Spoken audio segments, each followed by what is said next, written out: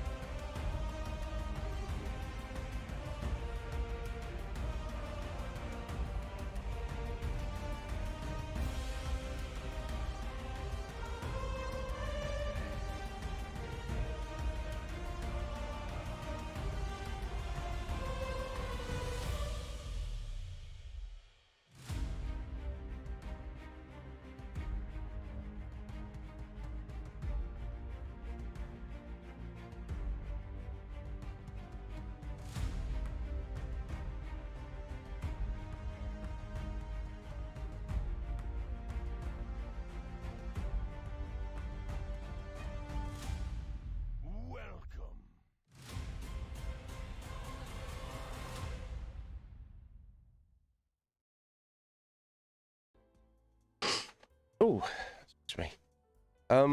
Early, on time.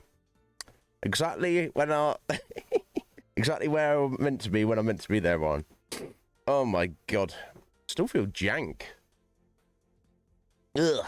I'm sorry, I do apologise for that. But how you doing, fellas? Ryan, urchins, what's going on, guys? I hope you're good.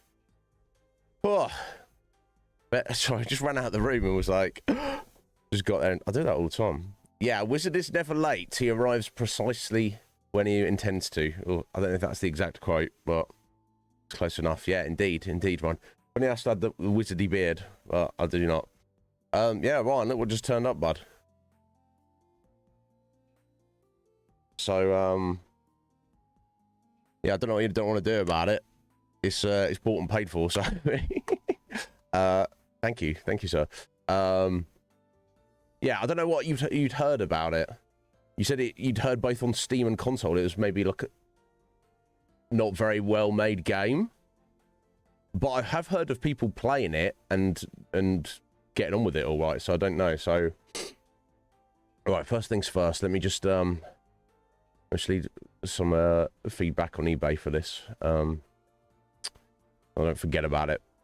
So I assume I will add it to the list myself. It doesn't require an addition because it's definitely the kind of game that I undoubtedly will enjoy. So if you want to put votes to that, Ryan, that's entirely up to you. Or of course, we're almost at the end of the month, so you and all the other producers will have a few more votes in a few days, and with our a bit of a backlog we have at the minute with Persona and Elden Ring, it could be a hot minute before they come to the fore anyway. So I understand if maybe you'd prefer to just sit on those for a minute and see what the state of the world addresses, because obviously I know it's not just that you're interested in. There's Inscription as well, which I am equally or maybe even more interested in. We shall see. Looking forward to getting to either or of them at some point relatively soon. Right, here we go. Let me. I don't know if I've added it onto the list yet. I had not. Yeah. Let me ask you this, guys. When you're putting things in alphabetical order, do you if, and a title or something begins with the word the, THE. Do you include that in the alphabet, or do you pretend it's not there? Different people do different things, don't they? I include it in on the basis that it's part of the you know, the whoever's titled the game or the or you know, the band or whatever it may be. They've put that there for a reason. You know, it's not called Callisto Protocol. It's called the Callisto Protocol. It's not called Evil Within. It's called the Evil Within, right? You can obviously, colloquially, if you're talking to your buddies, you can just be like, yeah, or have you played Witcher 3? You don't have to say The Witcher 3. You don't have to say that. But, you know, that they put it there for a reason. That's the official name. I think just because it's a generic word doesn't mean it's not part of its actual, the start of its name. Some people think that's strange. Some people, they think, why are you doing that? It's because it's, I don't know. I don't know is the answer. It just seems correct to me. Yeah, I even had it, I remember we used to organise my CDs alphabetically by band when I was a kid. I didn't have many CDs, but a few I did. And I even had a girl convince me, not only should you drop the and pretend it's not there, you should take it even further to other words. Like, this illustrates my point perfectly, I feel. The band, I think you're a fan of them, Ron. You've mentioned them, A Perfect Circle. Excellent band. They're not called Perfect Circle. They're called A Perfect Circle. Now, it's a single letter, a single word, but there's a world of difference between those two concepts. And I was like, well, I'm following that under A, because that's the first letter in the name of their band. She's like, yeah, but A's not an important word. And it's like, well, it's important enough that they put it there, isn't it? Anyway. I seemingly hardcore disagree with what I've just seen Atheline mention there, but we shall move on to that in a second. Scotty, Gav, Atheline, Squidge, how you doing, my lovelies? I hope you're well. I don't feel much different from yesterday, honestly. So we're getting there. Yeah, either way, Ryan, if it has had technical issues, I don't care. Let's just dive in and find out, right? Anyway, so that's added on the list. Anyway, thank you for I hope you're doing well, Scotty. Is that absolutely not? You agreeing with Atheline there? Yeah, but it's part of the name. Oh my god. So alphabetically, it would be Witcher 3, comma, space the. Well, now you've just added a comma in for no reason, Af. Like, if you've got to put a comma at the end, and then the rest of the name, no, I hardcore disagree. Maybe people in the library service I used to work with would disagree, but I don't care. You know me. I'll be the last person on the planet who will fight for it. Yeah, I know you do, Ryan. I thought you mentioned. Yeah, we got, shockingly, Ryan, we've got, you and I have very similar music tastes, Ryan. Probably, more than I would have realised. I think when you posted in the Conflux about, like, kind of your most influential bands and stuff, probably just didn't reply because I'm an idiot, but, let me see if I can find it.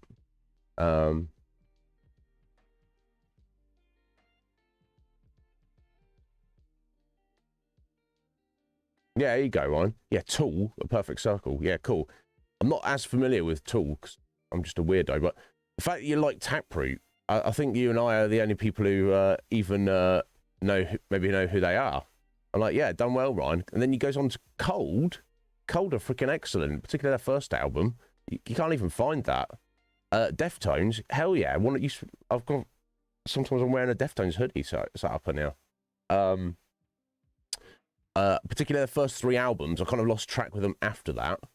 Alice in Chains are one of my all-time favourite bands. Not as familiar with their later works of, more recent years of, because obviously there's a bit of a bit of a gap there. But their, original Alice in Chains, my God. AFI, I'm not massively into, but I'm well aware of some of their songs, some of their early stuff, well into. And Machine Head, my God, yeah, Machine Head are amazing. And then you pull out Stabbing Westward at the end. Again, another band that only me and Ryan are aware of. Yeah, Ryan, my God. There's a bunch of bands on there that I only vaguely know the names, or I know them, but I don't really know them.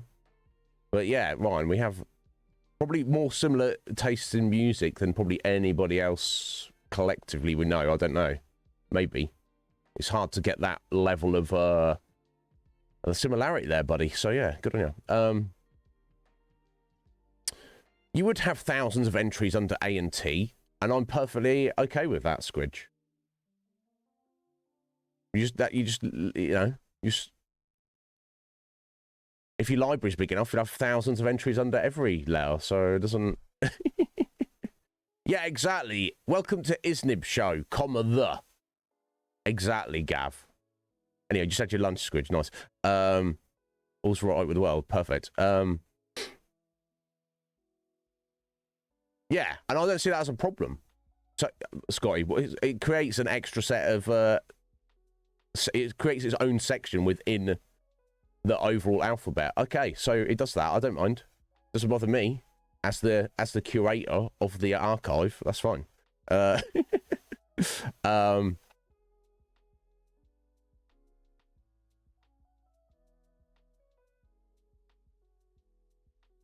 Okay, I can't. I'm not going to win this argument, am I? Yeah, no, Gav. I've been dreadfully ill the past week. I'm slowly getting better, but I'm good enough to stream for sure. Discussion over. Why? Because Squidge is a world-famous author, and therefore she understands alphabet better than the guy who works in a library. Okay, well, probably, but...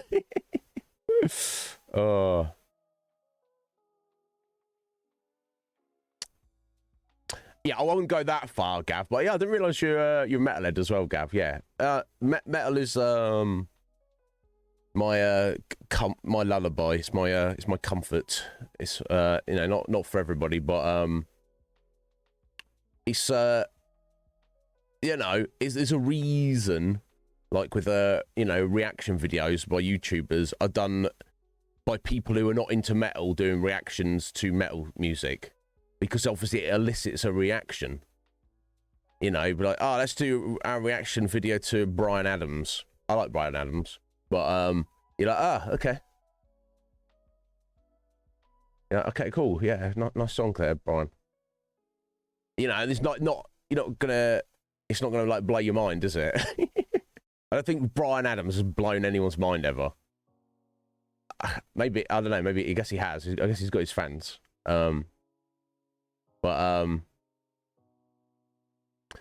Urchins, you absolute band man. How many deaths? It tells you at the end. How many deaths did you have? Let's go.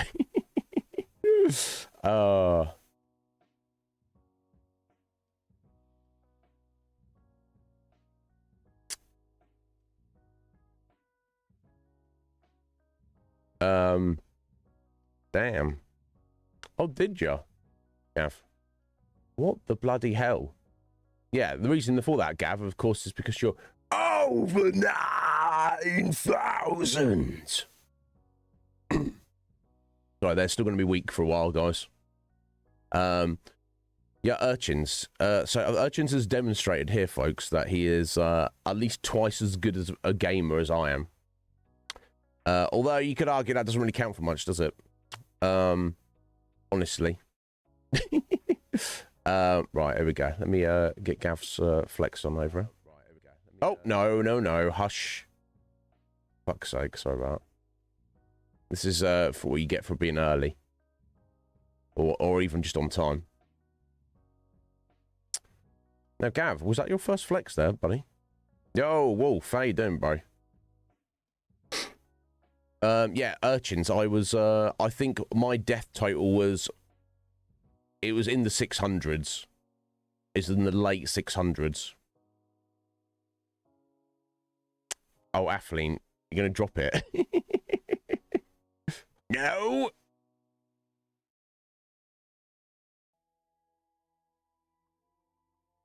Look, I'm a power unto myself. Am I right? No. I'm original. Yes. It's fine. Look, nobody liked Jesus either at the time. You know that.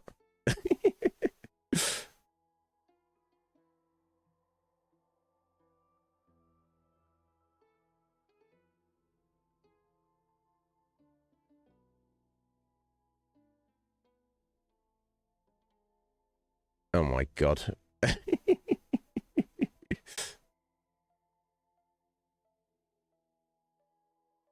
Alright, 1 sec, well, I'll just get this sorted out.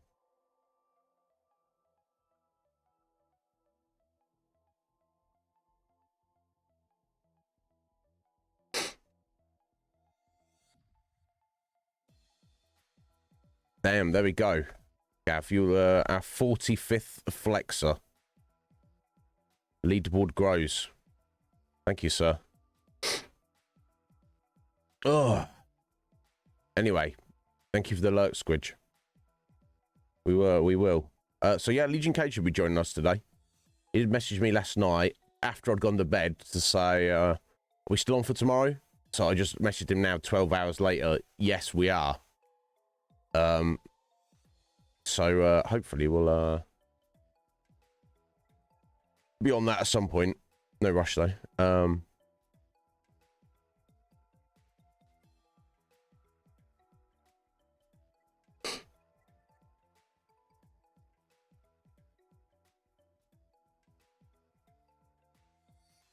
Let me just have a look. It seemed to be brand new. Let me just have a look at the disc. You never can tell. The guy didn't seem sus, but I mean, honestly, everyone seems sus to me. I actually screw that. I'll wait till I've installed it. That makes more sense. But Urchin, that's amazing. 280 odd deaths. Good on you. Maybe I'm just shitty. That's also possible.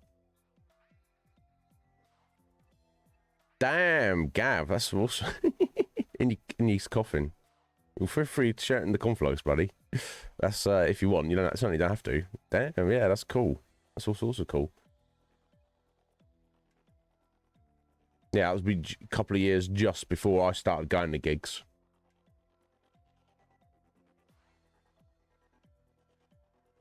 Oh my god. Right, what else still need to do? Hey, there we go. There's Cage. Excellent. No rush, Cage. No rush at all, buddy. I'm just dying over here. In fact, I'll just get in a Discord ready for you. And just come in whenever you want.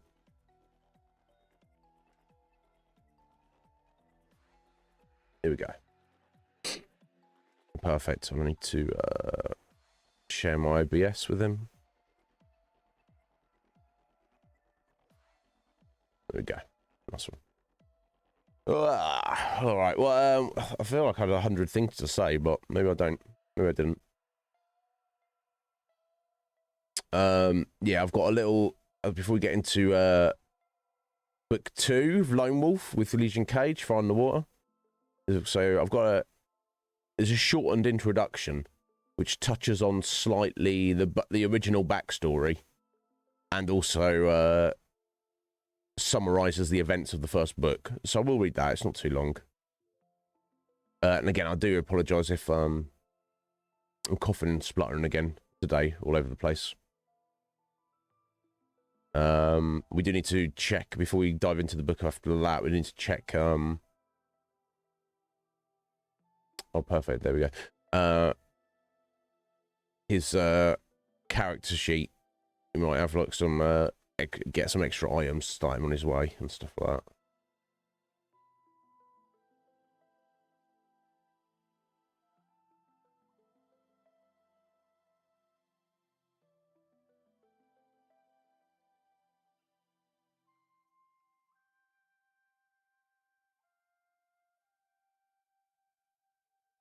Oh my god.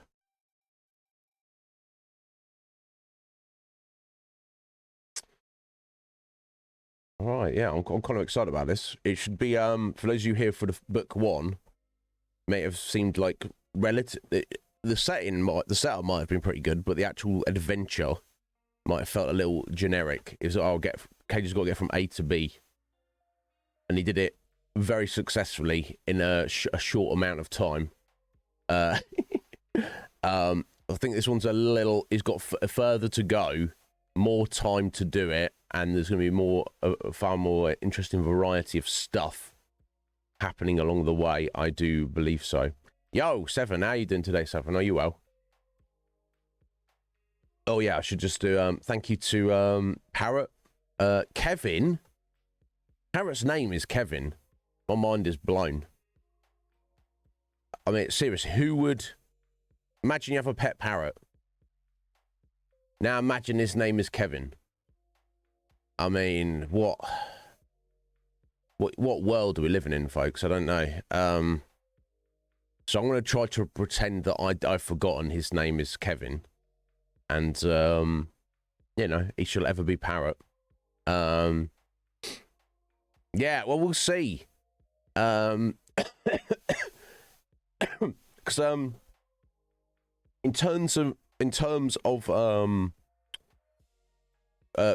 pages in the book, Ryan, it's no longer. It's the same length. However, my recollection is there's far more stuff to do. So I wonder if maybe in the first book there was just far many more different routes to go. Which obviously, if you got 10 different routes to go, you can only go one route, even if they intersect at certain points. That's only 1/10 of the book, obviously. Whereas if you've got, like, you know, less routes you have, the longer each route would be. We shall see, though. Yeah, it's Thursday, isn't it? I don't know. I don't know what's going on anymore. But, ugh. Oh my God, the amount of crap that's been coming out of my nose and throat recently, last few days. You don't want to know. Oh yeah, do I need to? Okay, I think I've got most things set up for our scene, but we'll get it set up properly when Cage gets here. There's no rush. Yeah, so yeah, thank you to Parrot for sending us over to another one of his buddies, Massive Lee. He didn't. I mean, he had massive personality. He claimed to be fat, and I was like, you don't seem to be fat, buddy, but. You know, Twitch cameras can be deceptive. See, you think I look great, but you know, that's some camera magic going on right there. Yeah, was it? Oh, this is all your fault, Scotty. Fuck you, Scotty. He's so selfish, isn't he? God damn it. Ugh.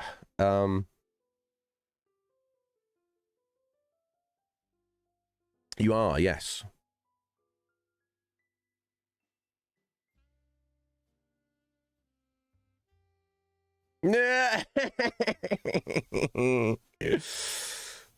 Oh, Athaline. Seemingly not. Oh, you know what? I'm just going to come up with a new sorting system. I'm just going to do everything in reverse. Just everything is spelled backwards. Just start from the last letter. We'll just go backwards now. What are you going to do about that? Eh? Now it's like a code every time you look for to find something. All right? You got to do some detectorizing. Okay? Enjoy.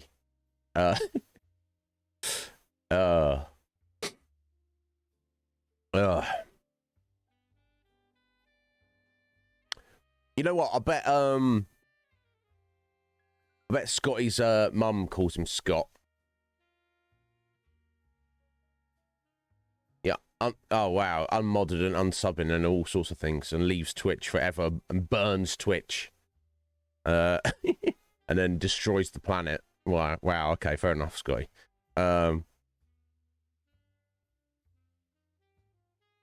That's you take it. The Smashing Pumpkins were still under F, but they'd be under SNIK. They'd be under SNIK. So, you know, are you okay with that, Athaline? That's what I'm saying. Because you're not filing them alphabetically under the first letter, are you? It's got to be precise alphabetization, you know.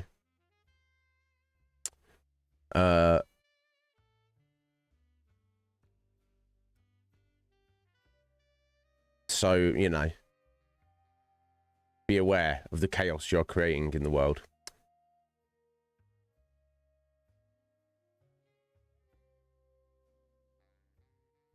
All right, there you go.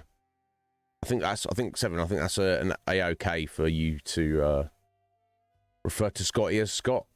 I'm just strange. But if I get introduced to somebody as something, I can't unconsciously. I just get stuck with it.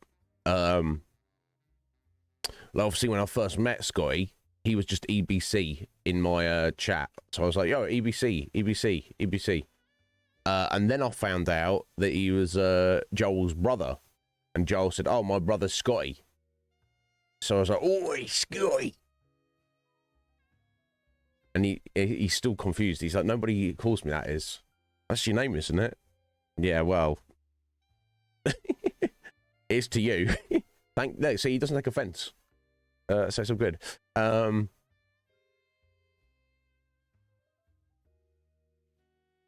mean, Atheline,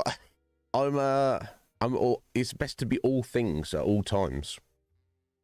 You prefer Scotty. Okay. Yeah, Scott. It sounds like, oi, he's been a naughty boy. So maybe in some circumstances it might be appropriate, but I don't know, that's just my people call you a racist. Why did they do that? And bigot, why did they do that? You're one of the most open-minded, intellectually engaging people I know, Scotty. Which, you know, you could argue that doesn't say a lot. I don't know. I'm not knocking knees with scientists and philosophers. You know, we're down here in the trenches of reality with the real people. But yeah, I don't know. I think you're like the opposite of those things, Scotty, by my definition of them. Yeah, people don't like people standing up for themselves, which is wild, really. You'd think that people generally encourage people to stand up for themselves, but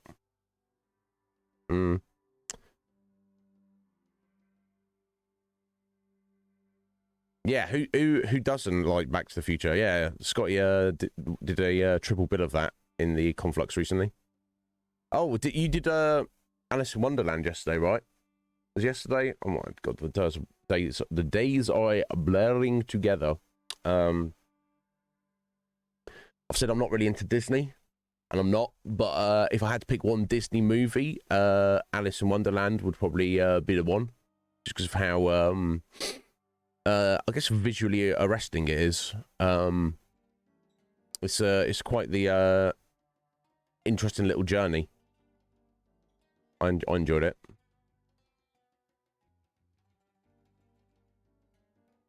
Yeah, I guess that's true, Scotty. But everything is always lying at all times anyway, so it makes sense that they would call you out on that. What's this emote here, Ryan? Luality. I don't know who that is, but I do like that Reaper there. That's some nice artwork. Oh my god. Sorry, I'm going to blow my nose 1 sec.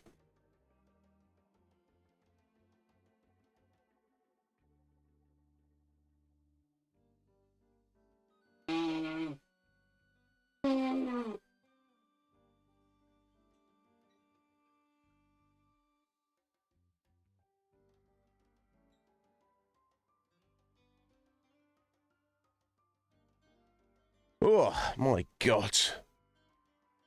But yes, Lee was kind enough to there and then drop me a follow in return, which I appreciate that. I don't expect people to do that without like checking me out first. I could be like some kind of psycho, but I suppose he knew that I had been sent his way because of Parrot, and Parrot's his buddy, so you know he's probably like, okay. There we go. My god. Oh, you heard it, did you? Oh my god. Yeah, Urchins, my brother jokes. He's like, you don't need to blow your nose so hard. I was like, oh, that's how I get the stuff out of it. He's like, you blow your brains out. I'm like, what brains? What are we talking about? So yeah, what else is going on in the world? Do you want me to address before Cage stops in here?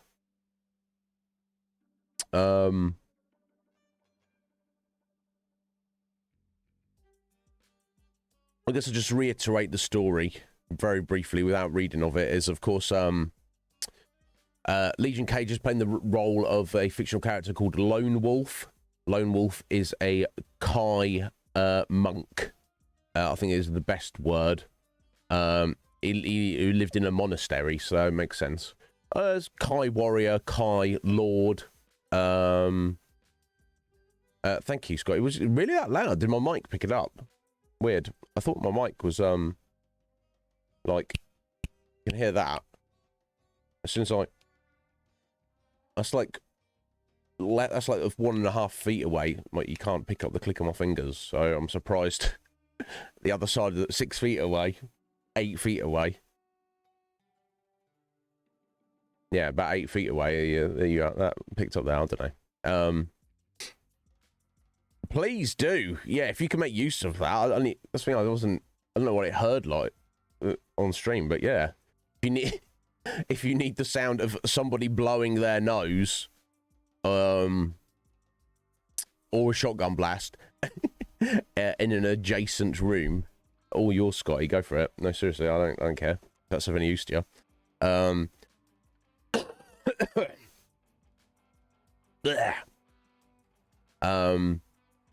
Yes, so the Kai monks, they are they live in the kingdom of Summerland.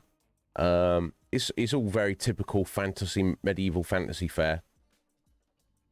And for centuries, their old enemy have been some entities, some empire beings called the Dark Lords.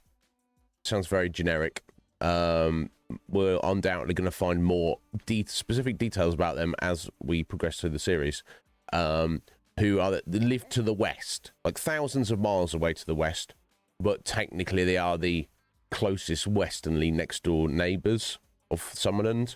And when we get maybe a better map in the future, you'll get more context of where everything is in relation to each other.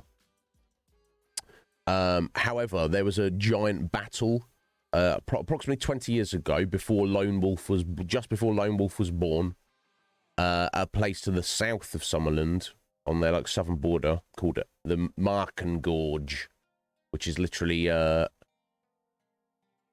almost like a rent in the earth. So I don't know if there's like an earthquake there longer in the past, but a literal gorge that just falls down miles.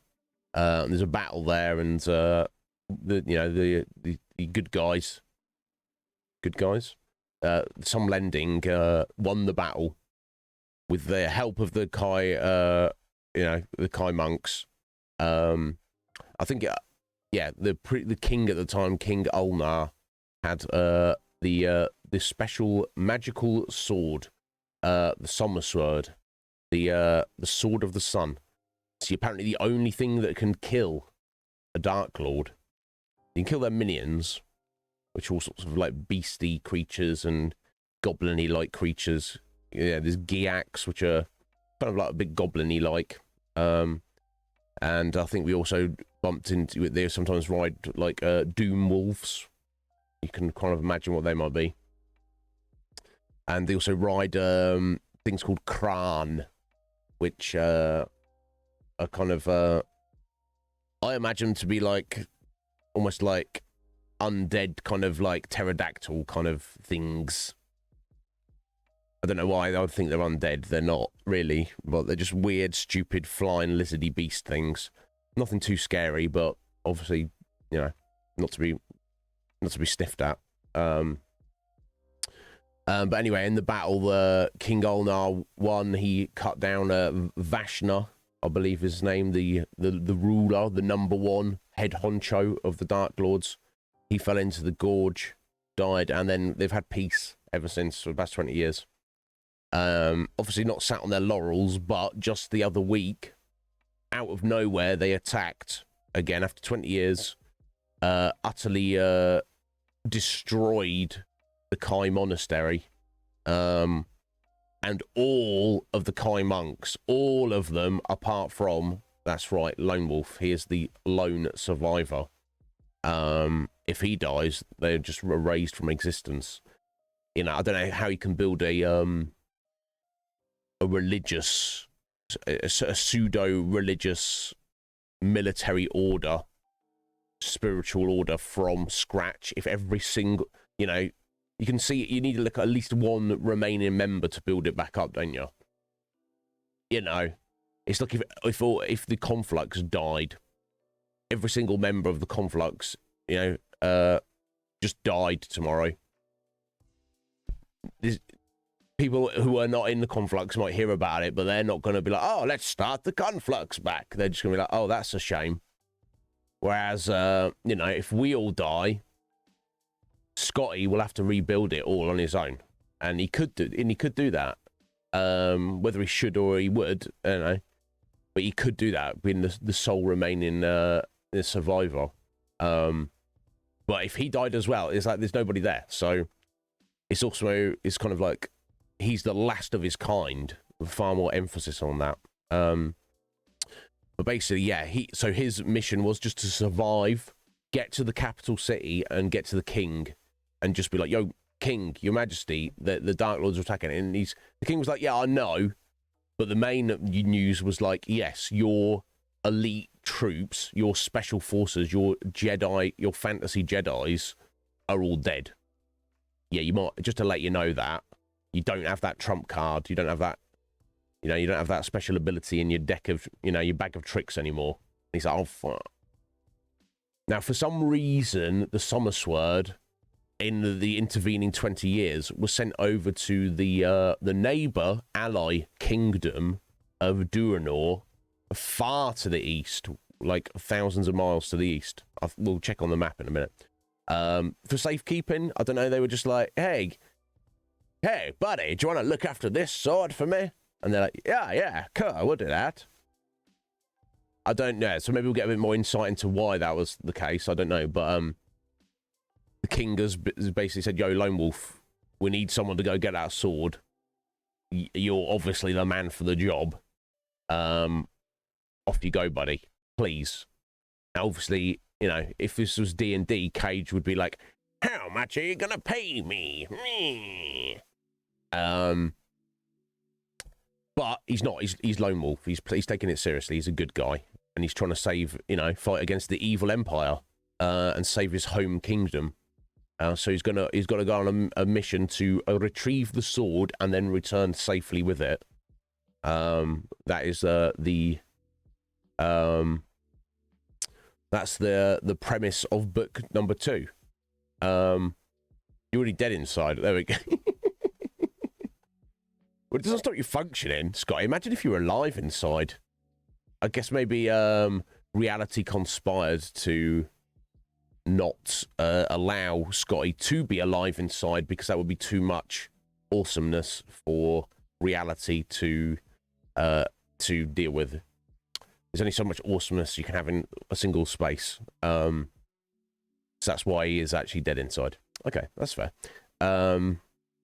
Yeah, for a dead man, you sure do get a lot of work done, Scotty. You sure are getting a lot of stuff done, buddy. Red Mage, how you doing there? I'm faring well. Not, you know what? I don't feel any better than I did yesterday, Red Mage. I don't know what's going on with that. Not terrible, not worse. It's not any better either.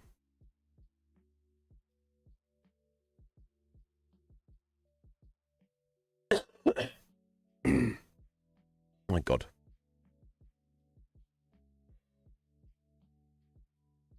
So yeah, how's your new job, Scotty? Have you like fully settled in now?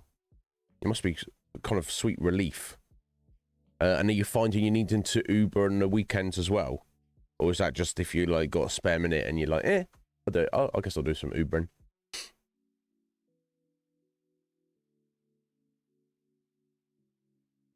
Oh yeah, here's something I can do for a minute. It might be useful.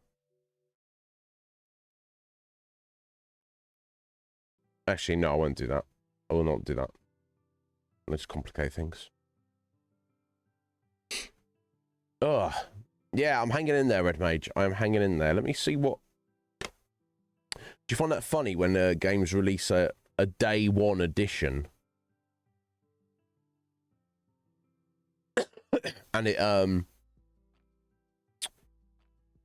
What is the day one edition? What are you getting? Oh, retro weapon and prisoner skins. Code. Yeah, it's a very minor cosmetic. But you know, fair enough. That's what they want to do. They're like, hey, you get a free skin if you get the day one edition. Funny thing is, there is no non-day one edition. There is only a day one edition of the game. I don't like marketing like that. It's like, oh, it's a special edition. There's no regular edition. What are you talking about? There's nothing special about it. Yeah, the Year 5 edition with all expansions. Yeah, well, I don't think this game is, yeah, going to have that, but yeah, in general. Probation's up in early February. Excellent. You're doing the Uber in the weekends. Okay, cool. Nice. Nice, Scotty. Good on you. I know you work hard, buddy. Just, do what you got to do. You know, you don't need me to tell you what you need to do.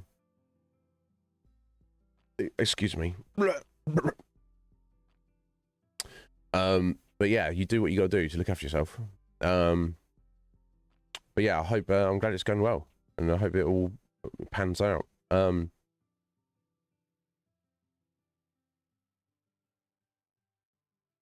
Yeah, right, Red Mage.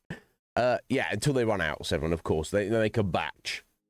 And if they sell all those, which it seems like, I get the vibe, it's like a limited release. It's like, it's almost like, it's not a AAA game, it's a AA game. Oh, that's the vibe I get.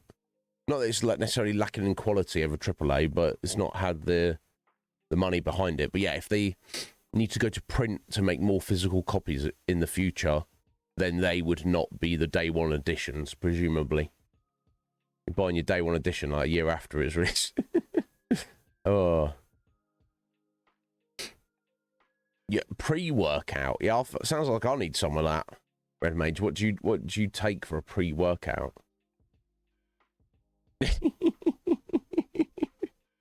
Oh, Atheline, you're making me giggle.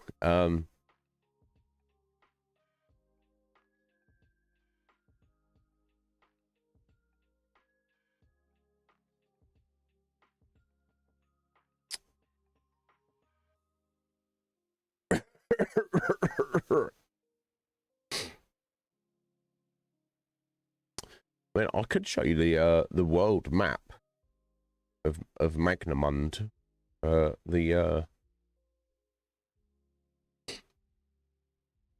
world of Lone Wolf. I might be considered a spoiler. I don't know.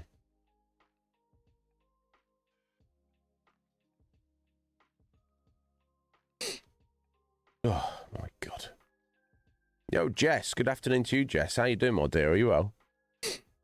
Oh.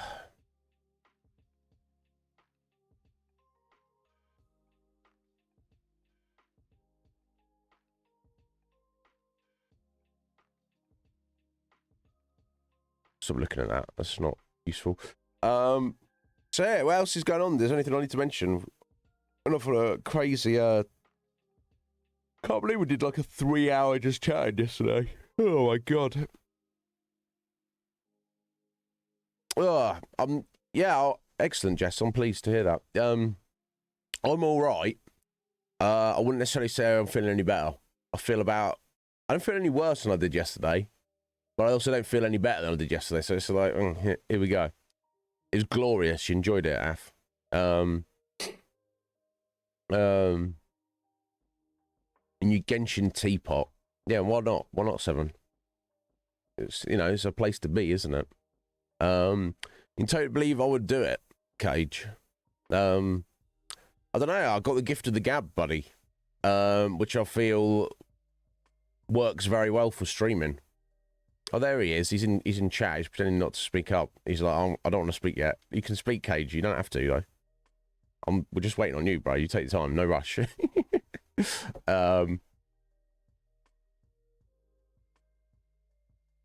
love it, do you? I didn't realise you'd played it. Yeah, it's alright, Jess. I'm hanging in there. Yeah, did he whistle? Did he hiss at me? He's a Slytherin, after all. I did not hiss at you. How you doing, buddy? Let me get you over here so the lovely people can see you. There we go. And I've still got to set up the scene a little bit.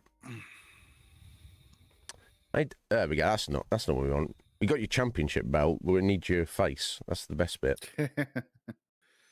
Is it though? Is it really? I don't know. Yeah, I don't know what's going on with my cami. I need to sit up straight or I'm slouching. I don't know. Well, let the people decide, Cage. It's my favourite bit of you. Is it not your favourite bit of you? No.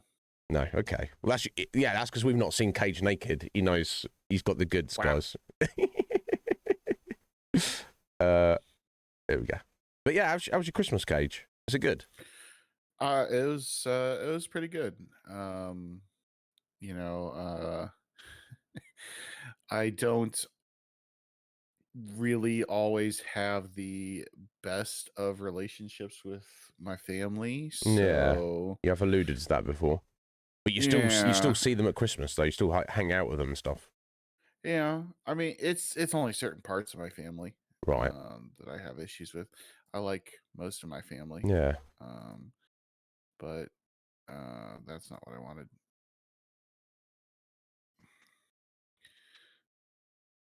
Sorry, my apologies. I haven't opened Streamlabs in 3 weeks, because I took a hiatus over the holiday. Okay. But I want to record this, so I'm trying to get that set up at the same time. You sort that out. But yeah, no, it was a good holiday. Got a bunch of things that I can use, so it's always entertaining. Yeah, that's good. Do How you was yours? Yeah, mine was there. It was gone. I got to have a nice Christmas dinner, which I didn't think I was going to with my illness. So I thought it might have been a bust, but the timing actually worked out all right on it. There you go.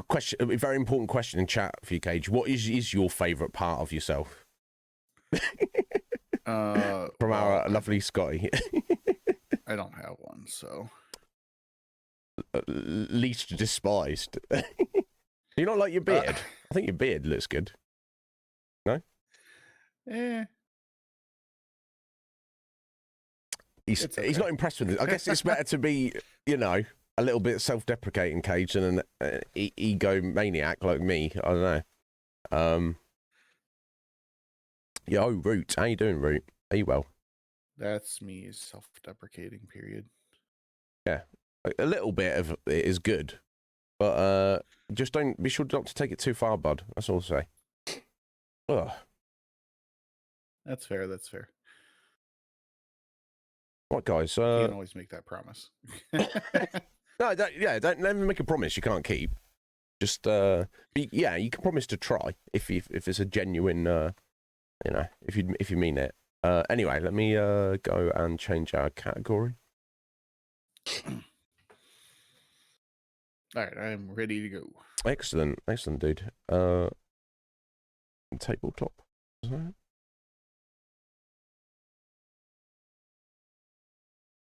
Wow, it just goes to show how often this gets used in. It's not even popping up. I thought it was tabletop, wasn't it? I don't know.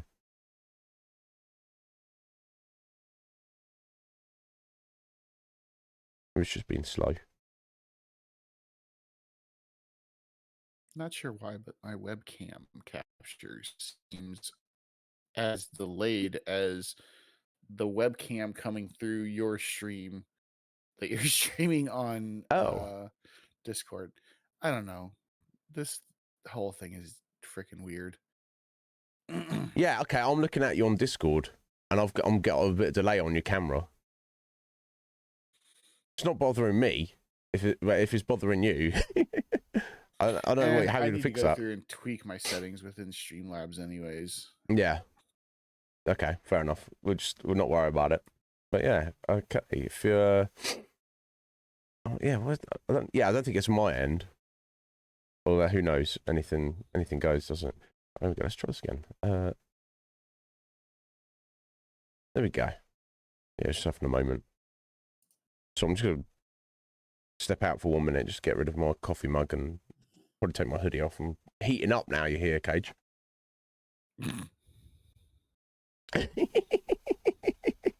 It's good. He's got a sense of humor, guys. But the funniest part is I'm not joking. His ventriloquism. Yeah. Well, you still get to hear his voice, and you can see his reaction. 2 seconds after the fact. So that's good enough. That's what we're working with today, Af. I'll be right back, guys. Probably doesn't help that my computer's got like way too much stuff open on it.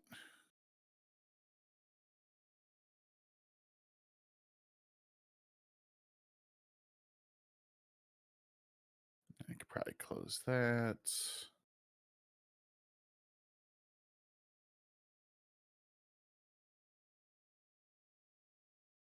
I need to leave that open.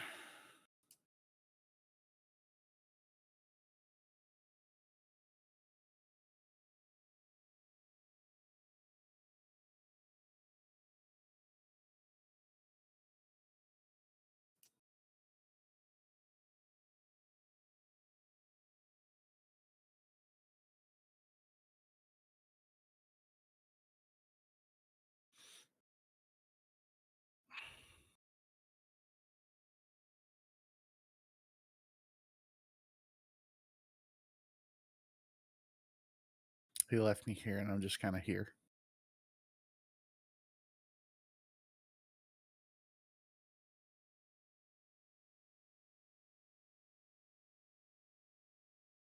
All right, sorry to keep you waiting there, sir. It's all good. A track team? What's Red Major on about? With me and Cage? With just me and Cage? That's not much of a team. Are we like the star athletes though? With we were the two rivals at the top competing against each other. It sounds like an anime. We should do it. I don't know. I think we're a bit long in the tooth for that. Anyway, so Cage, I'm sure you do have a good memory. You remember roughly the story of everything you did. I've already gone over it with everyone. Cage is like, what? What happened? You did a thing? I think so.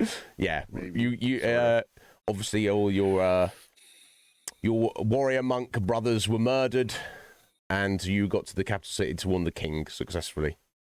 In good order, short order, in fact. Steamrolled it. So let me pull this up here. Right, here we go. So there's the reintroduction for yourself and everybody in chat, which is it's far briefer than it was before in the first book, but it just quickly recount the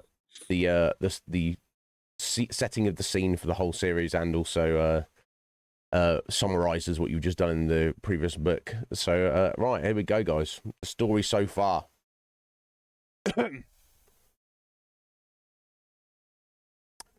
In the northern land of Summerland, it's been the custom for many centuries to send the children of the warrior lords to the monastery of Kai. There they are taught the skills and disciplines of their noble fathers. In olden times, during the Age of the Black Moon, the Dark Lords waged war on Summerland. The conflict was a long and bitter trial of strength that ended in victory for the Somlending at the Great Battle of Markengorge.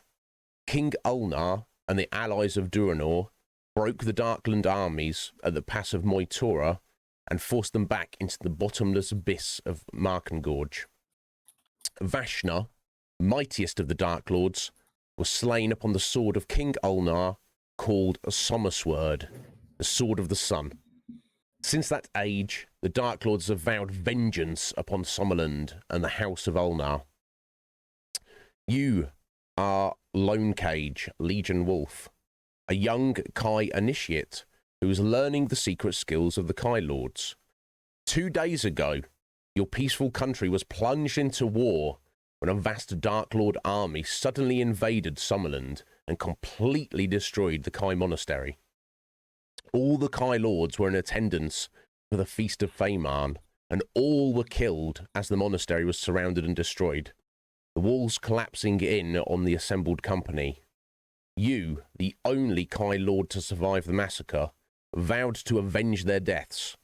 You knew your first task had to be to warn the king, for without the Kai Lords to lead her armies, your country, Summerland, would be unable to mobilize in time to drive the Dark Lords back.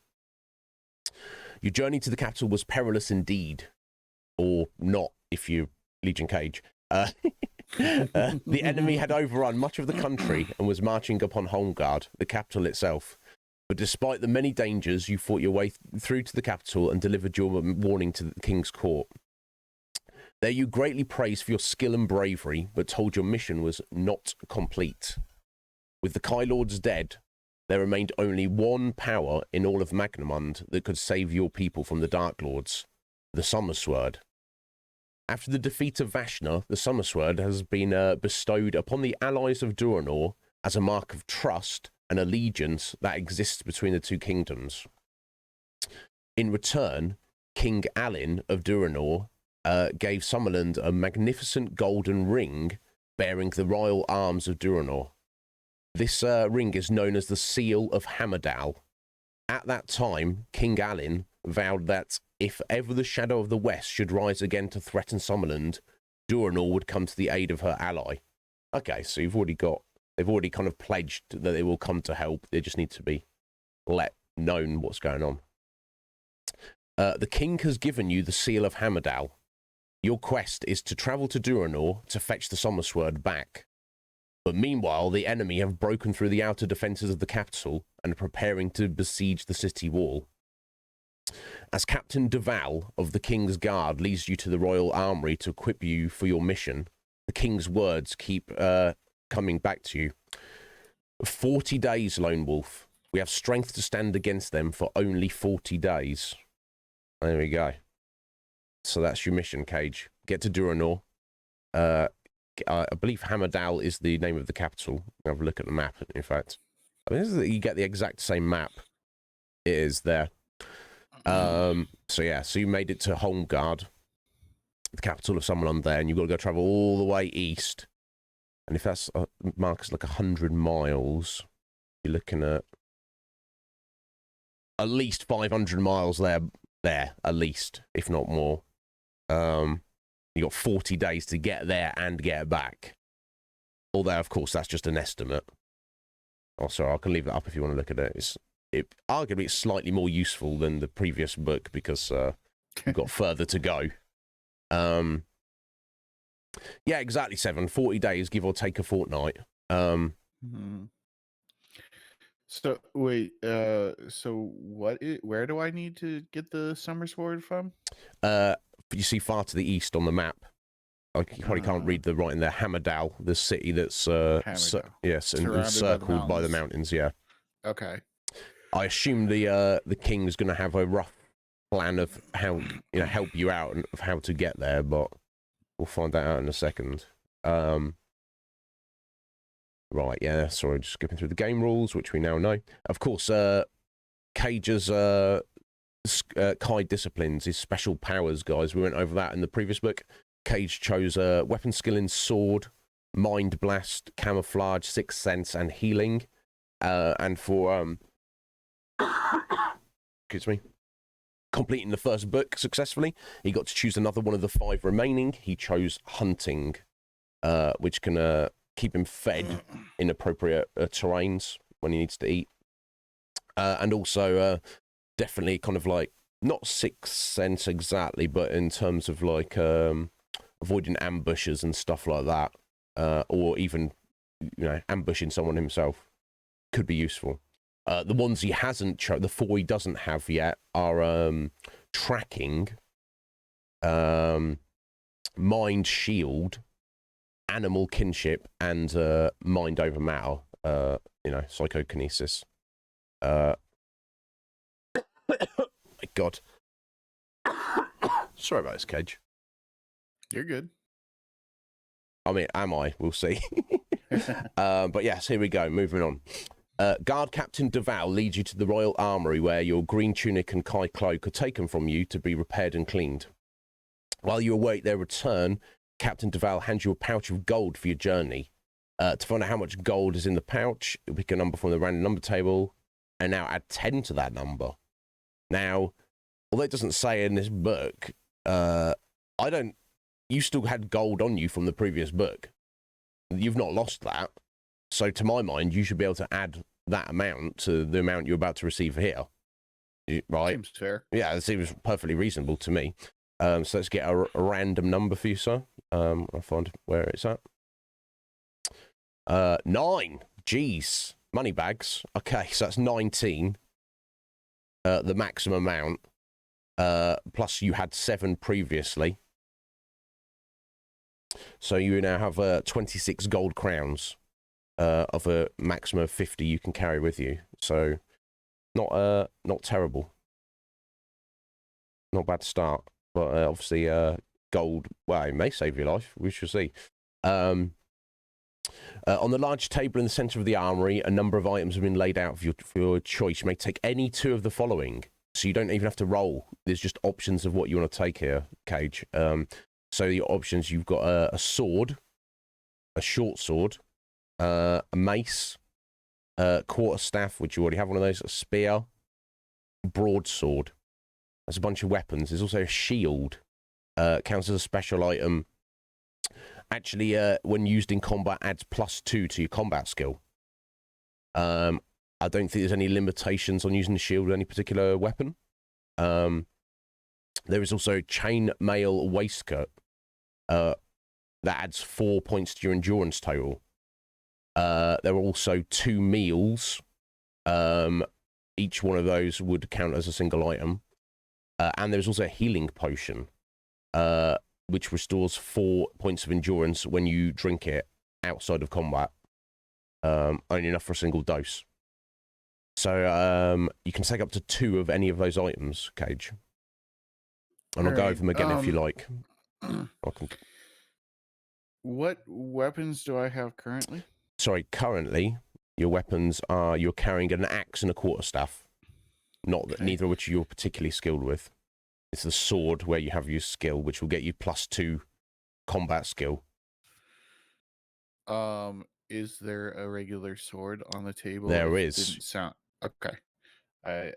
It didn't originally sound like it at first. I know you mentioned a short sword and a broadsword, but yes, right, yeah. If I remember correctly, they were all the different swords. Those were different.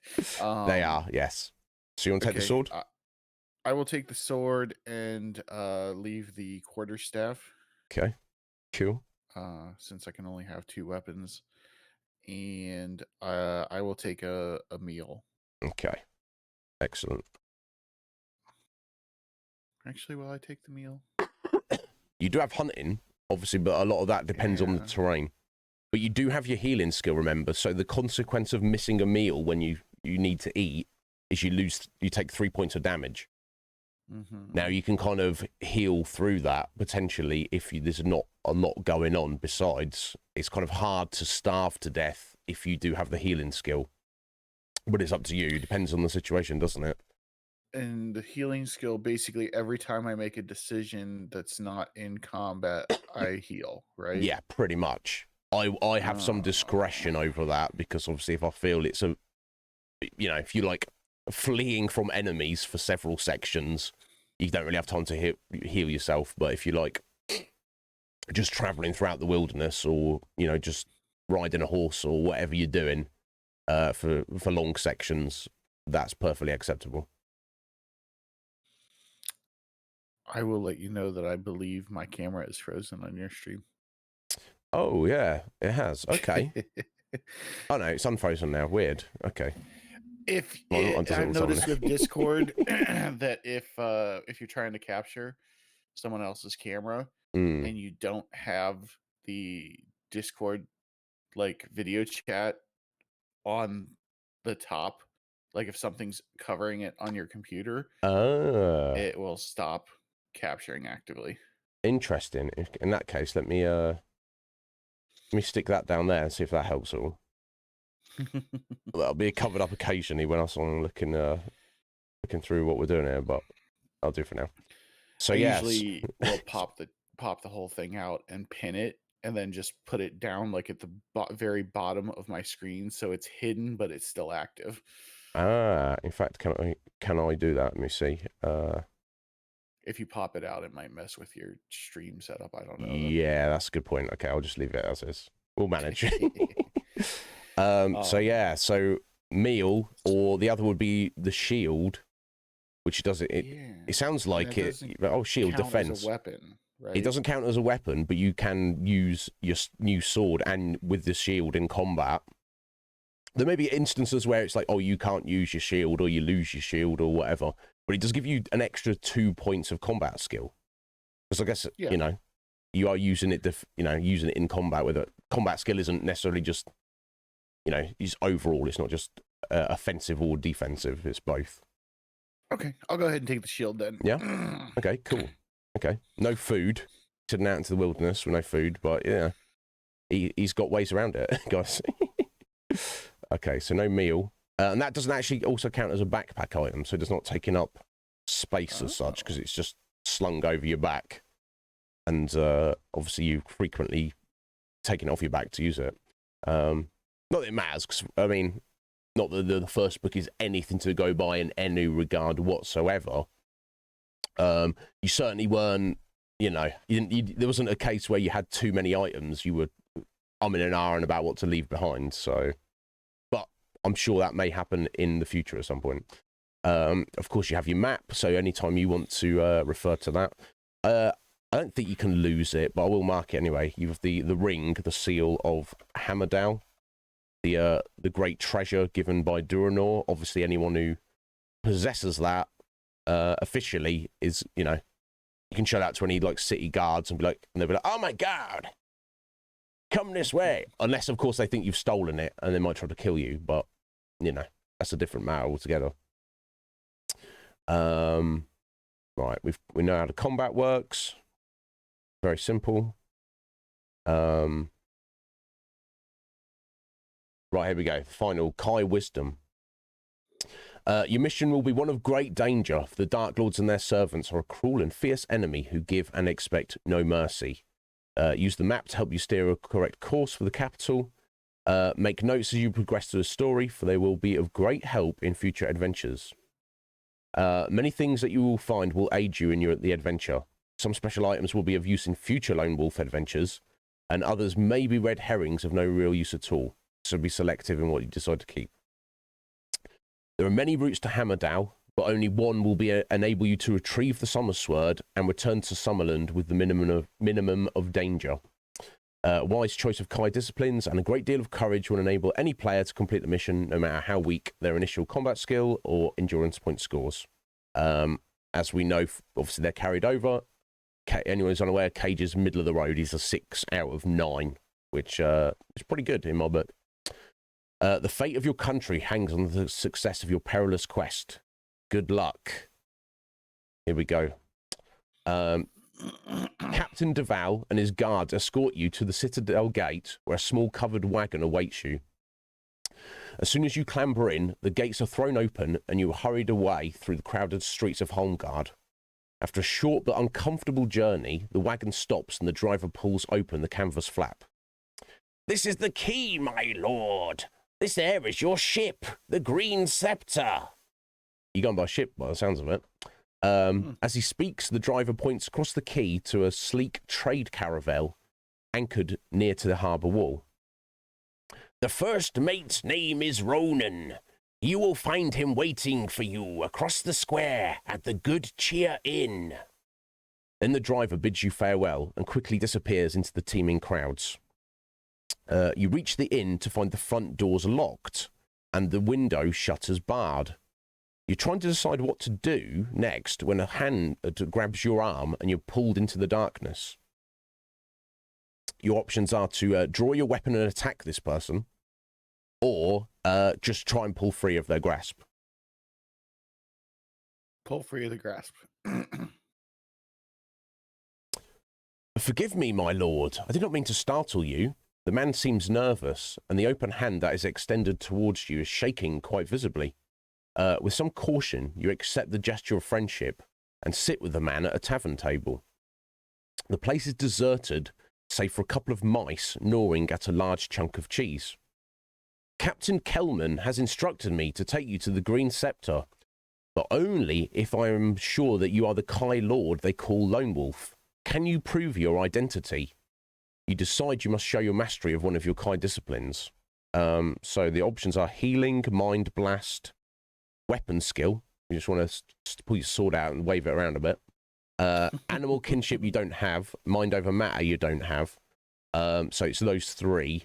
Yeah, healing, mind blast, or weapon skill demonstration, or you can choose not to demonstrate any of those skills and just be like, screw you, buddy. So what's your choice, Cage? Guess I'll pull my sword out and wave it around a bit. Okay, cool. Sounds good. Taking hold of your weapon, you demonstrate the Kai skills of balance and speed as taught to you by your Kai masters. With breathtaking speed, as you spin and twist the weapon around your head and body, the movement of your hands become a dazzling blur. To finish your display of weapon skill, you strike the edge of a pewter plate and send it spinning across the room so fast that it embeds itself into the cellar door. The sailor watches in amazement. I think he's suitably impressed. As he should be. As it should be. Oh, here we go. I think I've got a little illustration for you here.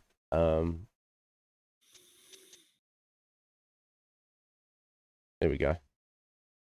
These fellas. You are indeed a Kai lord, says the sailor, but the astonishment on his face quickly changes to an unpleasant sneer. Or should I say you were? As he speaks, a door crashes open behind you, and you turn to see 3 harbour thugs advancing towards you. Each is armed with a scimitar, and you have no choice but to fight all 3 as one enemy. You just can straight out fight them. They are combat skill 16, endurance 25. You also have the option of trying to run away after 2 rounds of combat. Now, you may kill them in 2 rounds of combat, but let's see. So you've got your sword and your shield. Oh, yeah, let me add your shield to your combat skill modifiers there. So 16, plus 2 for your sword, plus 2 for your shield. I assume you can use your mind blast. There's no reason not to. Your working combat skill is 22. Let me pull up that combat chart. When I find where I've put it. It's at the top now. There we go. They are 16, so you're 6 above them of a combat ratio. So let's roll your first die here. Oh my god, sorry, I've got windows all over the place. 2. That's a terrible roll. But you want to see the result first, so 6 to 2, so that'll be 7 points of damage to them and 3 points to you. Take it or do a re-roll. You're cool, buddy. I'll take it. Yeah, cool. Excellent. Feel like that's still a decent amount of damage for what I'm taking back. Yeah, exactly. You see how the combat chart is definitely in your favour for the most part. Sorry, what did I say they have? 25. Okay, so they're down to 18. Oh my god. Get a working pencil. And 3 for you. Now, they're probably feeling quite confident, relatively. They're like, oh, there we go. We hurt him. Kind of. Right, second round of combat. We are rolling an 8. Ooh. Yeah, not so good for them this turn. Which is, you're unhurt. They take 14. Okay. 2 of them are dead, Cage. One of them looks like he wants to go and run home to his mum. And third round of combat, I assume you're not wanting to flee at this point. No. Oh, 0. Oh my god, now 0 is usually the worst number, except in combat where it's the best number. The best number. Which was 18 points of damage. My god, yeah. So I guess you like decapitated him, tore him to pieces. I don't know. So you took a little bit of damage there, but I'm sure that's nothing that you're not going to heal in a few turns anyway. But yeah, nice little warm up there. Win the combat. Yeah, he did indeed. The sailor who claimed to be First Mate Ronan seems to have escaped during the fight. You quickly search the bodies of the harbour thugs, but find nothing of value. However, you do notice that each of them has a tattoo of a serpent on their left wrist. Whoever sent them to kill you must already know of the importance of your quest. You leave the tavern by the side door and discover the dead body of a sailor lying beneath some stairs. Inside the collar of his blood-stained jacket is a tag bearing the name Ronan. This must be the real Ronan. He has been murdered. You cover the body and turn towards the quay where the green scepter is anchored, about 300 yards from the harbour wall. Your options are use one of the many small boats roped to the quayside to row out the ship, or don't worry about a ship. Try and hunt down this imposter who pretended to be Ronan.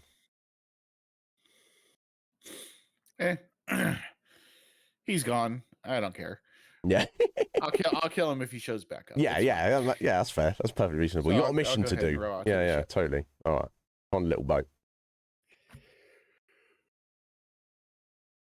As you paddle towards the sleek trade caravel, you notice to your surprise that the boarding ladder has been pulled up. A mean-looking sailor leans over the gunwale and curses at you. He seems to think that you're a refugee trying to stow away on board. When you shout that you're a lone wolf and you were ambushed by an imposter at the tavern, the ladder is soon lowered again. As you climb over the side of the ship, you are met by a tall man in a gold-braided uniform. His face is almost totally covered by a shock of bright red hair and a bright red beard. "Haul anchor!" he booms. The crew spring into action as if their very lives depended on it. The captain ushers you below to his cabin, where he pours 2 glasses of Wanlo, a strong spirit. His face shows concern as you tell him what has happened. "There is evil treachery at work, and the enemy already has plans afoot to thwart your quest," he begins when you've told your tale. "It seems that you've lost the element of surprise, and I have lost a courageous first mate. Let us hope that the voyage to Duranor is swift and safe." You leave him to go up on deck just in time to see the outline of Holmgard on the horizon. With mixed feelings of pride and apprehension, you descend the stairway to your cabin as the last spire of the capital disappears from view. Right, interesting. Here it's just asking for a random number. So, let's... never a good thing. Yeah, and there's actually 5 different options. It's not one or the other. So I can't even tell you what is better. 2. That is... yeah, so the option is 0, 1, 2, 3, 4, 5, 6, 7, 8, 9. So who knows? Is that slightly bad? Is that slightly good? I don't know. I assume you don't want to re-roll based on the randomness of it, Cage. You can if your instinct tells you that's a bad roll. I mean, I don't think that any of them are probably good rolls, but yeah, we'll go with the 2. Cool. Here we go. The following morning, you are woken by the cry of the captain's lookout high in the crow's nest. "Ship ahoy! Ship off the starboard bow!" You climb up on deck and brace yourself against the fresh sea breeze. On the horizon, you can see the wooded coastline of eastern Summerland, but in the middle distance is a merchant ship that looks badly damaged. It is low in the water and has only one mast remaining intact. It flies the flag of Duranor, but the flag is upside down, a signal of distress. Okay, another random number. I think I can give you your hit points back as well at this point. You've had enough time. So that random number that you rolled, the 2, is that what determined this is happening, that there's this ship out here? Seemingly. Maybe you would have... Maybe it's like a random encounter, and there would have been something completely different. Or you may... Or maybe not. You may have just missed the ship, or what. Who knows? No way of knowing, Cage. It's too late to turn back now, friend. No, I was just no, just curious. Yeah. I don't know. I'd have to. I'm sure there's people who know the books way better than me who can pick them apart. But all right, got a 9. According to Aveline, it says they say it was a random encounter roll. So. Cool, excellent. Yeah, I think it was kind of more set in stone in the first book. But there we go. So we got a 9, which is one of the 2 options.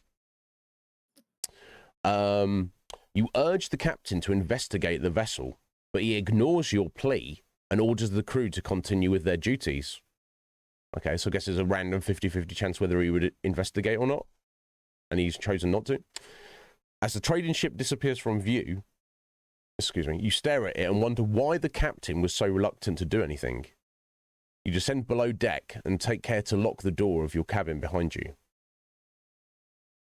After 3 uneventful days at sea, you find shipboard life rather dreary. Yeah, if you have the Kai discipline of healing, you can heal any endurance lost. Yeah, we know that already. Oh,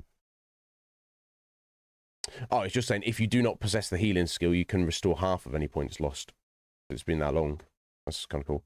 On the afternoon of the 4th day, you are talking with an injured sailor up on deck when you smell smoke seeping from the hold. You can enter the hold, you can shout fire, or you can rush to try and find the captain. And although it kind of doesn't give a full description by the wording of that, it's not just like you were like, oh, is that smoke? You can probably see smoke coming out as well. It's clearly a fire. Or presumably it's clearly a fire, but it's not just a vague odor. I'm gonna shout fire. Okay, that seems reasonable to me. Suddenly panic strikes. The ship is thrown into a frenzy of activity as sailors grab buckets and blankets with which to fight the flames.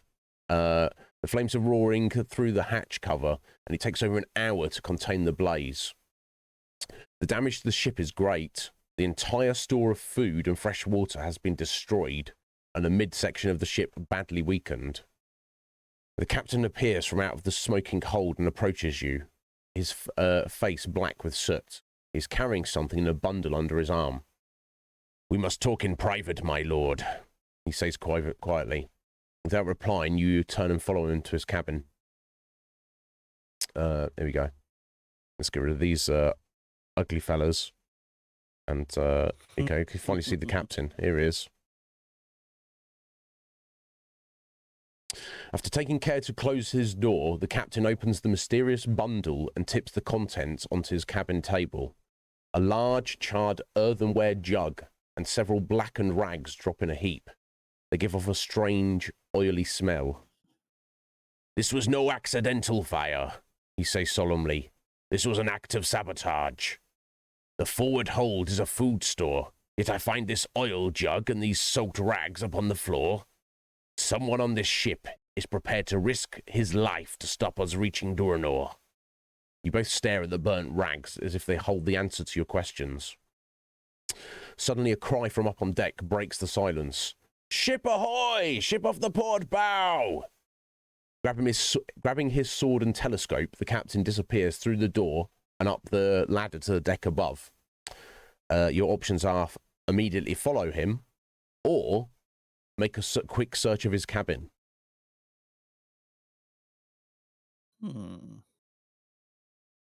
Make a quick search of his cabin. Yeah? Okay. Let's have a look, see what you get. Keeping one eye on the door, you quickly search the drawers of an ornate chart table. There does not appear to be anything unusual about the contents. You find mainly charts, island maps, and navigational instruments. You're about to abandon this fruitless search when you notice a small lever, if you prefer, Cage, sorry to what I said there, hidden below the tabletop. You push it, and a panel flips open to reveal a small wooden box with a brass lock.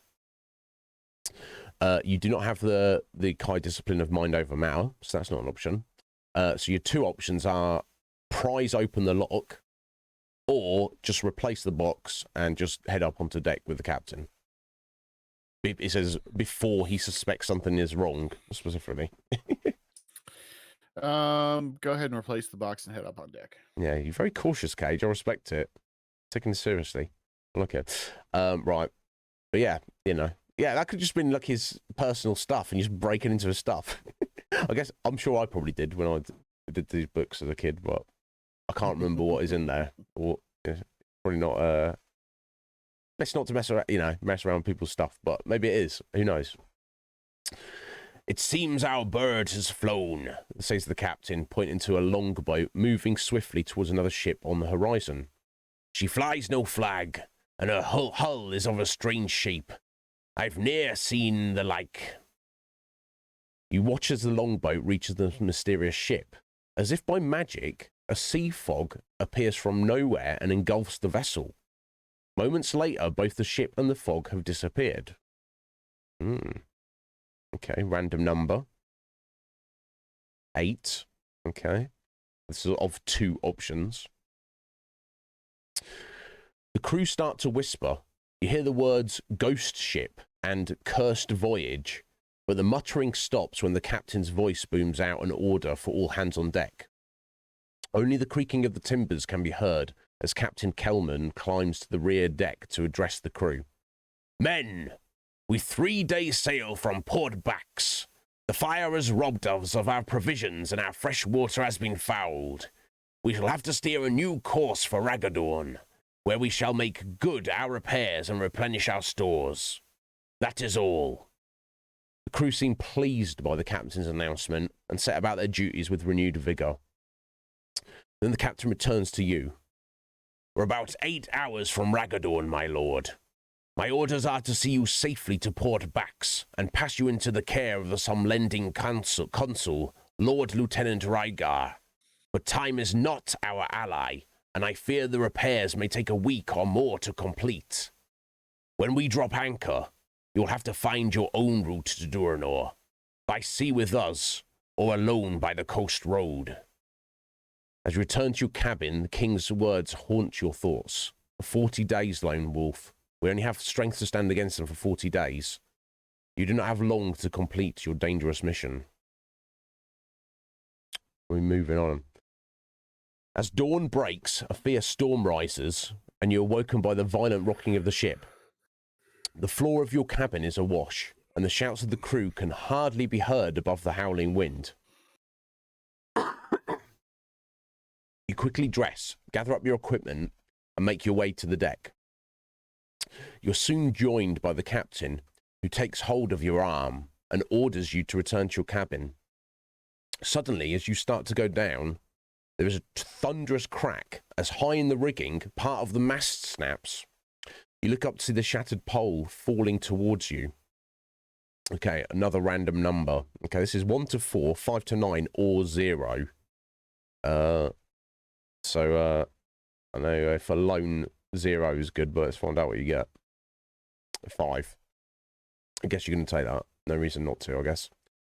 As the mast smashes into the deck, a splintered beam hits your head and you're knocked overboard. Oh, damn. Gasping for air, you fight your way to the surface and catch hold of a hatch cover. You're half stunned and lose 2 endurance. Boo. Could be worse. Pretty much worse. You pull yourself up onto this makeshift raft and cling to it with all your strength. If you are wearing a chainmail waistcoat, you must discard it now, or otherwise you'll be drowned for sure. You are not, though, so good thinking not taking that. You feel dizzy and sick. As the heaving sea buffets you relentlessly, you gradually slip into unconsciousness. When you awake many hours later, the storm has passed. By the position of the sun, you judge it to be late afternoon. In the distance, you can see a small fishing boat, and beyond it, on the horizon, land. The only trace of the green scepter is the hatch cover on which you now sit. Your options are use your cloak to try and signal to the fishing boat, or ignore the fishing boat and just start paddling towards shore.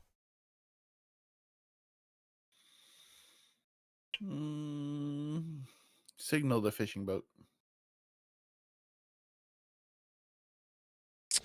You desperately wave your Kai cloak above your head until you're near to exhaustion. Pick a random number. Okay, this is 0 to 6 or a 7, 8, 9. Let's see what you get. Got a 4. Taking it, I assume? I have no... No, you got no reference, have you? Yeah, so... Oh, you are in luck, for the boat has seen your distress signal and is heading towards you. It's a small fishing boat with the port from the port of Ragadorn. The fishermen are a rough-looking bunch, but they wrap you in a warm blanket and offer you some food. The captain suggests that you sleep, as it will be 2 or 3 hours before they arrive back in Ragadorn. Your options are to take his advice and rest, or you can stay awake and keep watch for any other survivors of the storm.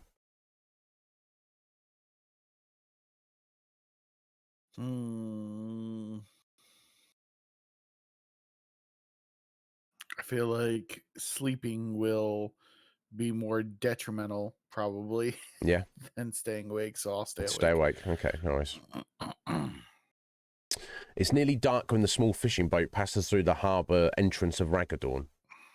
You've still seen no sign of survivors from the storm, and you fear the worst.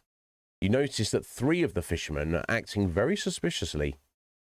They whisper to each other, and their eyes often glance at your money pouch. As the boat sails into the estuary of the River Dawn, they surround you and demand that you hand over all your gold. You're about to fight them, when an unexpected blow from behind knocks you to the deck. You see one of the fishermen raise his foot. As it strikes your head, suddenly everything fades into darkness. Wow, didn't even get opportunity to fight them. Bastards. Excuse me. When you awaken, you're shocked to find yourself lying beneath a wooden jetty, and the shallow water surrounding you fills your nostrils with a foul stench. As you stand, your head throbs violently as if as you had been knocked unconscious. That's exactly what has happened to you. And your gold, your backpack, your weapons, and all of your special items, including the seal of Hammerdale, have been stolen by the fishermen. Damn.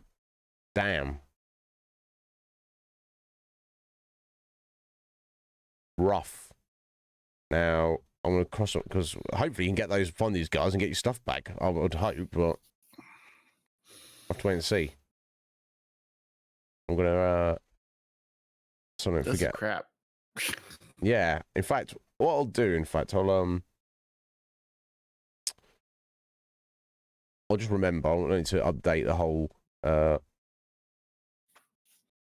character sheet. So that was essentially, aside from your backpack, which was empty, to be fair, but useful for carrying stuff, your sword, your axe, 26 gold, your shield, and of course the seal of Hammerdale, which is obviously by far the most important, really, of all of that.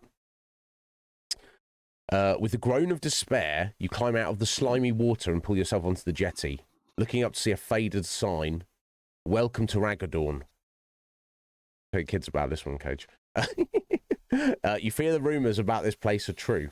It is nearly dark and it has started to rain. You must find the seal if you are to persuade the Duranese to give you the summer sword. Looking round, you see a large market square with a stone signpost in the centre, indicating the various roads that lead off the square. Okay, your options are go east along Barnacle Street, south along East Bank Wharf, north along Booty Walk. I don't want to speculate what might be along Booty Walk. Or you could go west back to the jetty and search for the fishing boat. Well, I guess if that's my best lead, I'm gonna go west to go back to the jetty to search for the fishing boat. Yeah, that makes sense. Rather than just walk randomly. Yeah. Head back to where you were. Going to Booty Street would be fun, but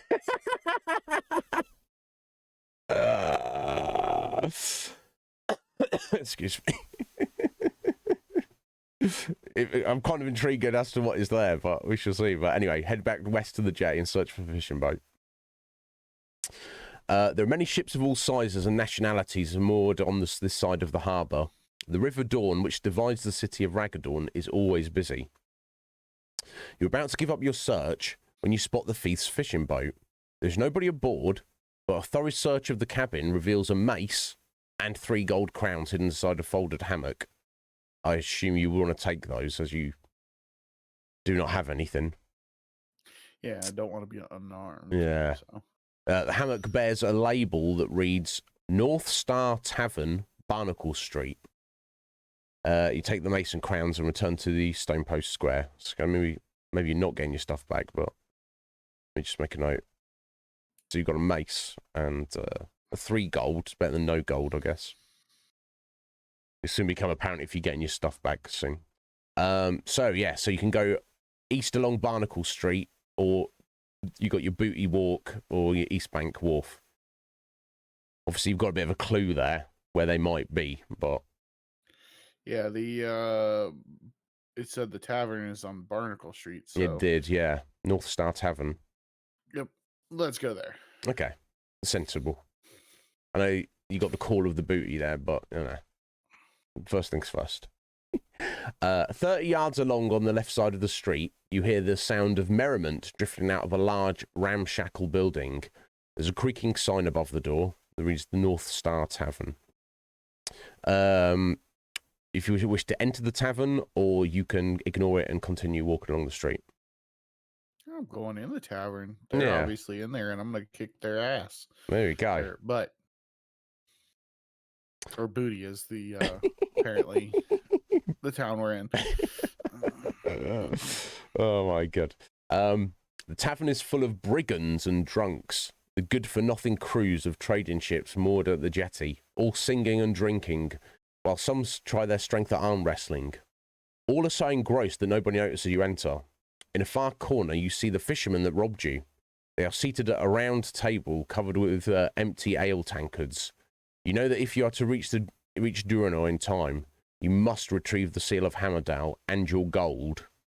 I mean, I guess that's a bonus. But anyway, your options are confront them, go up to the innkeeper at the bar and talk to him, or try to win some gold crowns at arm wrestling. I guess that's more like a try and blend in kind of situation. I don't know. And also maybe get some money. Hard to judge, but that's your three options. I'm going to walk up and kick one of them right in the face and... Perfect. And start this shit. The fishermen stare at you with open mouths as if they've just seen a corpse return from the dead. Suddenly, one of them kicks over the table and they make their escape through the back door of the tavern. In one bound, you leap over the table and pursue them out of the tavern into the darkness beyond. Interesting option here. Continue chasing after them, or just decide to give up and let them go. Gonna continue chasing them. Yeah. The back door opens onto a small square, in the center of which is a large tomb. The fishermen have disappeared into the gloomy streets. All that is, except one who has slipped on the wet cobblestones and knocked himself out. He's lying in the gutter with his face submerged in a puddle. You roll him over with your foot and search him. You discover 5 gold crowns, a dagger, and to your great relief, the seal of Hammerdale on his finger. Excellent. So you got that back. That's the most important, arguably. So you got, how much gold was that? Another 5 gold and a dagger.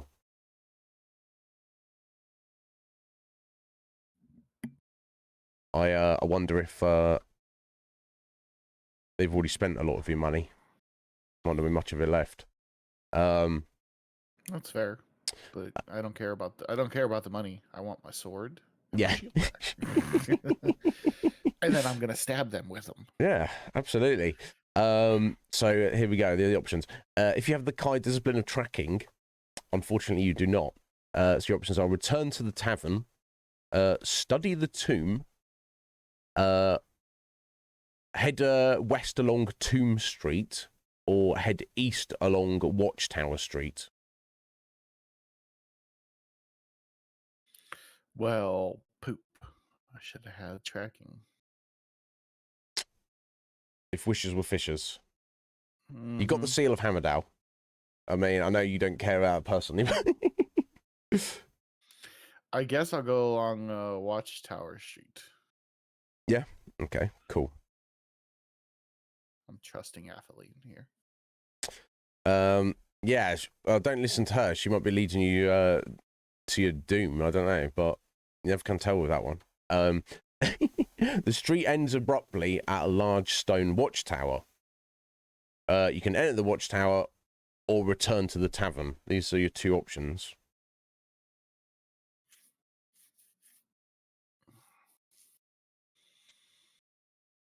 Enter the watchtower. You enter the tower archway and climb a stone stair where you're suddenly confronted by an armored warrior. His head is encased in a steel helm, and he wears the emblem of a black ship on a red crest.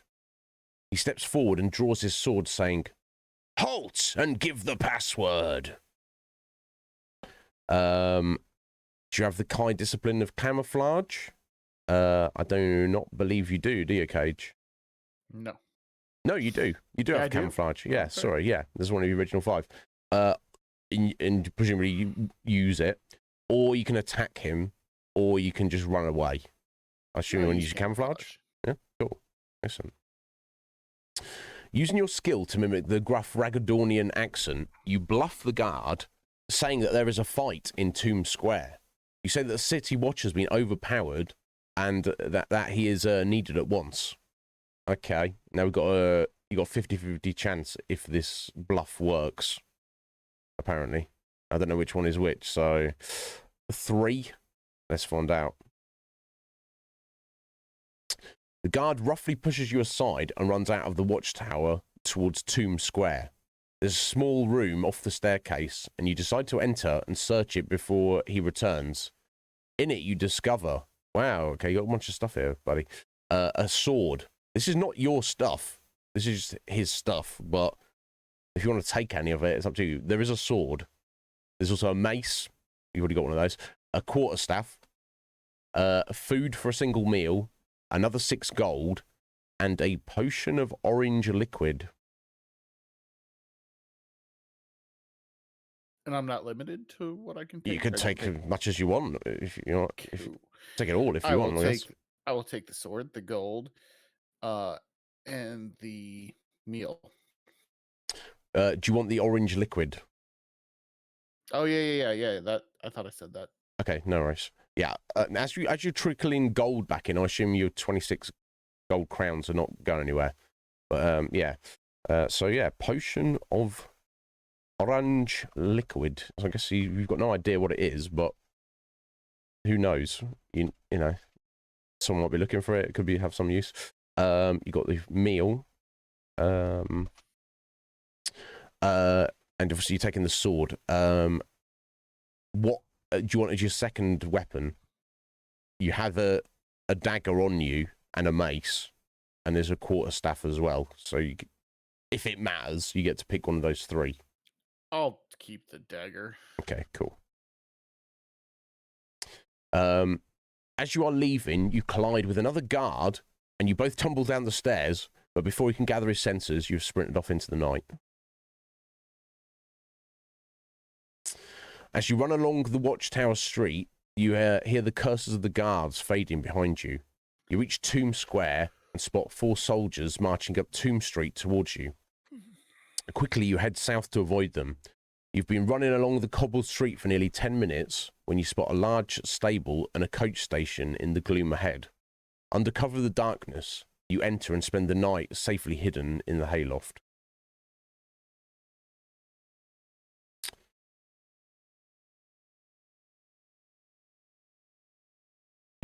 It's Tang. I don't know what Tang is. Yeah, I mean, orange flavoured things are usually good, but You've never heard of Tang? I don't know, neither have I. Sorry, just wet the whistle here, Cage.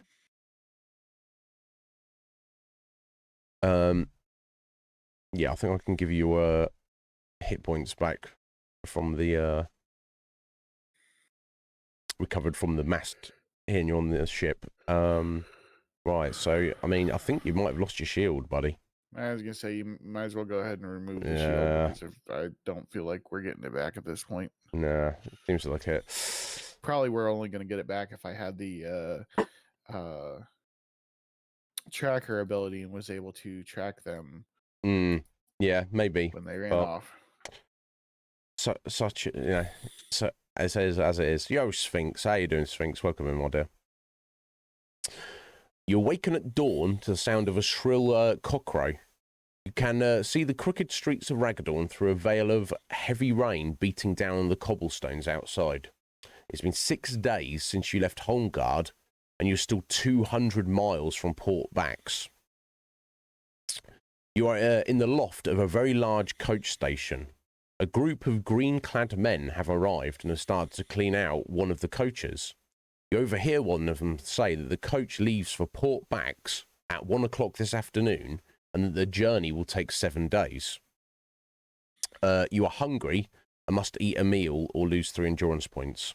You're not in a position to hunt because you're kind of hiding at the minute. You could save the meal and just take the damage if you feel that's a better idea, Cage. It's up to you.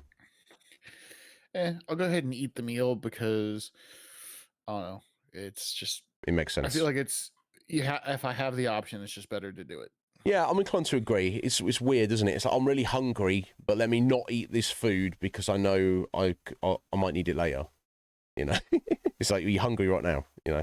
Anyway, so your options are after the meal, if you decide you can approach the coachman and ask to buy a ticket for the coach journey to Port Bax, or you could just descend the ladder and head out into the street outside.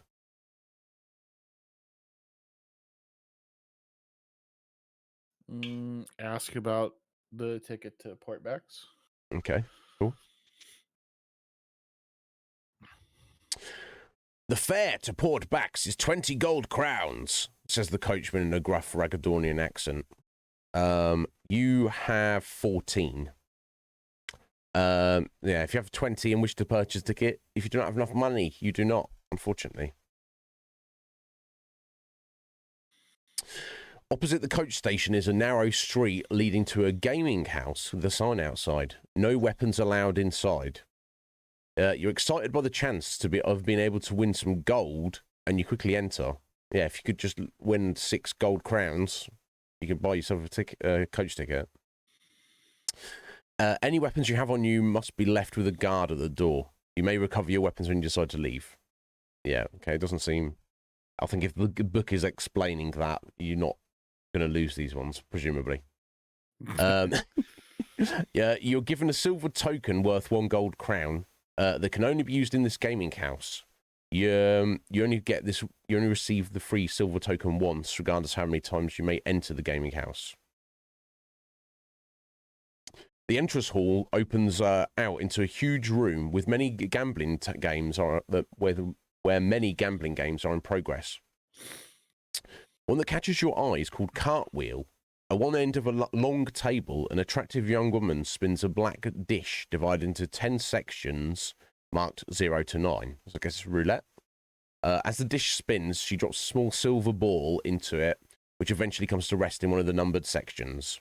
Several merchants are seated around the table, and they are betting heavily on the fall of the silver ball.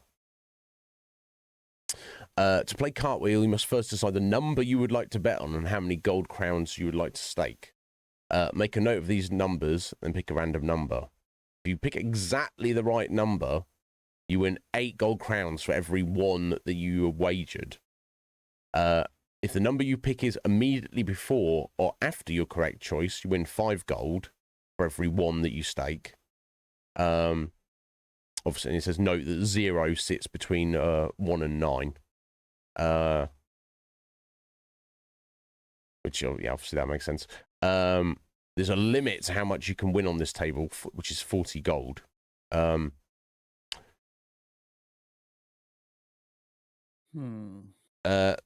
that, it says your option. Yeah, it says if you lose all your gold, or it says if you have winnings to collect, or if you wish to withdraw with what money you have left, you can just leave at any time. So you don't even need to necessarily give it a go. Now, of course, you have the option of using your channel points to do a little re-roll if you need, Cage, or somebody else can if they don't want you to win any money. That, yeah.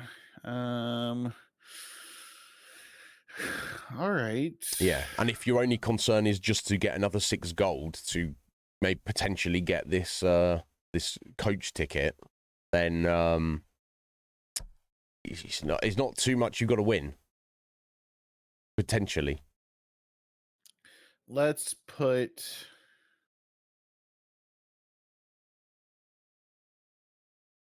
2 gold down on lucky number 7.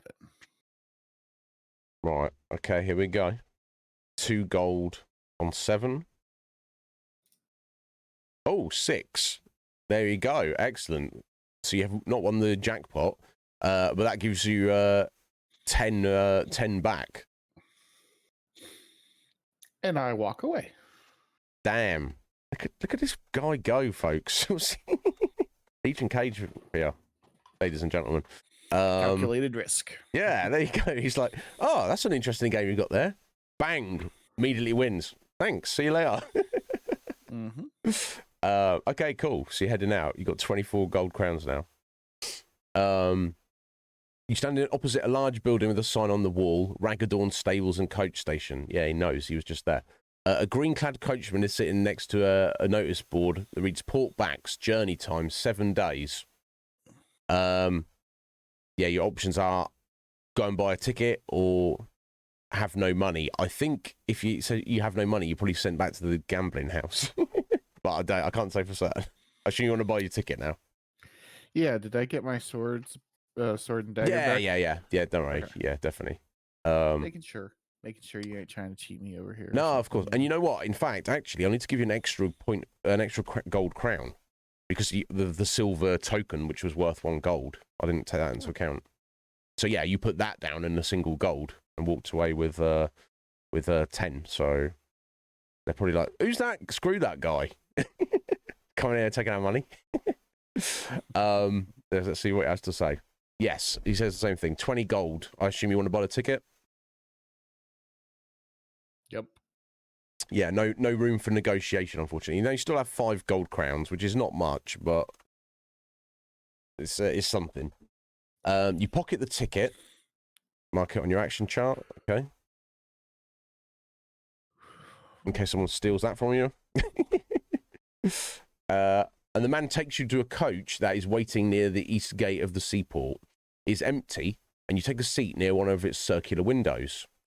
You're relieved to find that the seat is quite comfortable, for the journey to Portbacks will take 7 days. Stowing your equipment beneath the seat, you settle back in comfort and doze off. When you awake, there are 5 other passengers, and the journey to Duranor has already begun. All right, random number.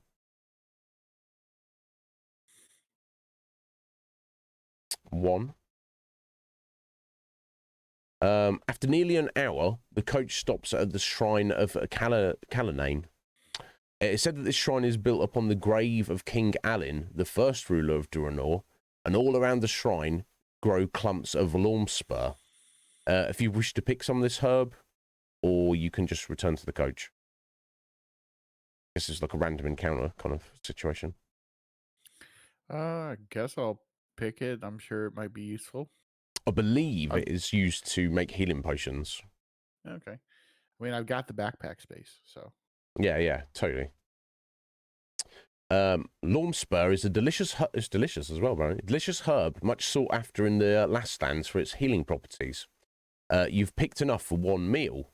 Okay, cool. Eating this meal will restore 3 endurance points to your total. Remember to add this to your action chart if you possess a backpack. Yeah. Okay, so even though I guess you don't have the means to make it into a healing potion, but you can just eat it for food, which is handy. Right, here you go. Let me, sorry, what section we're on? 249. Here we go. Your fellow passengers. During the course of the afternoon's journey, you chat with your fellow travellers and learn about their backgrounds. Sitting opposite are 2 brothers named Ganon and Dorier. They are knights in the Order of the White Mountain, warrior lords of Duranor who have pledged allegiance to protect the country from raids by the bandits of the Wildlands. They own a castle and land near Portbacks. Next to them sits Halvork, the merchant. His nose is swollen and his face is badly bruised thanks to Lachlan, the overlord of Ragadorn. A little misunderstanding about port taxes lost him his cargo and most of his gold. Seated by the far door is a priest called Parsian. Like you, he is a Somlending who has journeyed across the wildlands by coach on his way to Portbacks. Beside you sits a young woman called Viveka. She is a mercenary adventuress who earns her gold by fighting for it and sells her services to the highest bidder. She returned to Port Bax, having collected payment for a successful adventure in Ragaddorn. Not wishing to reveal your true identity, you pretend to be a simple peasant. Maybe looks a bit dangerous and armed for a simple peasant, but never mind. The travellers seem unaware of the war that now rages in Summerland.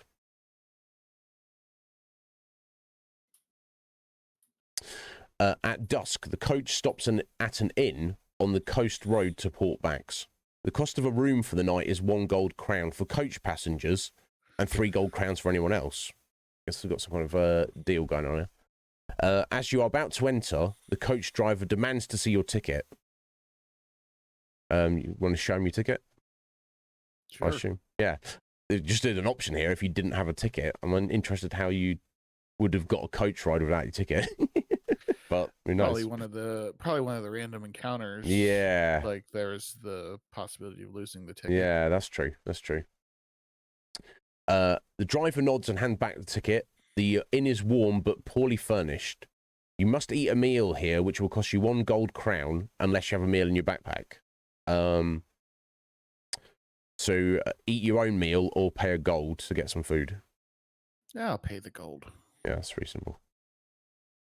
Seems good to me. Yeah, the Kai discipline of hunting cannot be used when instructed to eat a meal on your journey through the wildlands. Is a barren wasteland inhabited only by creatures called Zals, a weak and cowardly breed of Giak. Wonderful. As if they were not bad enough as it... Anyway. If you can afford another gold crown to have a room for the evening, or the other option is refuse that, and who knows what will happen. I'll take the room. Yeah, there you go. Still got 3 gold.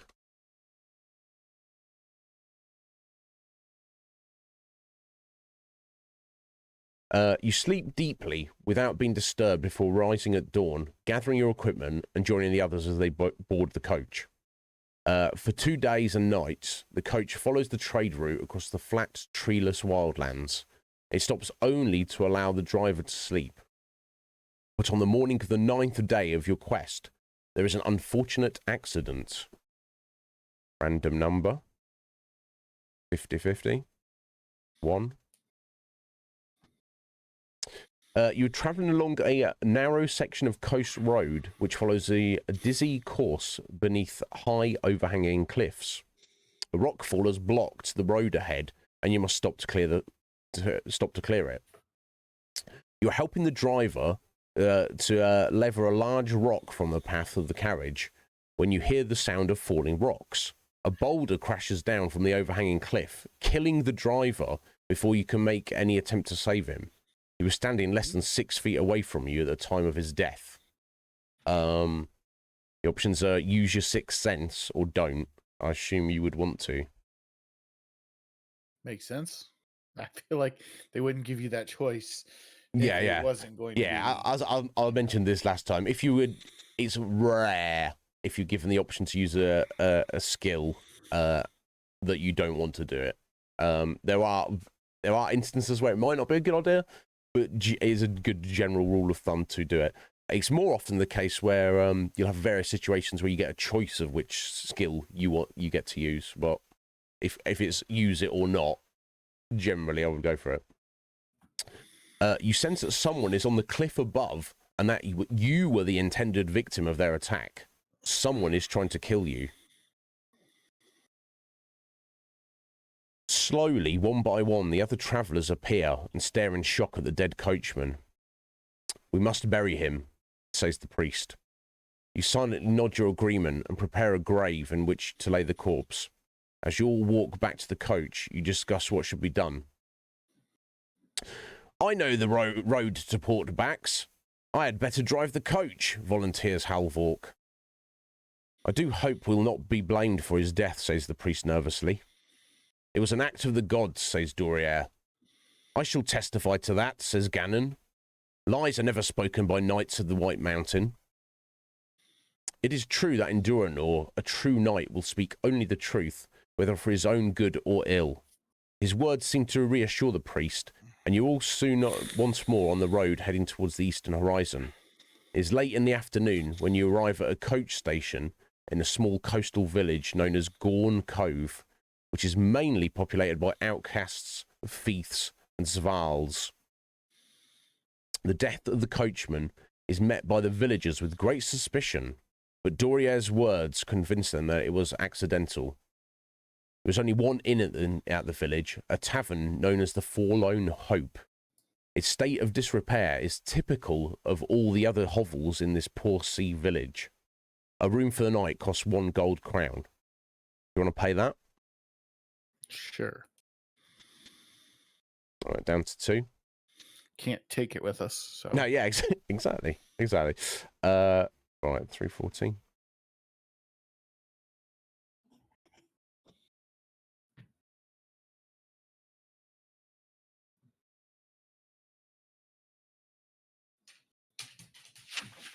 Okay, bye, Andy.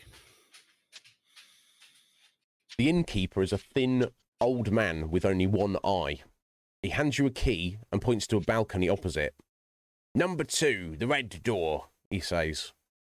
The other travellers each pay their 1 crown, collect a key, and make their way across the crowded tavern floor towards the stairs. We must make plans for tomorrow, says Dorier. The others all nod in agreement. I suggest we meet here in the bar in 1 hour to decide what to do. As you close the red door of your room, for some unknown reason you recall the words of Captain Kelman when you left Holmgard Harbour. There is evil treachery at work, and the enemy already has plans afoot to thwart your quest. An hour has already passed when your thoughts are disturbed by a knock at the door. It is the innkeeper, and he is carrying a tray of hot food. With the compliments of one of your friends, he says, and leaves before you can ask which one. You've not eaten today, and the food smells most appetizing. Your options are to eat the food, do not eat the food, eat your own food, or lose 3 points of endurance. Or, as you have the Kai discipline of hunting, I assume you would like to see where that would lead you. Definitely not eating the food that Creepy brought. Yeah, yeah, I mean, I assume where it says hunting and it's food related, you're not going to go out hunting. It's just more to do the instinctual side of things. Okay, I'll try it. The food smells delicious, but you notice there are 2 or 3 drops of clear liquid on the side of the plate and another on the tray. At first you suspect that it's only water, until you touch the fluid and notice that it is sticky. You recognise it as sap from the nadern tree, a deadly poison used by assassins because of its lack of flavour or scent. The shock of your discovery soon turns to anger, and you race out of the room, intent on discovering the identity of your enemy. And of course, you still need to take the damage or eat your meal because you're still hungry. You got your herbs you gathered to eat. We can hang on to those if you want. I'll take the damage for now. Yeah. Okay. Come here, Andy. Is he all right? How's he doing? Does he need you? He just randomly gets up and wanders out. Oh, bless him. Sticks his whole snout in water. Okay. Because, why not? Right, here we go. Here's a little picture for you. Get to hide my face for a little bit. There you go. That's your travelling companions there. By the time you reach the bar, the others are all seated at a large table awaiting your appearance. Drawing closer to the table, you realise that you have found your would-be assassin. You will have to attack without giving any warning to your enemy. So study your fellow travellers carefully, then make your decision. So basically, your 5 decisions are which of these 5 individuals you believe are the assassin that you literally just attack out of nowhere. I can, if you want to, ask any questions about anything that to remind yourself. So I guess the guy on the left is the priest, Parsian. The fat guy, the ugly guy, is the merchant who got ripped off, Halvork. And you've got the two brothers, Ganon and Doria, the knights, and then you've got Viveka, the mercenary lady, on the right there. So I have to attack one of them. There's no other option. It's like, who do you believe is the assassin? Who's the person who's tried to kill you twice? Okay. What was the poison again? What do they call it? Sorry, let me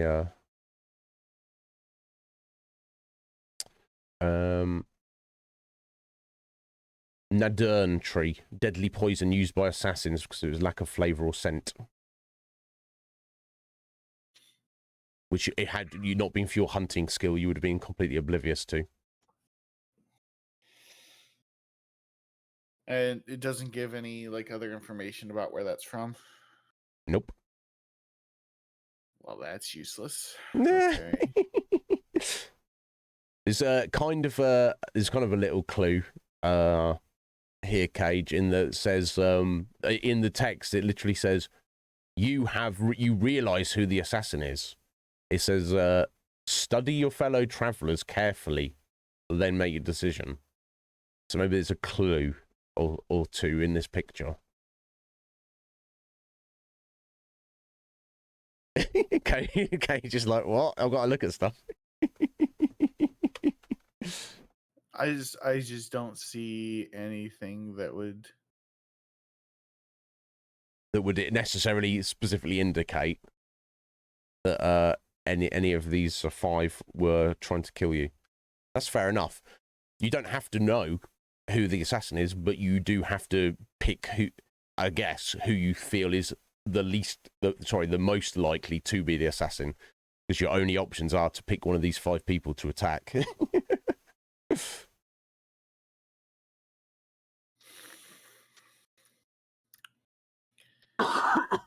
I just like I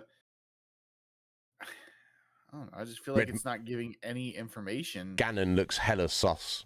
He's there. Ganon's the guy sat at the table, one of the two brothers. He looks a little bit sus, doesn't he? Well, so the right arm on the guy on the left, I think, is just like hanging down at his side. Now here, so based on this picture, right? Here's what I'm thinking. The guy on the left is pure or some crap like that. Yeah. He's a priest. Right? Parsian, the priest. Why is a priest drinking a beer? I mean, no. Oh, better yet, it's the priest. I attack the priest, Parsian. Yeah. Want to know why? Because he's got a snake on his freaking hand. Oh yeah. Oh wait, now you mention it. Oh yeah, he's got a little snake tattoo. Are you against tattoos, Cage? No, but I remember you saying that the one guy, the fisherman dude, had a snake on his hand. Okay.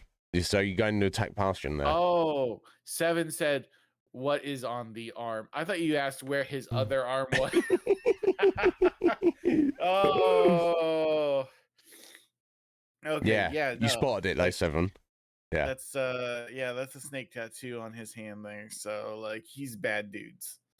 So I text him. Okay. That seems reasonable. Excuse me. Obviously, I don't know what the consequences of attacking the others are, but no, we don't want him in Slytherin, Red Mage. He's from Slytherin. He's not good enough to even be part of Slytherin. There we go. So we're attacking Parsian, the priest. Yeah. There we go. The priest does not seem to be surprised by your attack, and he draws a black sword from beneath his robes. No, you're fighting him. Combat skill 16, endurance 23. There's no option to flee from him. Not that you would, but let's get our combat chart. Right. Now you have your sword back. But I But do not have you a shield. did, yeah, you're missing your shield, so you're 20 against his 16. So you got the +4 advantage.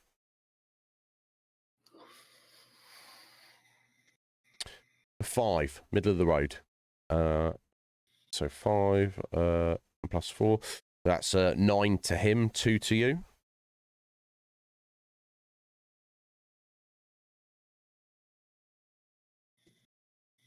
Round 2. I assume everyone else is just stunned. They're like, what is going on? They don't really have time to react. Oh, 9. Holy hell. Right, just splattered him here. Yeah.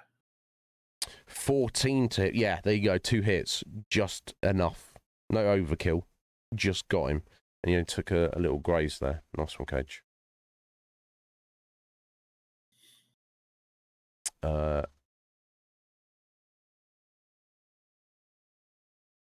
Yeah, okay, you sat on 21 hit points, but that's all good. I'm sure you'll regen By that the way, shortly. my camera's frozen still. Is it? Oh my god, yeah. It's You clicked Discord. off the thing. My god. It's I don't know. I feel like there's got to be a setting in there somewhere. I know it's to save resources because it thinks you're not actively using it. Yeah. I'll see. Discord's great most of the time. Anyway, we won the combat. Perfect, moving on. Searching the body, you discover all you need to prove that he was the assassin. Inside his pockets, you find a half-empty vial of Nadern sap, the deadly poison that was used to taint your food. Then there's a scroll written in Giak, giving details of your expected arrival in Port Bax. He must have located you at Raggadorn and hatched his murder plans there.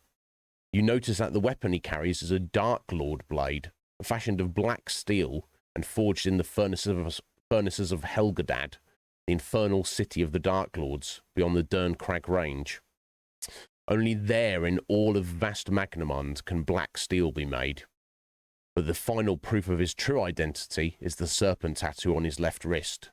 The harbour thugs who attempted to kill you before you'd even left Homeguard bore exactly the same mark. His purse contains 23 gold crowns, which you may keep. I assume you would like to. Yes. Cool. That's on to 25. Nice. The other travellers stare with horror and disbelief at what you've done. Before you can explain yourself, there is a loud crash as the front door is thrown open. In rush 6 armoured soldiers led by the innkeeper. They are the town guard, and the one-eyed innkeeper is screaming at them to arrest you. Your options are fight them, fight the town guard, or just try to escape out the rear exit. Let's keep out the rear exit. Although night has fallen, a full moon casts a bright light upon the village. Behind the tavern, you see a small wheelwright shop with 2 horses hitched to a hay cart. You can hide in the wheelwright shop. You can take a horse and try to ride the horse to escape, or you can use your Kai discipline of camouflage to do, well, presumably hide, but in what fashion I can't say. Camouflage. Cool. Using your Kai discipline of camouflage, you can hide undetected in the hay cart until it is safe to come out. Okay. It's not forcing you in. That's just because it's giving you a clue, so you can just hide in the hay cart, and then presumably you won't get caught by these guys. Or if you don't want to do that, you can still just take your horse or just hide in the shop. No, we're gonna hide. Okay. When you're certain the angry mob has passed, you jump from the hay wain and run stealthily along the street, dodging from one shadow to the next. To your left, there is a shop, the sign above the door. Gunnio's Weaponsmithy, reads the sign. There is a light in the window, and the door is open. Okay, options are to enter the shop, or just continue your escape. What kind of shop is this again? A weaponsmithy, apparently.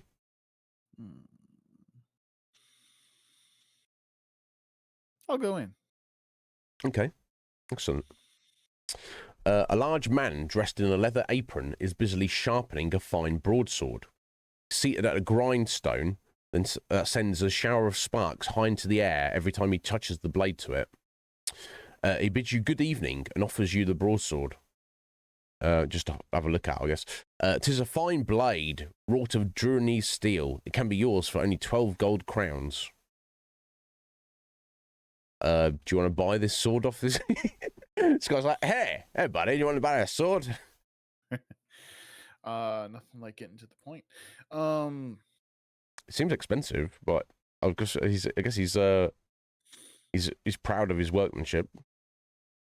Yeah, but I also don't have a need for a broadsword since I'm No, not indeed. skilled in it. I will pass. Okay. The options are to basically just leave now, but you can go by the front door that you just entered from, or you can head out the rear door. I guess he doesn't mind that you're gonna just head out that way, but I'll go out the rear door. okay. Yeah, you enter a small alleyway behind the shop, at the end of which you can see a horse tethered to a post. You can take the animal and flee the village, or you can not take the horse and just leave the alleyway and continue on your way.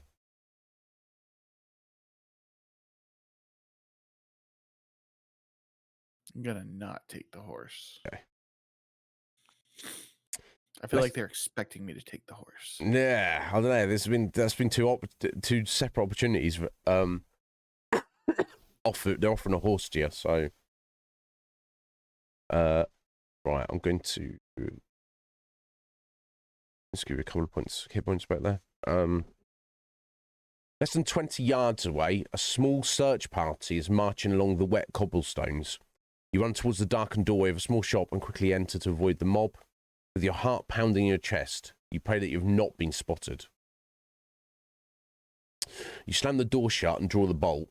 The shop is dark, but you can still make out a stairway to your right, a trapdoor in the centre of the floor, and another door in the opposite wall. Suddenly there is a crash as an axe splinters a panel of the door behind you. You've been spotted entering the shop, and the mob are breaking down the door. Okay, your options are to open up the trapdoor and try and hide in the cellar. Leave this room by the other door on the other side, or you can run upstairs.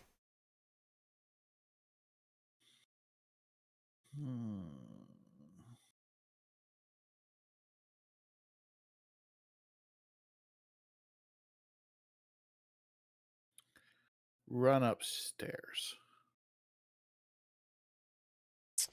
As you reach the landing of the next floor, you hear the door crash open and the angry mob pour through.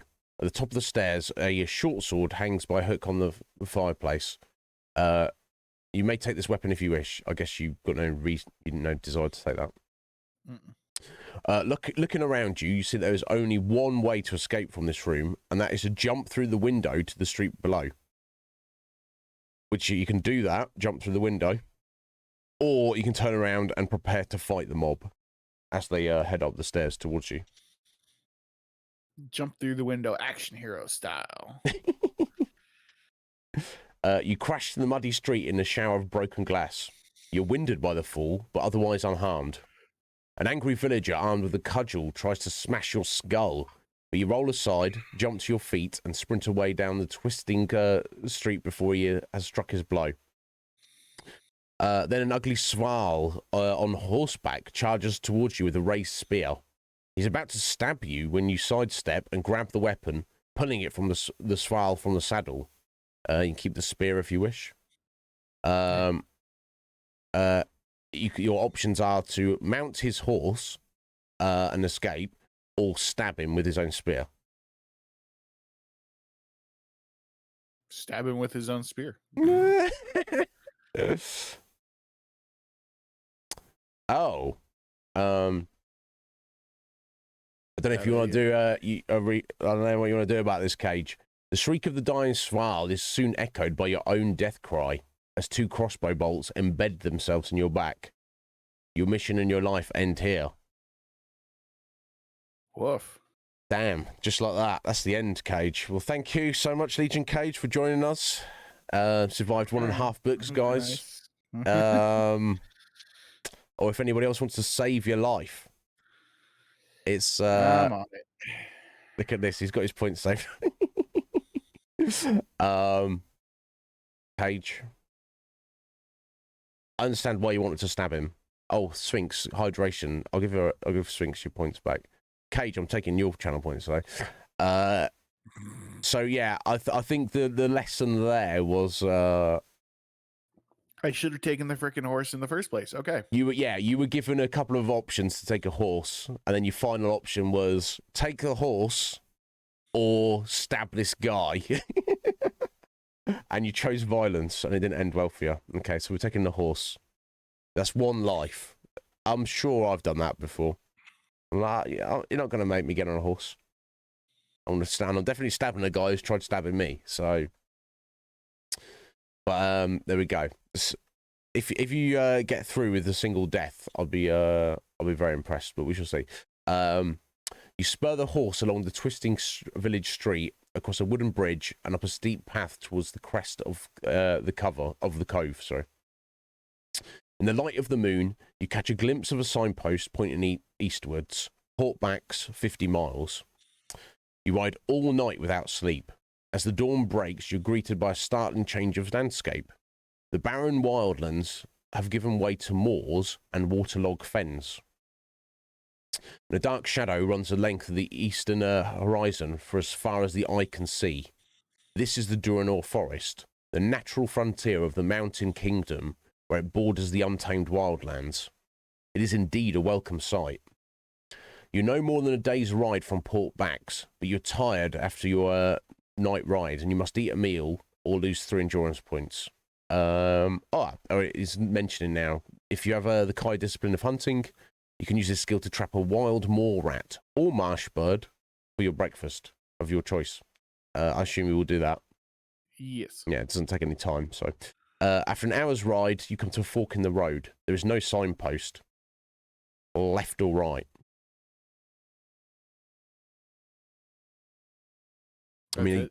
I get a left or right. Yeah, that's it. Left or right. I can show you where you are on the map if that helps, but it probably won't make too much difference.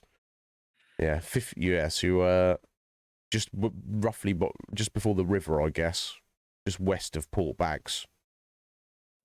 I mean, I feel like left is going to be the better option because left is where the coast is. So makes sense. Stick with the coast. Does make sense.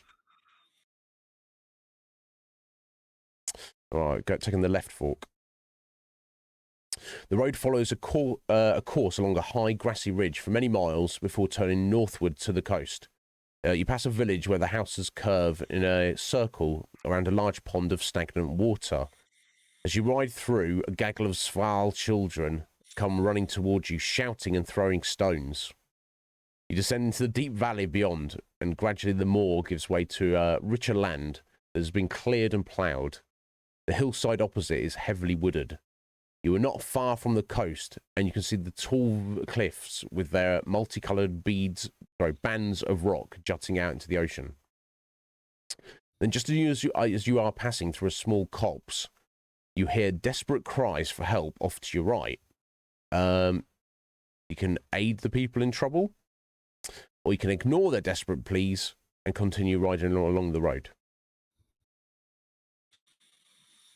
I'm going to aid the people because I'm a hero.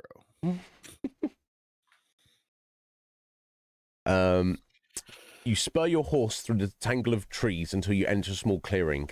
6 Sval are jumping excitedly around the writhing body of a man on the ground. A strangely curved spear is stuck in his chest, and lying dead beside him is the body of a knight of the White Mountain. The creatures are shrieking at each other and appear to be unconcerned with the man's obvious agony. Your options are to use your healing to try and save his life, or just attack the Svals. I didn't know I could use the healing on someone else. Yeah, it's probably not as effective, but yes, you can. All right. It also says or use a healing potion or some lawn spur. Now, you don't have a healing potion, but you do have the herbs. But if you can use your healing ability... Yeah, I use the healing ability, I guess. Yeah, because it seems like it says here there's 6 Svals. They're jumping excitedly around. Doesn't mean they necessarily stabbed him. Well, I mean, they're not doing anything to help him, but you don't know exactly what's going on. So if that's an option, yeah, they're letting you go on with it. You try to apply your hands to the injured man's chest, but the Svals are pulling your cloak and trying to drag you away. Okay. Okay, it says, have you got the discipline of camouflage, which you do, or you must attack them in order to save the man's life? So I assume you want to give you camouflage a whirl. Sure. During the period of your Kai training, your masters taught you many of the languages and dialects of northern Magnamond, one of which was Sval. The creatures in this clearing are Svals, and they are screaming at you that the wounded man is not a man at all. They say he is a Helgast, a powerful, shape-changing servant of the Dark Lords. If you believe they are telling the truth, check what the man has in his pack. If you suspect that they are lying to stop you interfering with their spiteful game, you can attack them. You know what? I already died once today. Let's check his pack. You search in his pack and are horrified to find that it contains a scroll of human skin upon which a message has been written in a strange runic script. The only word that you can make out is Kai. You also find an evil-looking dagger with a black blade and a block of cold obsidian. These items bear the signs of the Dark Lord's craft. Something is very wrong here. You drop the pack as quickly as if it were red hot and turn to mount your horse. To your dismay, you find it is no longer there. The Svals must have stolen it. Wearily, you realise that you now must continue on your journey on foot. I'll probably give you a few hit points back here. I think you could probably get back up to full there. Excuse me. You've been walking for nearly 2 hours when you reach the peak of a hill and see the Duranor forest stretching out before you. The road bears eastward and enters the trees at a point where a large wooden tower has been built. You can see the silhouette of a soldier on guard. If you wish to continue on a journey towards the watchtower, or if you'd rather avoid the guard, you can make a wide detour and enter the forest heading further south.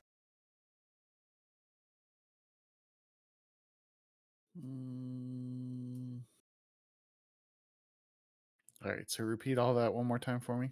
Of course, yeah.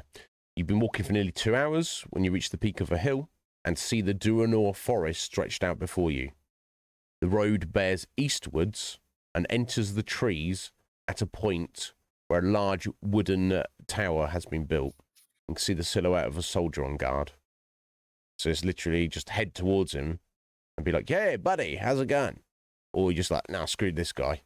I'll take a detour south and get through the woods." I'll head towards him. Okay. Why not? Well, technically, he's in Duranor territory. So he's like kind of, he's hundreds of miles away from the capital, but he's, he's a soldier of your ally. So, but who knows if he actually is or whether he'll believe you if you tell him anything. But you're less than 20 yards from the tower when the guard steps forward and demands to know your business. You notice that the soldier is wearing the red coat of a Duranese man-at-arms and realise that you've reached the border of Duranor. You need to find some way of getting past him. So you can use your sixth sense. You can say that you're a merchant on your way to Port Bax. You can try to offer him a bribe, or you can show him the seal of Hammerdale. I'm assuming you probably check your sixth sense first.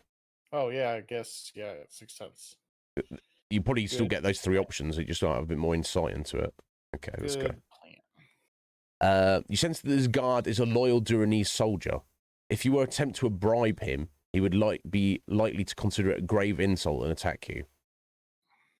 So now your options are to show him the seal of Hammerdale, or don't show it to him, and pretend that you're a merchant on your way to Port Bax. Show him the seal. Okay. The guard stares at the magnificent ring in awe. The legend of the Seal of Hammerdale is well known to the people of Duranor. It's said that of all the lost treasures of the Duranese, the Seal of Hammerdale is one that they would not wish returned. The guard's anxious face shows he clearly recognised the ring's dreadful significance. I will not hinder your urgent mission, but I cannot help you except to set you on the road for Port Bax. Continue on this forest path, and you will come to a fork near a stunted oak tree. Take the left track. It is the quickest way. You thank the loyal guard and push on once more into the forest. A mile or so along the road, you come to the fork and take the left track. It leads to a stone bridge across the Rime Rift. Yeah, I guess that must be the name of the river, the Rime Rift. The waters of the Rime Rift are over 1 mile deep and up to 2 miles at its widest point. Near to the bridge, you find a signpost, Port Bax, 3 miles. You breathe a sigh of relief, for you should arrive there in under an hour.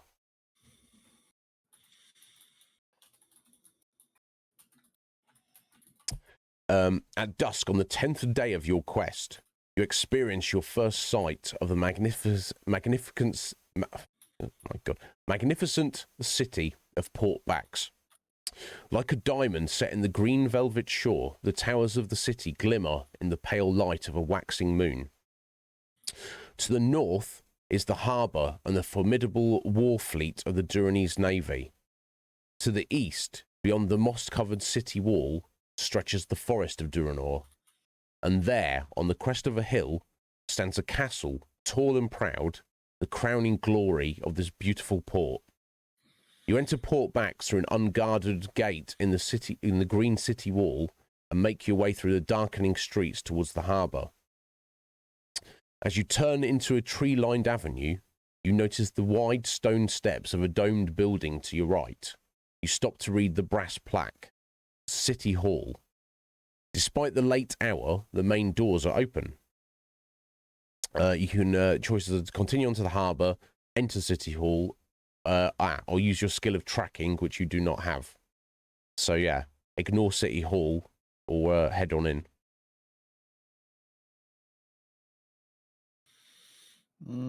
Head on in, I suppose. Now, obviously, Port Bax was the place you were meant to. Your ship, the Green Scepter, was meant to get to. So whether anybody was expecting you or not, who knows? But if anyone was, this might be the place they would know. Just inside the main door sits a kindly old man with a long beard. He is studying a huge leather-bound book that rests on a lectern before him. He has not noticed you enter the city hall.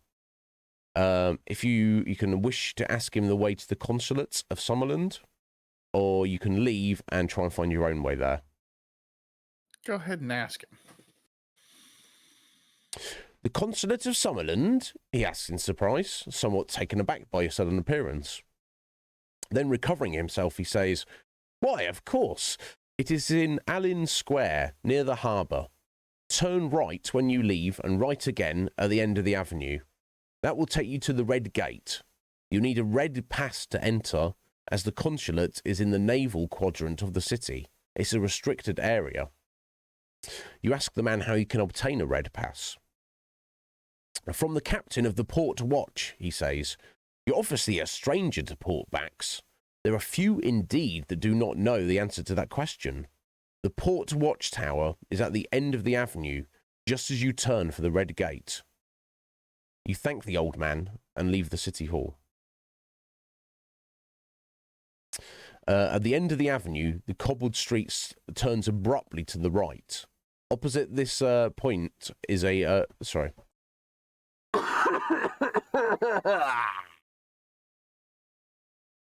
Nobody made that noise. Yeah, I'm right. At the end of the avenue, the cobbled street turns abruptly to the right.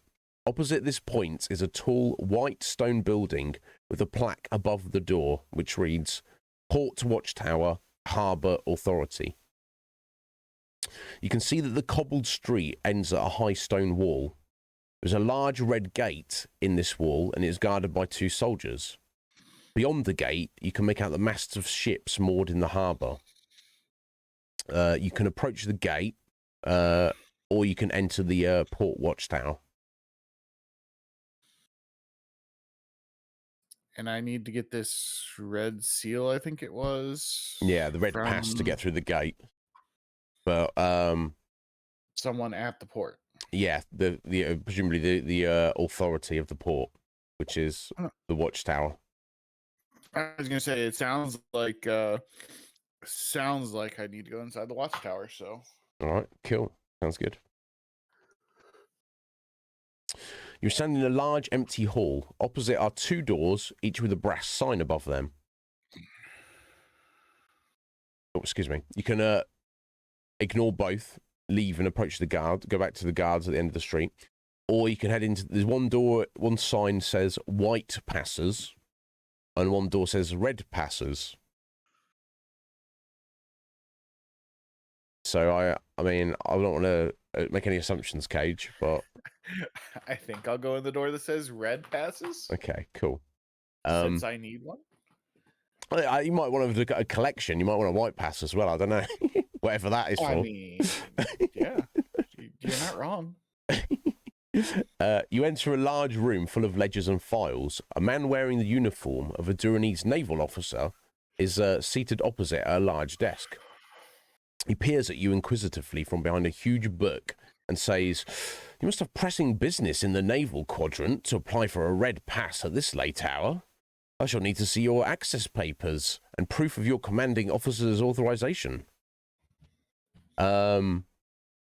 Yeah, if you do not have the documents he requires or do not wish to show them to him, you'll have to risk showing him the seal of Hammerdale. You do not have these documents. I'm not sure where you would have got them from. Of course, so basically your options are show him the seal and see if that will give you the red pass, or just leave. Why not? Yeah. The man stares at the seal with a look of shocked dismay. Without saying a word, he gets up from his chair and beckons you to follow him up a flight of spiral stairs that lead to a domed chamber. Here you meet the captain of the port watch. He listens intently as you tell of the war in Summerland and of your urgent mission. "Issue a red pass immediately," he orders. "Top priority." You collect your red pass, leave the port watchtower, and hurry along the street towards the harbour guards. Okay, you want us to mark this on your chart? Also, my chart still has the shield on it, just FYI. Oh, is that not updated as well? Oh, sorry, yeah, and your combat skill. Yeah, I suppose I should technically remove that. Yeah, fair enough, Cage. Indeed. Let's go with that. There we go. Yeah, I knew I'd removed it as an item, but I don't need it as a bonus there. Battle, but it was still sitting there. Atheline. Yeah, don't forget to tell them all about the robbery you've been doing. I don't need to mention that one now. You're ratting me out, Atheline. One of the guards steps forwards and demands to see your pass. And obviously you're going to show him your red pass. The soldier salutes and allows you to pass through the red gate. You walk into an open square lit by the tall beacons lining the quayside. To your relief, you sight the marble pillars of the Summerland consulate and the familiar sun flag of your country flying above it in the fresh night breeze. As you climb the stone steps, you're recognised by the Summerlending guards on duty at the main door. They disappear inside and quickly return in the company of a tall, grey-haired official. His anguished expression suddenly changes to a smile of joy as he beholds your ragged Kai cloak and tunic. "Hope beyond hope! Thank the gods that you live, Kai Lord. The scant news that has reached us from the west has caused us great alarm." You are ushered inside and taken immediately to the envoy of Summerland, Lord Lieutenant Rygar. Your first meeting with the Lord Lieutenant comes to something of a shock. You had perhaps half expected him to be a servile old man, as are the envoys of the southern lands that plague your king's court with their delegations. The man clad in heavy chainmail standing before you is neither old nor servile. You're soon to learn that Lord Lieutenant Rygar is an exceptional man. Born of a some-lending father and a Duranese mother, he has become something of a legend in this city. In the last decade, he has led an alliance of the nations to victory against the invading ice barbarians of Cult. Wise in peace, fierce in war, you could not have wished for better company on your quest for the Summersword. Rygar orders that a sumptuous meal be served. It is by far the best food you've tasted since the war began. During the feast, you recall the events that have brought you to Port Bax and reflect on the daunting challenge that still lies before you. After the meal, Rygar sends you for his physician who attends to your wounds. His potions restore 6 endurance points, except not needed because regen, but never mind. Then he advises you to sleep. You are to leave with the Lord Lieutenant for Hammerdale in the morning.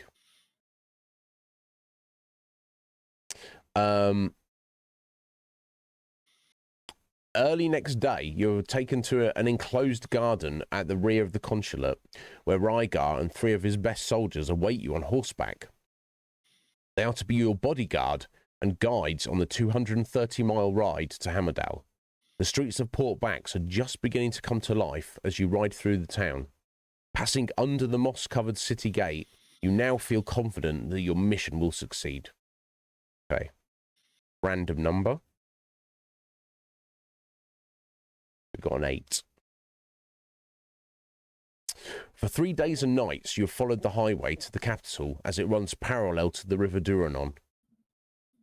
The river valley is a wide belt of rich cultivated land that climbs towards the Hammerdale Mountains, one of the highest ranges in all of Magnamund.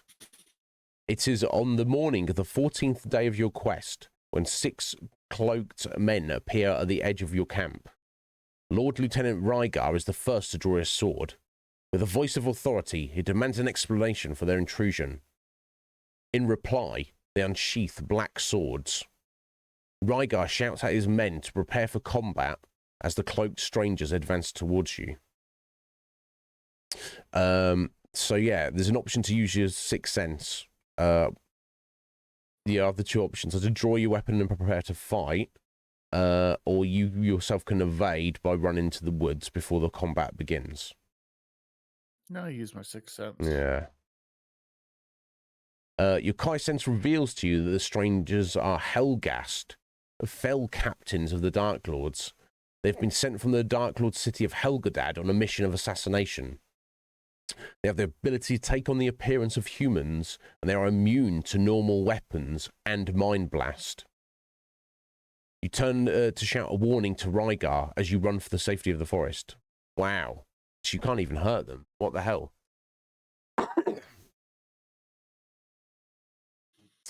The forest drops away steeply at the edge of your campsite, and in your haste, you trip and fall headlong through the trees. All right, random number. Okay, this is a 1 in 10 chance. It's a 0 to 8 or a 9. Got an 8. Okay. You come to rest face down in a tangle of thick bracken. The ringing of steel and the horrible cries of the Helghast echo through the trees around you. You are stunned and cannot move until a hand grabs your arm and pulls you upright. It is Rygar. His face is bloodied and his armor is battered and charred. We must flee these demons, Lone Wolf. Steel and strength will not avail us here. You glimpse the silhouette of 6 Helghast on the forest road above, their minds bent on the slaughter of Rygar's men. They fail to see you both slip away under the cover of the wooded hillside. Okay, so his men are screwed, but you 2 are all right. For 6 hours, you run without rest. The Helghast are on the highway, and you're forced to make your way through the steep and wooded foothills to avoid the risk of capture. Many times you feel that that you just cannot go on. The pain and fatigue are too much to bear, but each time you falter, you're spurred on by Rygar. You marvel at his endurance, for he is not a young man, and he is clothed in the heavy armour of some lending knight. By nightfall, you have reached the entrance to Atarnalin, the western tunnel through the Hammerdale Mountains. Excuse me. 3 tunnels of Duranar were excavated during the Age of the Black Moon, and each tunnel is over 40 miles long and passes through the huge circle of the Hammerdale Range to the capital. The tunnels provide the only access to the city.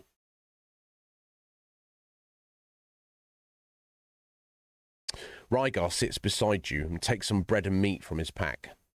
Eat this, lone wolf. You must sustain your strength for the journey to Hammerdale. For from here you must venture alone through the Tarnalin. I shall remain here and hold the enemy back for as long as I have the strength to fight. Do not argue. That your mission should succeed is the only thing that matters. If Rygar is to hold off the Helghast, he will need a magic weapon, as his own sword is of no use against them. Interest, yeah. It says if you wish to give him your magic spear. You do not have a magic spear.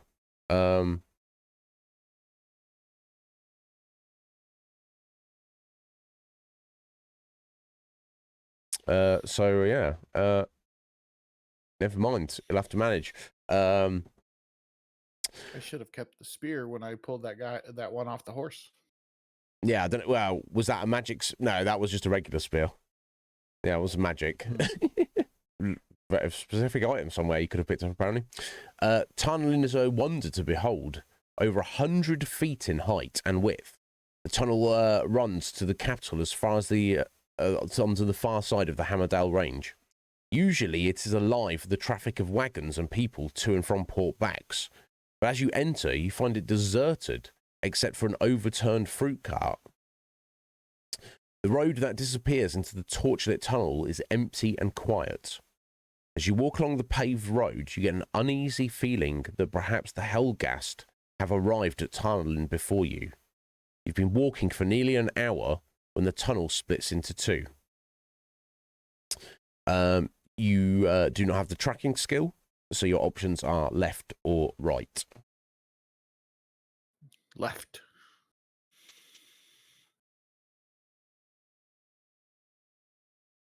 Ahead you see a passenger wagon, similar in design to those that use the coast roads of Raggadorn. Presumably very similar to the one you were riding a few days ago. The horses have been cut free, and it appears to be deserted. You notice the bodies of 3 soldiers lying beneath it. Their uniforms are heavily bloodstained. And it's giving you the option to use your 6th sense. The other 2 options are search the wagon for food and equipment, or just ignore it and move on. Please use the 6th sense. Your sense warns you that the wagon contains an evil presence. So you can... your options are stay away from it, dash past it and run for safety. Or enter it regardless. Or you can backtrack the way you came and take the right hand fork in the tunnel instead. Dash past it. You have just passed the wagon when you hear a noise behind you. Spinning round, you scan the walls and ceiling, but you can see nothing in the gloom of the tunnel. Oh, here we go. New picture for you.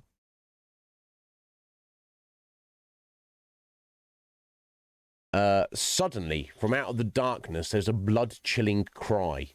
You find yourself staring into the glowing eyes of a Helghast. As it tries to close its fingers around your throat, you scream in terror and fall to the ground. The hideous creature tears at your tunic, rending the cloth with its black claws. You do not have a magic spear. Damn, Cage, you just died again, buddy. It may be of some consolation to learn that your death was mercifully swift.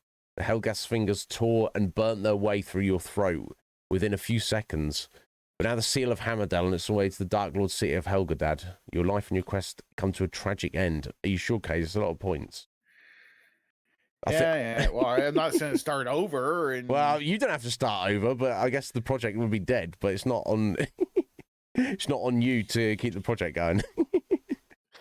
Go back to the. Yeah, I guess the idea is to because of the evil presence, you go, oh no, and you just run back the way you came from. I guess is the idea. So if you're sure, yeah, it's pretty brutal, Af. I don't remember it being this brutal. So we're heading back the other way. You walk for nearly a mile along this deserted tunnel when you see a flight of steps cut into the rock face to your left. They lead to a platform which runs the length of the tunnel ceiling. It is used to service the torches. You can climb the steps and investigate the platform, ignore the steps, continue on your way, or use your sixth sense. Sixth sense. Well, sorry, I just want to quickly address what Seven said. Seven, if death didn't mean anything, then it would it's kind of like it's like playing a game on God mode. It's like literally pointless. But you know, Cage has got these channel points. You know, that's why it's 20,000 channel points to get an extra life. So it's got to be serious. It's got to be serious business. Yo, Balthier, how you doing? I mean, it's would have been the one in the middle. But you yeah, exactly. Yeah, the one on the left. Anyway, moving on. Your Kai sense warns you that there's something evil hiding in the darkness of the platform. Damn, yeah. Climb the steps and confront it. There's hellgas sort of every which way around here, seemingly, Cage. Sprint past the steps. Well, go back to the junction, take the left path. My God. I swear to God. Yeah, if this kills you, I mean, I don't know if we take some... run past it. Unless the idea is to confront it, but as it's been pointed out, Hellgas, you do not have a magic weapon. Yeah, you have no way of hurting it, so it can't all be the whole mission can't be dependent on having picked up the magic spear. That would be too brutal, I think. You're gonna run past it again though, Cage. Mm-hmm. You pass the stone steps and continue along the highway. You've just passed when you hear a noise. You just passed under the platform when you hear a noise above you. You stop and stare upwards, but you see nothing in the gloom of the tunnel ceiling. Yeah, we're back where we were, Cage. I died again, really? Yeah, the same Hellgast. I'm not gonna. I don't know. I'll have to. Is this like? Yeah, I feel like this is a little. Is this a little unfair? I'm pigeonholed. I yeah. can't do anything if I don't have that magic spear. I'm just backing up slightly here.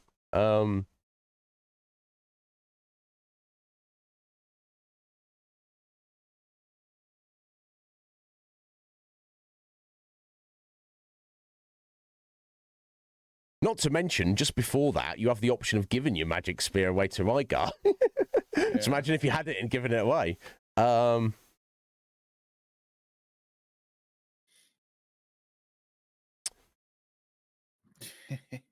Damn.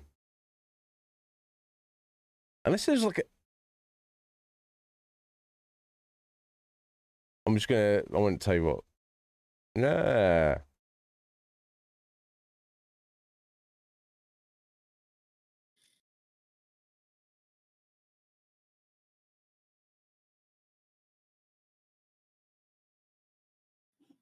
How curious. I've just clicked through things. I don't see a way through it. Now,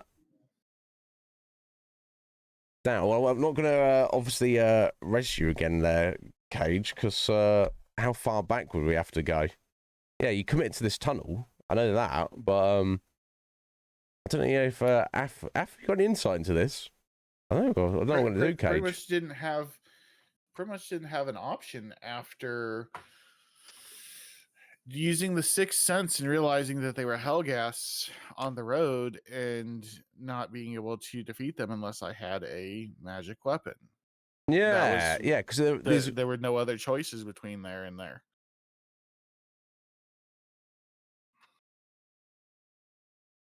yeah, if you go to the left tunnel, there's one there, and if you go to the right tunnel, there's one there. And if you stop and have a look at the thing, it's there, and if you don't, it comes after you. Yeah, so I was thinking save points, but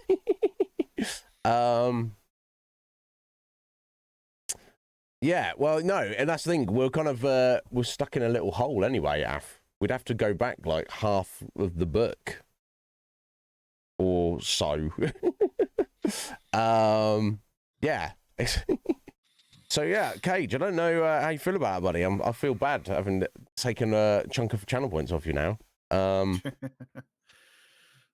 just I'm shocked. I never remember that this particular section here requiring you to have the magic spear.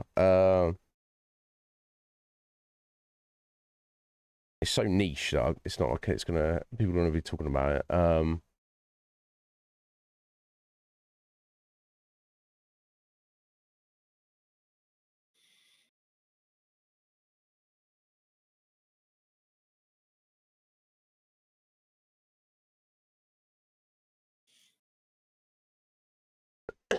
So I don't know what you want to do, buddy. Do you want to leave it for today, as we've been going a minute, and you and I will come to some conclusion? Yeah, I suppose so. Like if you can go back to find a point where it doesn't just automatically pigeonhole me into an instant death, I'll Yeah, pay. I appreciate you, Seven saying that I have the points, and he knows I have the points. He specifically designed this because he knew that I had 170,000 channel points because I'm always here. Um, so he knew what he was doing when he assigned all that. I mean, I'll gladly pay the points to resurrect, and if you want mm. to, because I don't want you to have to sit here and read back through everything while No. we're on stream, taking up your stream time trying to figure out where we effectively went wrong and need to go backwards on. Yeah, that doesn't bother me. I was just curious. Uh, like, Absolutely, he is is Balthier. is it absolutely essential to you cannot complete the book if you do not get that magic spear, which I assume was that the one stuck in the Helghast chest when the Giacs were like, oh no, leave that, don't help that guy.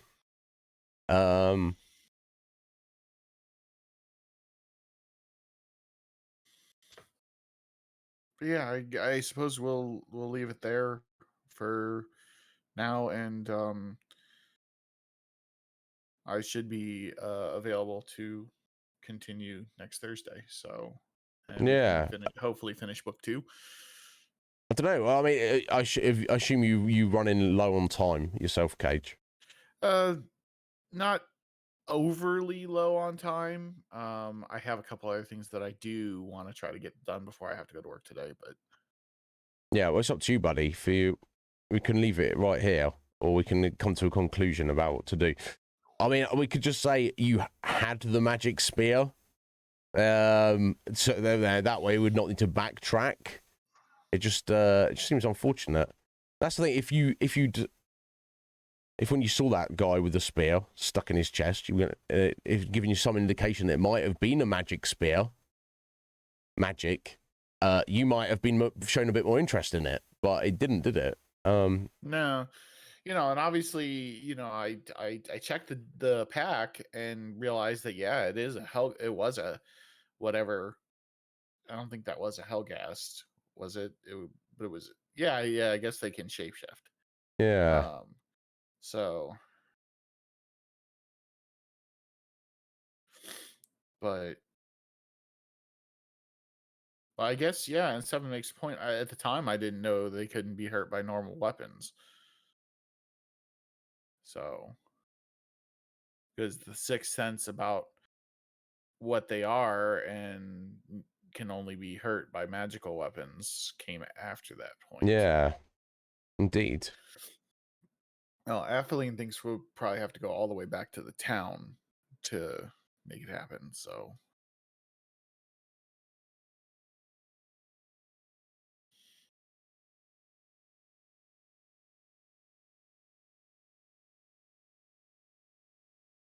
Yeah, indeed. Yeah, all right, I'll let you get off then, Cage, and yeah, I don't mind. We'll find an appropriate point to jump back to. I won't. I've okay. already. Oh, where we at? Yeah, I'm not going to take your extra points there, buddy. I've already taken 2 lots. All right, guys. Yeah, sorry about that. I literally promised this was gonna generally up to this point being a much better book. This little fucker here. No, the Hellgas, not Cage. Yeah. Yeah, screw things up. It's obviously something I'd completely forgotten myself. I don't remember that. It's weird that maybe this is also the teething of the series as well. Whereas this book is a definite improvement over the previous book. Maybe the author was like, oh, actually, maybe I shouldn't make it so they have to get a particular item at a very specific exact moment.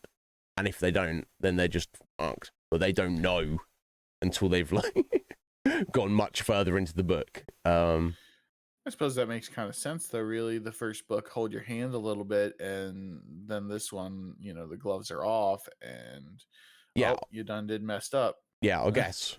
Yeah. Okay. Well, thank you anyway, Cage. We'll reconvene. Thank you for having me, of course. No, of course, buddy. Thank you for putting up with me. I do that often.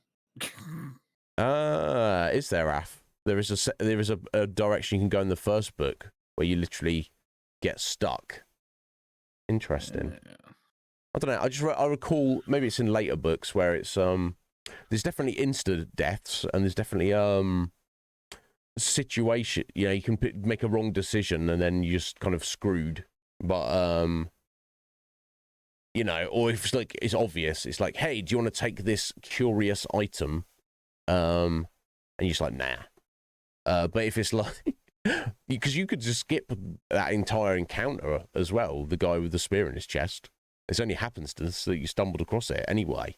And there's a few, and then you're given several options to just ignore him, walk away from him, etc. Yeah, and how curious. Anyway. Right. But yeah, it's been a pleasure, Cage. Yeah, if you're around, what's going on? Yeah, Thursday is the day before I leave for vacation. So I won't be available the following week, but you can do next week. Okay. But yeah, I can do next week, no problems. Okay, let's do next week then, Cage. We'll make it a short one. I'll backtrack to, I guess we'll have to just go just before the freaking magic spear. At least that way, if it's been a week, it's not annoying for you and me and everybody else to have me reread stuff I've already just read, with the exception that we'll at least take a week off of it. So yeah, guys, apologies. Let's hope that book 3 is flawless. But we'll see. I'll probably mess it up too. No, it's all me. Cage, thank you, buddy. You take care, my friend. No, thank you guys. Thank you for letting me be here. Thank you for continuing to hang out and watch. Yeah, of course. I'm sure. Yeah, I'm sure they don't mind. Anyway, see y'all later. Take care, buddy. You too. Fuck's sake, sorry about it, guys. I'm some kind of joker. You know this. It's not really my fault. Or I could have potentially vetted it. I could have read the book to myself. I guess part of it is I don't want to do that because I don't want to be. I guess I don't want to be aware myself exactly what's coming up. How was the Sphinx? Is that the first time you've seen him? That is a very unleashed Cage. Yeah. Okay, first thing I'm going to do, guys, before we decide what we're going to do for the rest of the day, I'm going to step out for 3 minutes and make coffee. I'll be right back.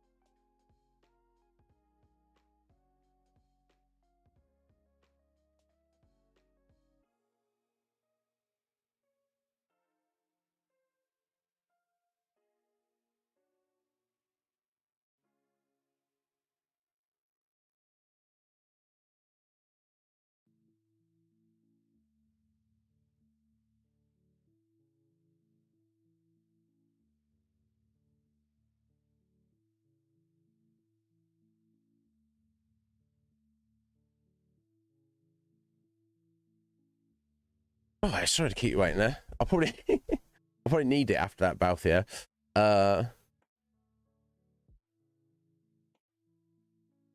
Yeah, typically 7. I'm not sure, though. I'm not sure. I guess we'll just hang out for a minute. I'll decide what we're doing. Well, thank you, Sphinx. Right, yeah, sorry about it, guys. Again, that's my own fault for not vetting it beforehand.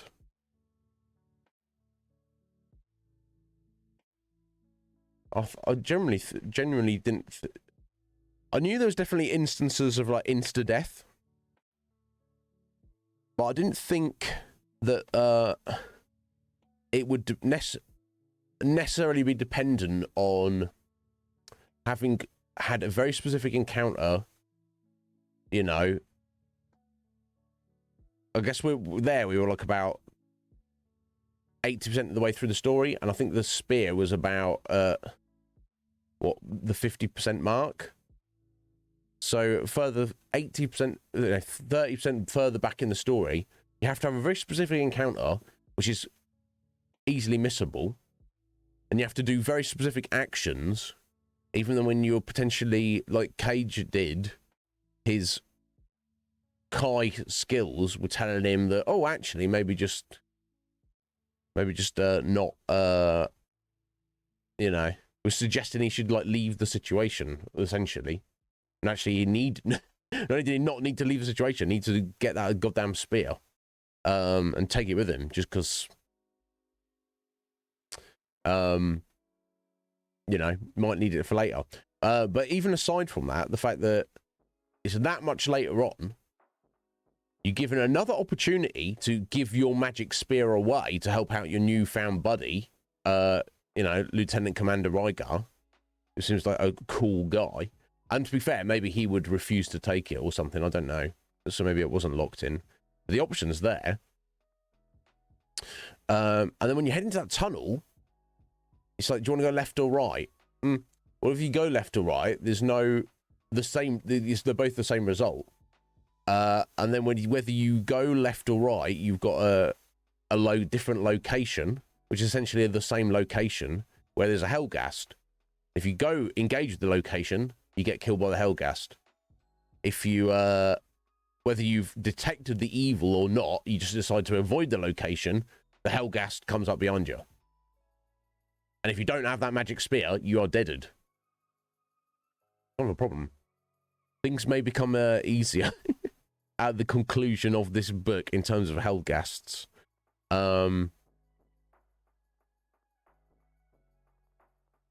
Right, so that spider cave you were talking about, Af, in the first book, if you just happen to not have a torch, which you get from the beginning of the book, then you insta-fail 9. Yeah, I didn't think it was that... I think it was that specific. Well, thank you, Cage. You know, it's what it is. I just feel... It might not be my fault, Cage, but it is my responsibility. So I apologise to everybody here and also yourself, Cage. But it's what it is. So I guess what we'll do, I will find the exact point just before that fight. And then we'll put, you know, well, that not a fight, that situation. And then Cage can choose to take the spear. I think the idea is, because it's Hellgast shapeshifters, we saw its true face there in the picture, in the illustration. They can look like people. That's why that guy looked like a person. And the idea is, I guess you take the spear out of his chest, and he's like, oh, I'm fine now. The magic spear's not stuck in me. And then you have to use that spear to finish him off. And then you have the magic spear. I don't know.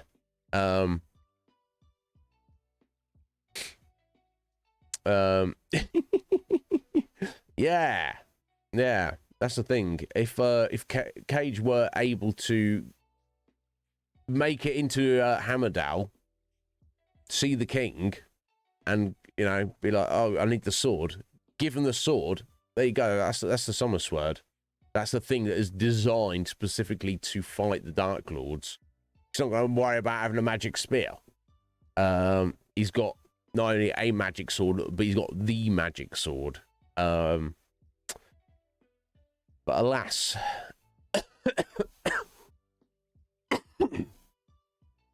But yes, we shall reconvene on that next week. But guys, yeah, I've enjoyed it regardless up until that silly conclusion there. But it is what it is. I'm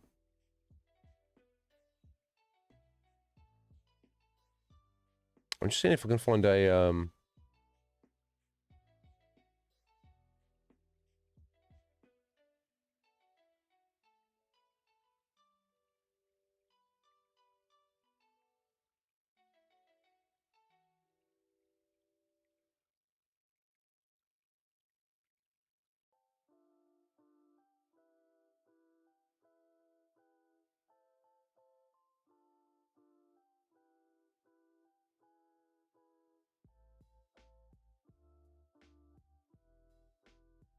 yeah, just checking here. Absolutely. If you did not pick up the magic spear,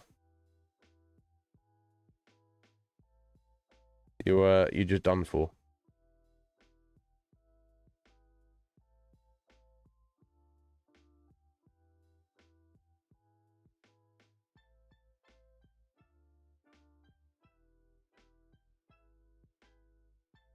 Shocking. But I guess the idea is, as you're not familiar, you know, these books are designed for, you know, kids. And the idea is if you do get to that point, you're like, oh no, I died. You want to like start, maybe not immediately, but you want to start over and get it done. Yeah,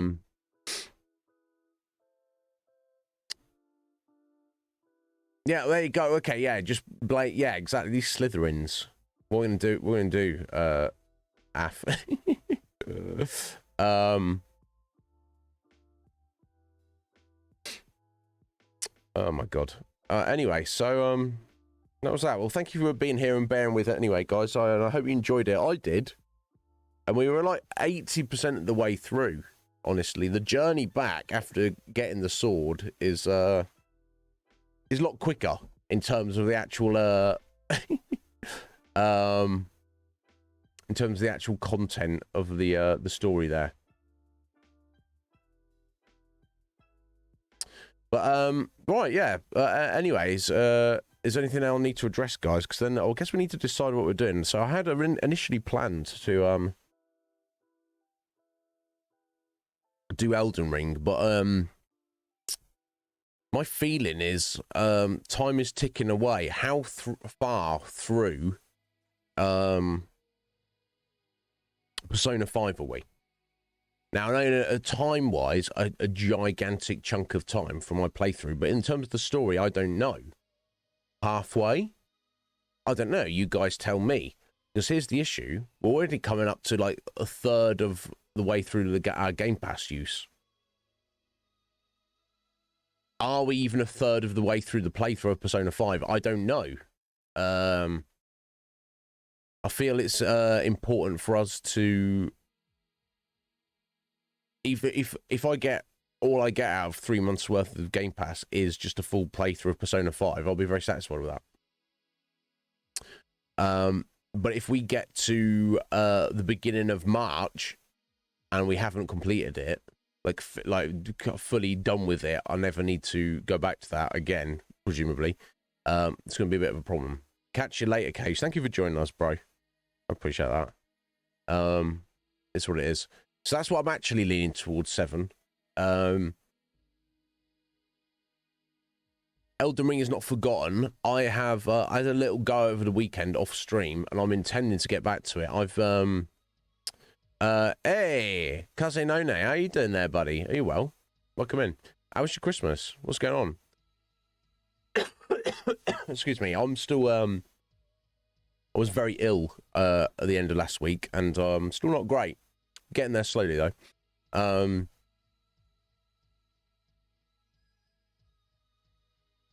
Yeah, well that's the thing. Look, I'll probably get it myself anyway, Af. I'm just very frugal with these things, and I like to get the most bang for my buck.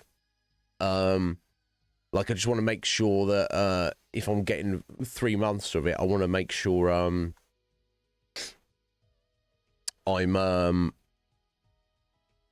getting the full benefit. That's all. Like, I don't want to, like, you know, for example, say if it took us like an extra 2 weeks, and then some kindly soul, or just myself having my points, I got an extra 3 months, and then we only ended up using like 2 weeks of it. That would feel like wasted. It feels like it. You got to get the timer on it just so. Yes, we certainly don't need to worry about that. The producers do enough for me, for sure.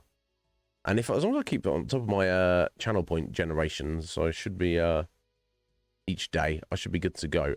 Anyway, but either way, that makes sense to me. We'll definitely come back to Elden Ring. It's not off the table. It was hot, was it? Okay, that's cool. That's cool. That's good. In whatever kind of fashion that may refer to. That's all definitely good. I'm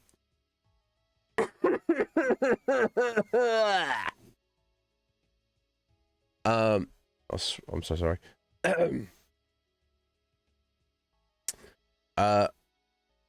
So I did explore a section. I haven't, unfortunately, the past couple of nights. I've seen me by the time I finished stream, cooked my dinner, eaten my dinner, tidied up after myself. I've been like, Jesus Christ, it's like 1 a.m. I don't know what. I'm just dragging my heels or whatever. Literally don't know what it is, but yeah, there's a few sections I've explored, but there's more stuff I can practically do offline in Elden Ring, which doesn't need to necessarily be seen on stream. So I feel like on some level, I should just do that. Not fight any crazy bosses or anything. I should save that all for stream. But there's almost like no rush while there's still stuff like in that regard for me to do.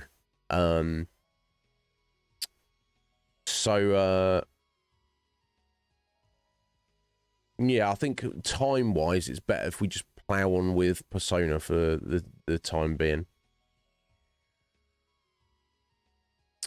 Damn. Oh yeah, Kaza, you're down in Australia, right? Of course, because of course for you, it's the middle. Yeah, it's Christmas, middle of summer. But yeah, are you well though? Is everything good aside from the heat?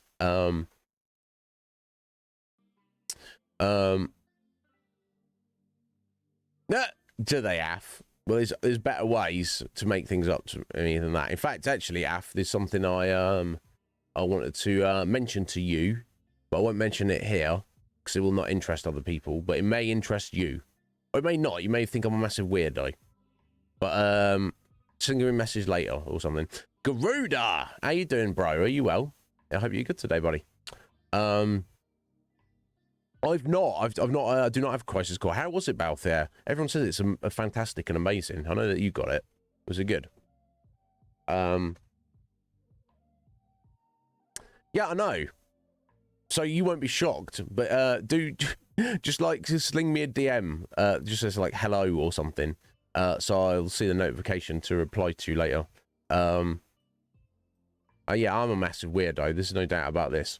Yeah, I hope people don't mind. If there's anyone who's here who's like, oh, I really want to see Elden Ring today. You said, you will see the conclusion of the game. I do promise that. Everyone here knows I'm a man of my word. Everything I've said I'm gonna do, I've done. There's not a thing that I have said I will do and then just gone, no, I'm not that. You could argue I didn't complete Lightning Returns. But then again, I didn't actually say I was going to. I just said, this is the next game we're playing, which, I mean, maybe I suggested it.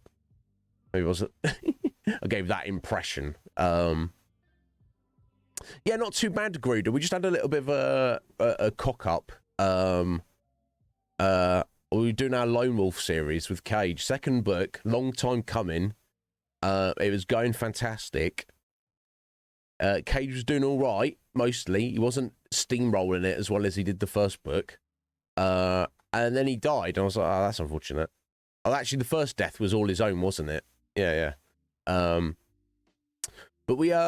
I'd forgotten, 80% of the way through the book, there's a section where you kind of get soft-locked into not being able to do it. If you'd not picked up an item, a very specific item, earlier on in the book, which Cage had not done, and it's not because it was not off, you know, it wasn't I offered to him, do you want to take this? And he was like, nah.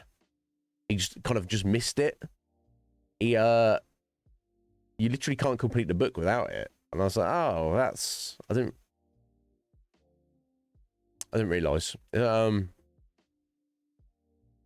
Flamingoed it up. Yeah. It was a thing. No, Red Mage, I'm not.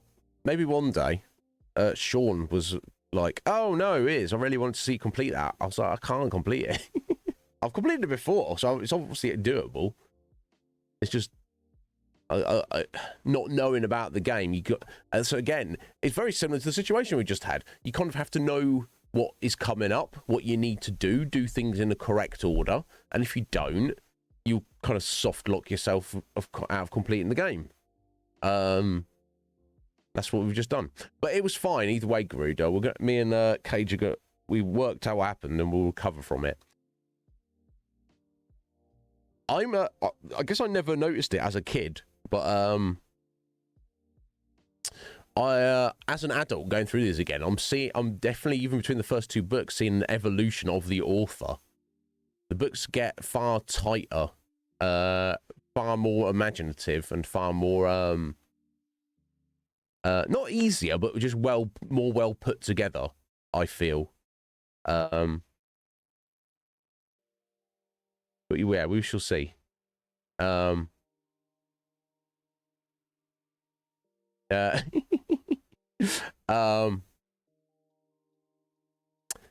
because that's the thing, Seven. We have to balance it between. Obviously, I want Cage to successfully complete each book, and assuming he enjoys it enough and wants to get through it, it's a whole 20-book series, which, in my opinion, just gets better and better as it goes along. It's kind of split into 3 major arcs. The first one we're on at the minute is covers 5 books, the first 5 books. Then it goes books 6 to 12 is the next major arc, and then 13 to 20. Definitely the second two, the middle and last arc, are way better than the first one for sure. Although, that being said, book 4 and 5 are pretty damn good in my opinion. Yeah, we're just like in the warm-up phases, but yeah, we're kind of getting left in the air a little bit, but it's fine.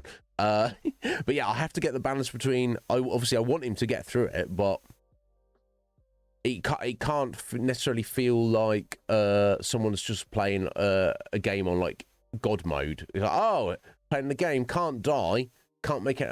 You know, and Cage is doing a great job, like seriously considering each action. But of course, the only problem is you're relying on the author. So I feel like Mr. Diva, as maybe Joe Diva, as maybe let us down in the first 2 books a little bit. For our purposes, at least. But yeah, it's my recollection they tighten up a lot going forwards. But we shall see. Anyway, all that is to say, until we get to a definite. Yeah, here's the other difference between Persona 5 and Elden Ring. However long, however chonky and slow burn Persona 5 is, it most assuredly does have a definite end point. I guess technically Elden Ring does. For me, that would be completely searching every single outdoor and indoor area and defeating every single boss, whether they're minor, generic, or you know, the big bosses of the game. But there's so much hidden stuff in that game that I think for me to get to that point in our first blind playthrough, I might even have to, when I feel we're getting close to the end, I might have to go, oh, I need to stop and look things up to make sure I'm not miss stuff. Um,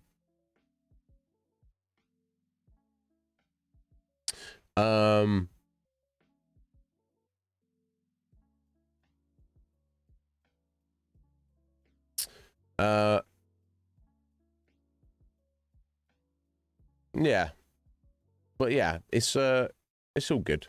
So yeah, I think and if that is upsetting to people, Elden Ring will return, but I need to get Persona 5 wrapped up for sure. So that's what we're gonna do. I feel, how long we got? We got 3.5 hours of today's stream left, so that should give us some time. We've just got out of Kanashiro's palace with his Piggytron. That was rather cool. I like that boss. It was an interesting boss fight. Trying to kind of obviously having a lot of probably more hit points than any other enemy we've fought in the game up to this point, and obviously having the mechanic of having a super strong incoming attack which you can potentially mitigate, and trying to balance the back and forth of that. Yeah, fun battle of attrition. Of course, we changed this heart. We just got to. I think we just kind of got to like bide our time for 2 weeks until we get the consequence of that. And I did speak in length yesterday about how I felt this may have repercussions in the real world in terms of organized crime, and things may become more difficult for us because of that.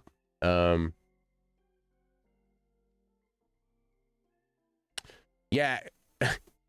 Yeah, Kase, if you're like trying to loot every single placed item in the game, you're not... One, that's insanity, even if you know everything is. If you don't, it's like, what are you doing? So here's the thing, Kase, I won't go hunting every single minor boss, but if I come across a boss, I feel like I have to kill it, even if it's not that important to the progression of the game. That's just me. But yeah, I mean, there seems to be one of the great lords eluding us. I have no idea where Radahn is. Now, there's certainly areas in Caelid that I've not gone to yet. There's maybe bosses getting up in our grill that I haven't dealt with, and maybe if I get past them, we'll find him hiding away somewhere. But in terms of the overall landscape, I feel like I've been everywhere. Roughly. Kind of. So, we'll see. Yeah, just with the amount of stuff in that, it's just gonna overall it's gonna take longer.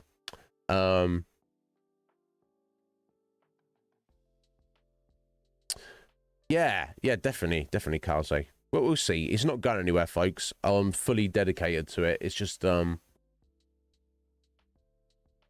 obviously Persona 5 got added to the list, I wasn't fully aware of the magnitude of the game. I thought it would be just like your average length, 60, 70 hour JRPG. Clearly, there's something is much more to Persona 5. So, but I'm loving every minute of it. Yeah, always the Rechnib build, Red Mage, always.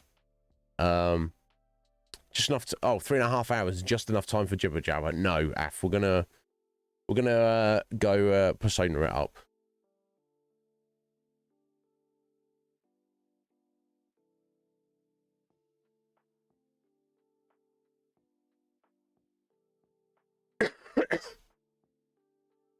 Excuse me. I know there's people like Ryan and Coptimus who don't think they have a massive interest in Persona, but they do have a distinct interest in Elden Ring. Hopefully there will be, delayed gratification. I'm a big believer in that. Some people laugh in its face. I said this to Metapod once. I was like, what about delayed gratification? He's like, what? He's like, what? He's like, why would you want to delay gratification? And I was like, because it's more satisfying when you do. And he's like, yeah, but that means you go in a section without any gratification. Then you just want to be gratified constantly, forever, all the time. And I was like, okay, well, I guess I never really thought about it like that. Yeah, Red Mage, indeed. Yeah, Edge of the Elden Ring.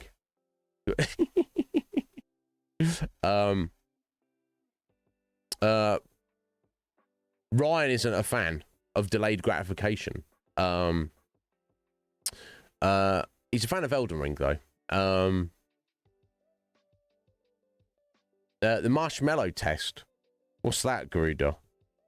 Sounds like I should have heard of that before. Yeah, what is it?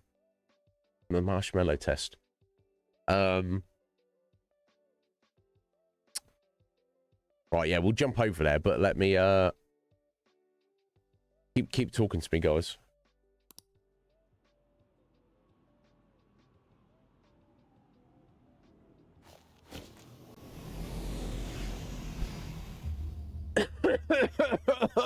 Well, I cough in your ear.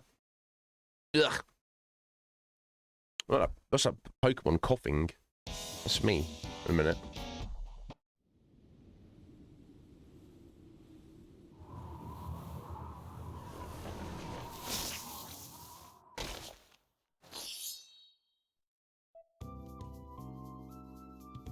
Oh, really? What was the experiment, Garuda?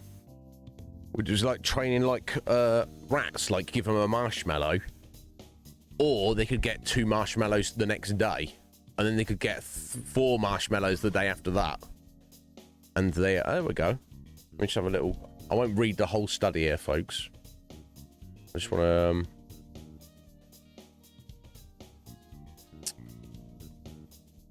A child was offered a choice between one small but immediate reward or 2 small rewards if they waited a period of time.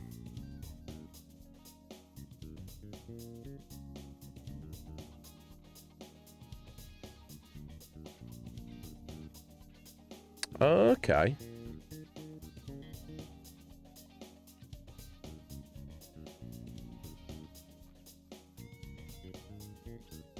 Yeah, so yeah, they did it with kids. So they're just like, hey, do you want this marshmallow here? Or if you say you don't, I'll come back in 15 minutes and give you 2. These were like little kids. It's not like I'll be like, I'll wait a year for 2. It's fine. Yeah, I think I had heard of this before, Garuda. Thank you. Interesting. A lot of people can't. I know a lot of people, whether it's drugs or money or just candy or whatever, if you say, a lot of people, do you want like $10 worth of whatever your drug is, or just even cash now, or next week I can times that by 10. I know so many people will be like, no, just give it me now. But you get 10 times as much if you can just wait a week. No, I don't care. I need something right now. It's like, no, you don't. You don't. It's teach yourself a little less. Sorry, I've left that one too long. Coalfish. That's rather cool.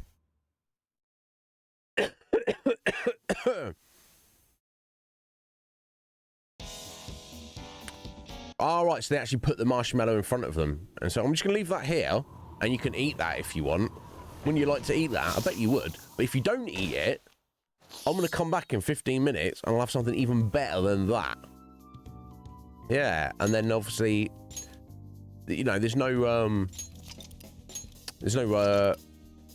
don't know if there's any correlation. Oh, thank you, Kaze. Yeah, it does that.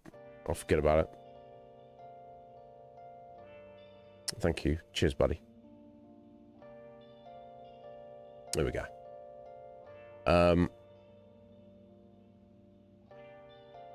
Some kids will just like not really listen or grasp the concept or just not care. They're just like, I really need refined sugar in my mouth right now. I can't think about the future. And other kids are like, oh, this maybe the smart kids. I don't know. You tell me. But I'm like, oh, well, that would be good, but greater potential. Let's see what we got.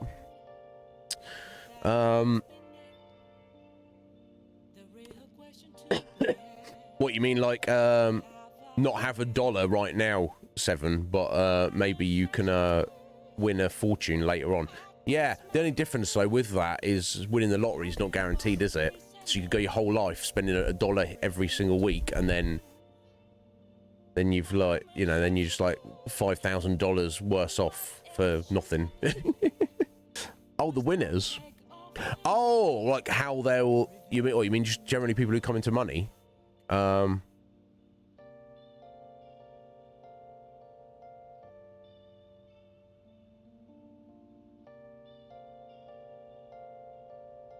Oh, is that like standard in America?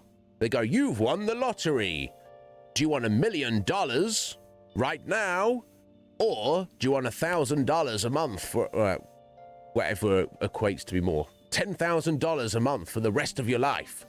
Well, it's like, well, do the maths there. All you've got to do is live more than 8 more years, and then you're suddenly getting more money. Everything beyond that is more. But people are like, oh, no, I'd rather have 8 years worth of the money right now and then never get another penny. To me, it seems obvious. I'm not planning on dying anytime soon, right? So I guess for some people, maybe like $10,000 a month is like chump change. Jesus Christ, I mean, when I was working, that's like 6 months' wages for me. I don't know. Right, interesting. So I didn't realise that was a standard thing. I've definitely seen, we have things here in the UK where they'd this particular, if you got on the lottery's website, rather than doing the usual weekly, bi-weekly draw, they'll have like instant it's not a scratch, it's a scratch card, but it's not really a scratch card, obviously, because it's done online. But you'll have ones for like instant money, or you can potentially win £1,000 a month for the rest of your life. Those seem to me like to be much cooler. Obviously, you're relying on the company not going bust and also honouring their claim. But yeah, the idea of that, the true answer is whatever is more total. Obviously, considering inflation and things like that. You know, and also the possibility of, like, if society just collapsed and we enter World War III, like 10 years from now, you know, you ain't still going to be getting that money, are you? You know, maybe it's better to just live it up for 8 years on your $1 million or whatever, but interesting. You can also invest yourself, can't you? You don't just have to sit on it. So yeah, it's like, it works for each person differently. I don't know what, I guess you can invest in real estate, is if you have the straight up cash, it's not a terrible idea to do.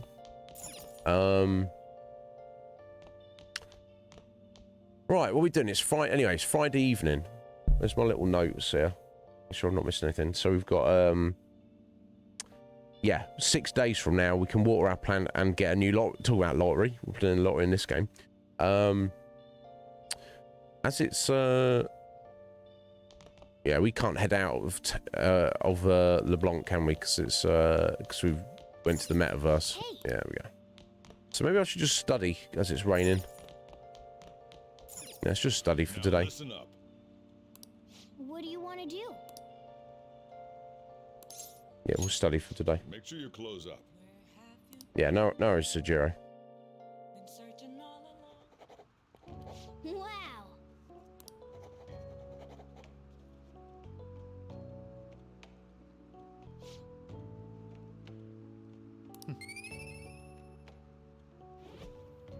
Excellent. Yeah, I'll need to get working on some charm and kindness. There's starting to slack a little bit. Oh, holy hell, check that. Knowledge, rank 4. Well, well, well. Maybe we don't need to be studying so hard from now on. All right. Knowledge has increased from scholarly to encyclopedic. Well, well, well. Wasn't expecting that. You stop for today and get some sleep. Yes. Okay.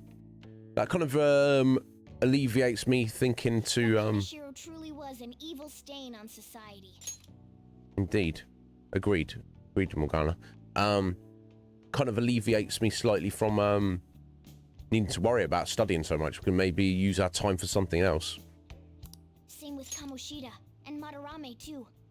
They hurt and exploited others just to satisfy their desires. Still, there were people around them who noticed their terrible deeds, weren't there? I wonder why they turned a blind eye. Why doesn't anyone help?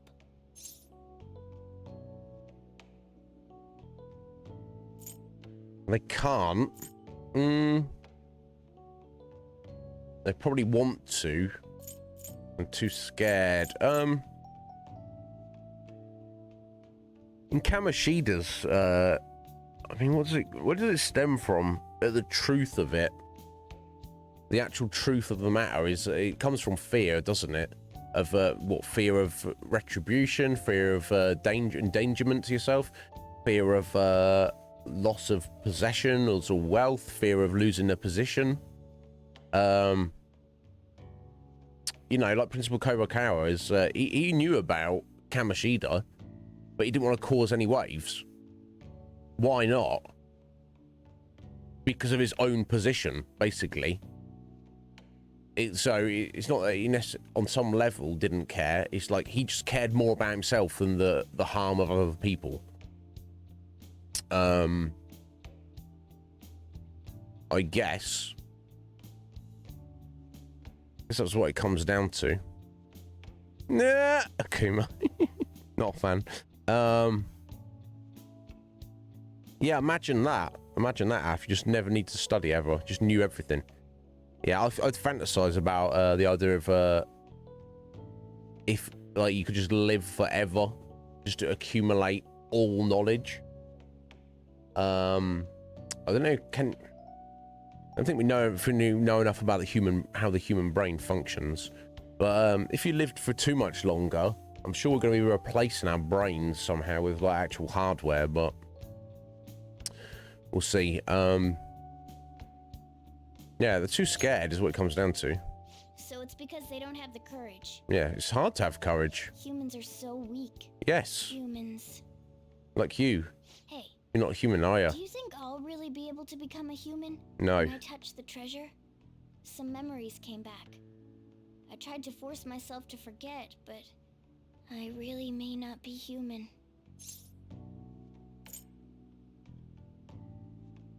I'm sure you are. No, I mean, we've got no reason to assume that Morgana is just trapped in a cat's body. We don't even know what he is or where he came from. Just be confident, Morgana. Don't worry about being a human or a cat or anything else. Just be yourself, buddy. You're doing well. Who do you think you're talking to? Ah! Now that I think about it, I gotta be human. I am the core of the Phantom Thieves, after all. Why does that equal humanity? I don't think that necessarily means anything. Whatever. Bless him. There we go. Rank 5. Pickpocket. Chance to obtain an item when Joker performs a melee attack. Okay. Cool. It's mug. Excellent. I mean, he's not often doing a random melee attack, to be honest. But every little passive ability we can get, I'm happy to take. Come on. It's not good for you to stay up this late. Let's go to sleep.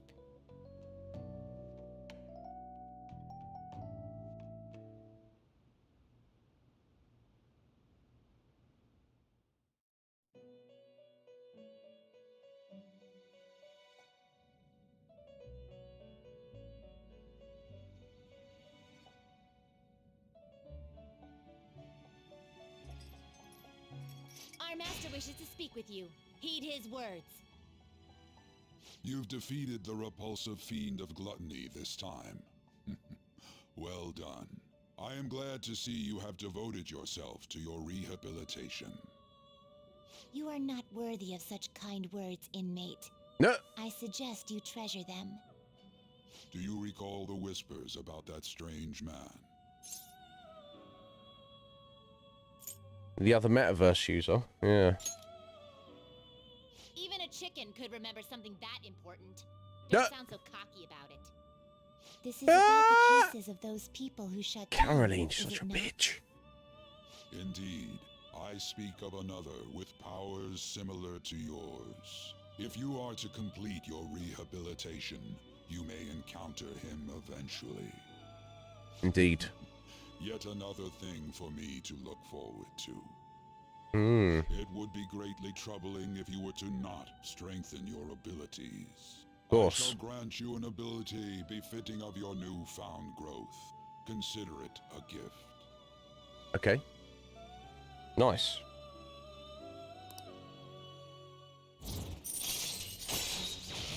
Oh, rank 6 with Igor. Ah, increases the XP bonus granted by the Arcana Burst. Okay. All right. Cool. Why not? It's time, inmate. Return to your world. I thought we were starting to get along, Caroline. Even a chicken could remember that. Don't act weird.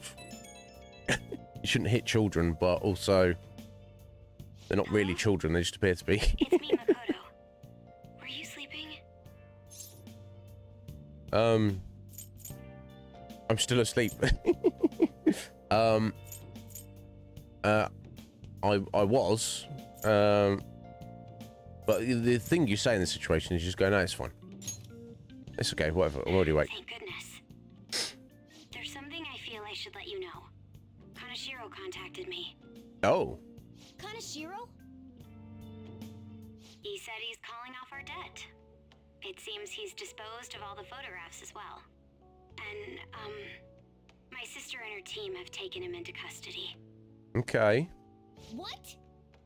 It appears they did not want him to disappear, if you know what I mean. Yeah, I know what you mean. His group was called a mafia after all. I wouldn't put silencing him past them. Does this mean we were successful in changing his heart? Probably. It's hard to say for sure yet. I see. What about those psychotic breakdowns that Kanashiro mentioned? I'm not sure. But I assume he was talking about the incidents that have been all over the news lately. It really may be related to the other person who has been entering palaces. True. That said, all we can do now is wait until Kanashiro's change of heart becomes clear to us. Thank you. No worries. But how are you doing today, Akuma? You well, buddy? I think you may know this already, but I've been ordered by Principal Kobakawa to look into the look for the culprits. Is he onto us? We seem to be fine for now, but we can't let our guard down. Actually, try not to stand out for a while. By the way, I usually spend my time in the student council room. If there's ever an emergency, feel free to come visit me, find me there. Oh, of course. So I'm presumably going to add Makoto as a confidant, I assume. Okay, back to trying to keep up with everything in existence. Pizza? And you didn't invite me? Oh my god, Akuma. Yusuke, I wish to consult with you about why I sketched the mementos. Do you have time today? I wish to become my rank with this painting. Decide later. What we're doing today, says Anne. I can't just sit around. I'm shopping at Underground Mall in Shibuya right now. I've been in Shibuya for a little while. That's going to come out. Okay, so Anne will hang out with us, by the sounds of it. Ryuji also wants to hang out with us. Got plans today. Let's go on, just sit around and do nothing. I'm still in the hallway, so let me know if something comes up. Okay, alright, okay. I mean... I should double check. Yeah.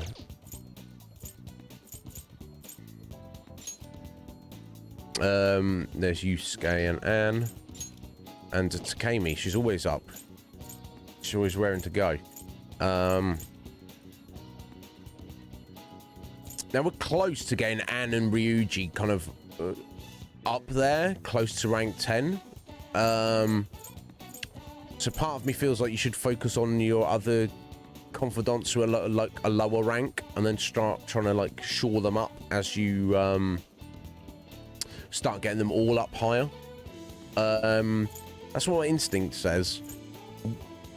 Is it better though on some level to maybe try and complete one? So I'm like, yo, Ryuji, you're done, mate. Never need to hang out with you again. He's constantly like, come and hang out with me. I'm like, no, bro. No, I've got stuff to do. Yeah, I would eat it all. Okay, that's fair enough, Akuma. That's perfectly acceptable then, so. He's like, I made pizza. Do you want to come around? I'll just come around and eat it. And he's like, motherfucker, what are you doing? I guess I'll listen to these kids here, see what's going on. I heard the Phantom Feast showed up in Shibuya this time. They're targeting a mafia boss. The Ketchikan should deal with the mafia instead of the Phantom Feast, but maybe he's too busy. What are the Phantom Feast trying to achieve? They're only targeting bad guys so far. Maybe they'll do it for the fame. I guess they want to show up a Ketchikan after he said those things on TV. It's almost summer. Talk about the Phantom Feast was a non-stop throughout spring. Will they go without going through summer? They're neat and all, but summer calls for soothing sober.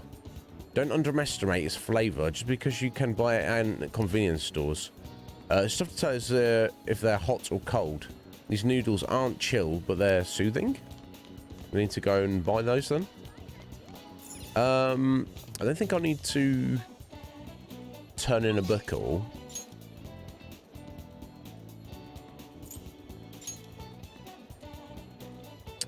I guess we'll hang out with Yusuke. Everyone else will just have to wait for a bit. Maybe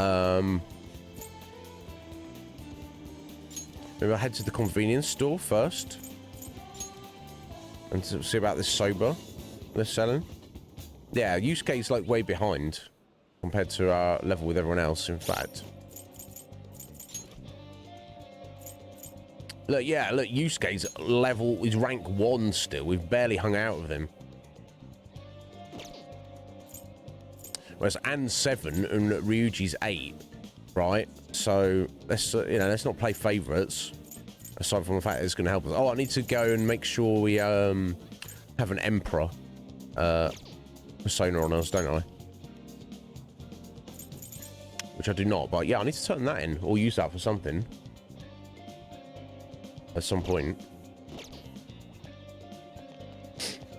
Oh, let me just... We've kind of had things move along slightly. Let's see if we've got any new books. Not just time to read, unfortunately. No, I've already got everything. We've got more than enough to be getting on with, so... It's no big deal. And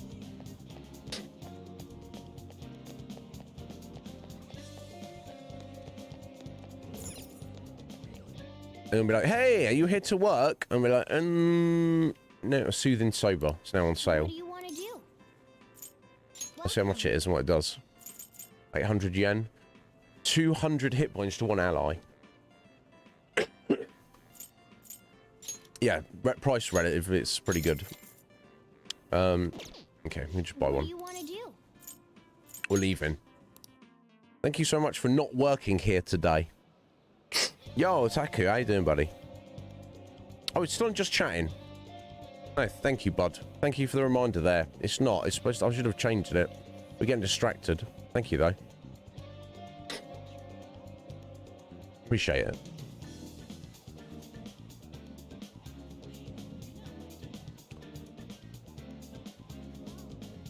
We're going to pretend to mod to someone 7.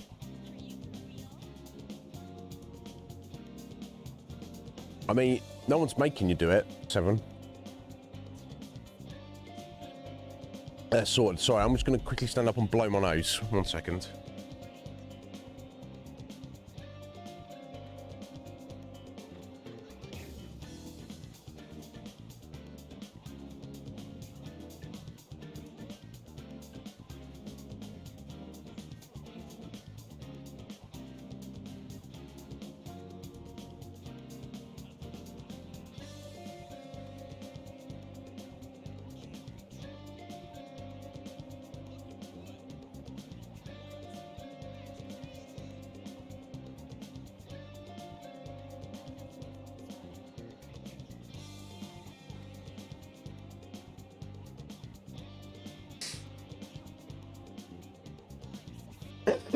Oh. Poor. Oh, but yeah, thank you, Attacker. I appreciate it. Excellent. Yeah, it's because we were playing. We were doing a little game book with Legion Cage earlier. Not to mention because we have like long just chatting sections. I've started to get into the habit of leaving it on just chatting anytime we're not specifically doing a thing or playing a game. But obviously all those changes is kind of easier for me to miss any particular one. Right, okay, so we got that random soothing sober there. Okay, so we want to, if we'll hang it out with the Yusuke, just say it's Emperor we want. Yeah, Emperor. Let's see what Emperor we can just buy cheaply. Oh my god, Caroline. She's so rude and abusive. You certainly seem composed. Well, we'll see about that. I don't know if that is true. Handle this. You want to register it?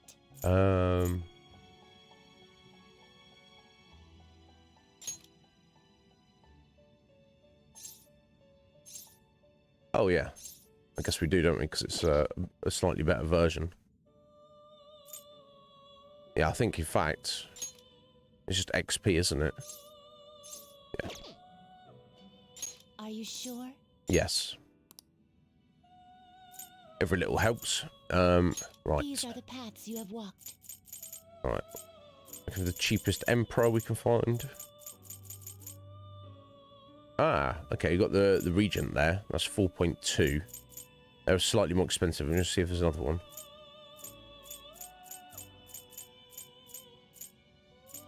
Empress there, yeah. Oh, the next one, the first Emperor after that is the Eligor. Is this what Which you is want? this fella, isn't it? He actually has pretty decent abilities. We could have kind of maybe have him with us for a bit anyway. The other's just fusion material, isn't it? Okay, I guess we'll take this guy. Got a fancy number of abilities You'll there. withdraw this persona? Yes, 5,000 yen. Here, we'll do it. Persona.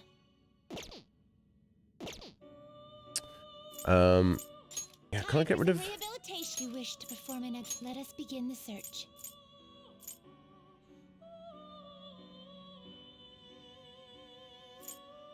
Okay, I won't go yeet him then because we need him. But yeah, I've sat on that Queen's necklace. I don't know what to do with it. I guess I'll just save it until something pops up. Finished? Are you Keep a finished? space for it. Yeah, we're finished. What? What? No slacking off. Says the little prison warden who just stands around and does nothing all the time. She like. Oh, I suppose we do have actually some money. We'll probably go to sell our junk treasure.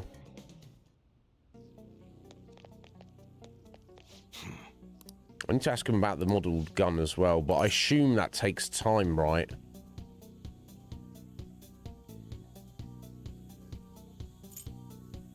Let me do a save. I'll just add this. It might give us like a clue. I don't want to spend the afternoon asking about this gun. We're going to hang with Yusuke, that's what we're going to do, but it might not, so I should maybe just ask about it anyway. Let's go for it. Oh, I need level 4 guts. I thought it was level 3 guts I needed. I need even more guts to ask him about it. Okay. So much for that. Never mind. I'm buying some things. Actually, we're just selling some things, actually. You should be great. Boom, 32k. Nice. Okay. Right, that's transmutation. That's not needed. I guess that's fine. That's not needed. You should be grateful.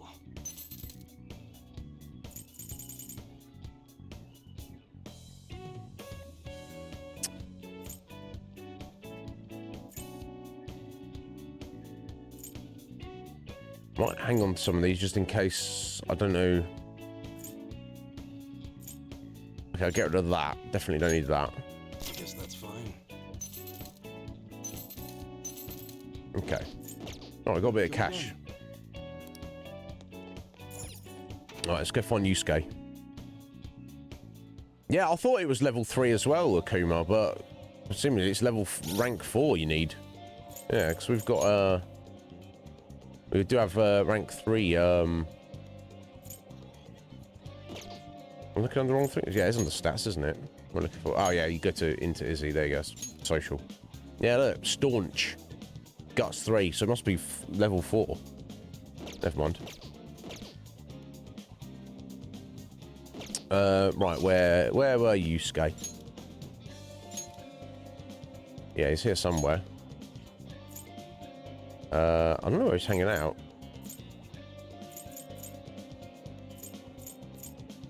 And at the underground mall. Is he on the walkway?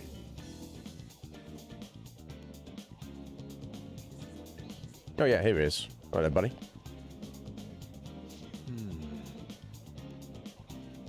What we have to do now is wait. What a nerve-wracking time. Meanwhile, I'm here to observe the public and attempt to refresh my mind. Do you need something? Yeah. Came to see you, buddy. Just a wealth of free time, if that is your decision. No! I'm just... Yo, Parrot, how you doing?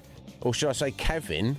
What kind of alias is that? I don't know how to say, what to say about that. Yeah, I mean, that's true. I've never used a chainsaw, let alone if I was 3 feet tall. This is true. 3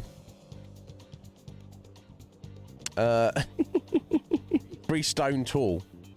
Yeah! But no, seriously, Parrot, how you doing, buddy? Thank you, thank you for sending those over to Lee yesterday. As always, I can't really hang around for too long, but he's a good guy. I like him. You got good taste. Yeah, you're not the Slight. You're not the only Kevin. We've got a Slight of Kevin and a robot Death Kevin as well, or just Slight and Parrot. That works for me. How you doing? How you doing, buddy? But no, Yusuke, we do not have a wealth of free time, so that should give you the impression of like how important it is we're hanging out with you, buddy. So, you understand. I would like to speak with you about the painting I developed in Mementos. Do you have time? We do. Yeah, of course we'll hang out with him. Hope you do not find it too disturbing. Wait for me at LeBlanc. I'll bring the painting over there. Okay. Excuse me. Please hear me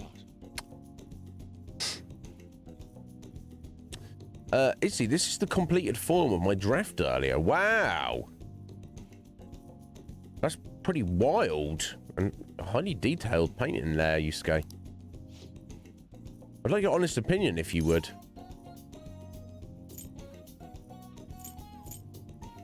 Yeah, it is enigmatic. Yes. As it should be. I do not paint for the sake of others' comprehension. Regardless, this is how I choose to interpret the idea of desire. Interesting. Indeed. It is the feral charm held deep within the abyss of the heart. To be honest, I believe my ability to capture desire so elegantly is all due to our Mementos foray. I have grown to understand the intricacies of the heart in a way I'd once thought impossible. To tell the truth, I intend on submitting this piece to an upcoming public art exhibition. Nobody has seen the abyss of the heart in such a raw manner before. The discourse will be fascinating. More importantly, it shall be the spark that revitalizes my slumbering art career. I hope you're right. Well, you know, I hope we're right. He's right for his sake, but that could come across like I hope you're right because I can't make heads or tails of this. Will people like it? Doesn't matter. Yeah, I can't wait. I'm excited. I'm excited for you, bro. Indeed, I expect you to accompany me for the moment it is finally revealed to the general public. Well, I don't know why you would expect that, but of course, I'd like to. I'm sure this will be a most sensational experience for those who opt to undergo it. A raw, unbridled look into the depths of the human psyche. And I was the one who was able to bring it to life, all thanks to your assistance. Thank you. You have my sincerest gratitude. Cool. No worries, bro. We'll bromies now. Maybe not, you know, as much as like Ryuji, but, you know, rank 2. Nice. I deeply anticipate the public reaction at the exhibition, but for now, I shall be going. My apologies for disturbing you. It's fine, bro. No farewell. Saw you go off to the station. No worries, bro.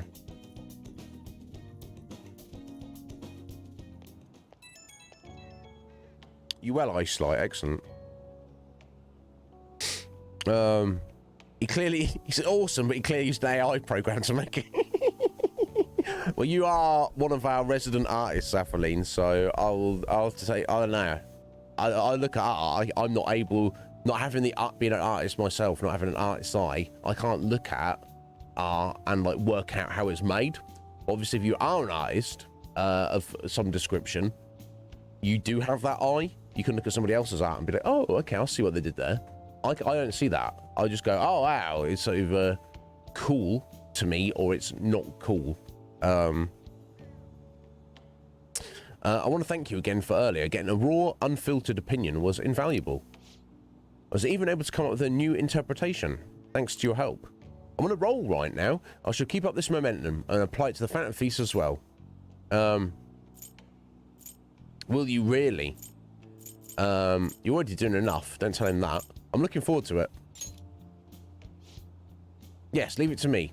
Your presence stimulates my senses. I look forward to seeing what other inspirations may come. I can hardly wait to hear back about the public exhibition, so I can share the joy with you. I'll contact you again later. Expect good news. Did I miss out on some musical notes there by not time to take it easy? You're back. Inmate. I trust you haven't forgotten about your special assignment. We're waiting in front of our door. We expect you to accept this task with enthusiasm. Is this a special assignment taking them out to get a burger or just take them out to the amusement park or whatever? Hey, you see the article?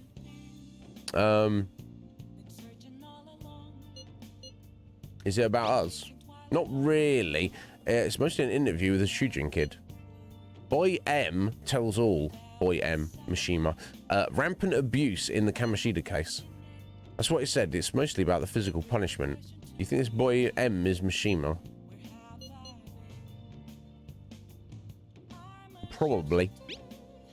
Guess it might be him after all. I mean, that fan site thing's been a huge help too. It's probably fine to leave him be. He ain't doing us any harm. See you later. Yeah, he's doing alright. Do you think the reporter we met at Crossroads could have written it? Maybe. Let's check the Just article. as I thought. The author is listed as Ichiko Oya. I see. This article might end up being useful for us. How so, Morgana? If the palace ruler sees it and his cognition of the Phantom Thieves changes, hey, we'd be missing out if we didn't use this to our advantage.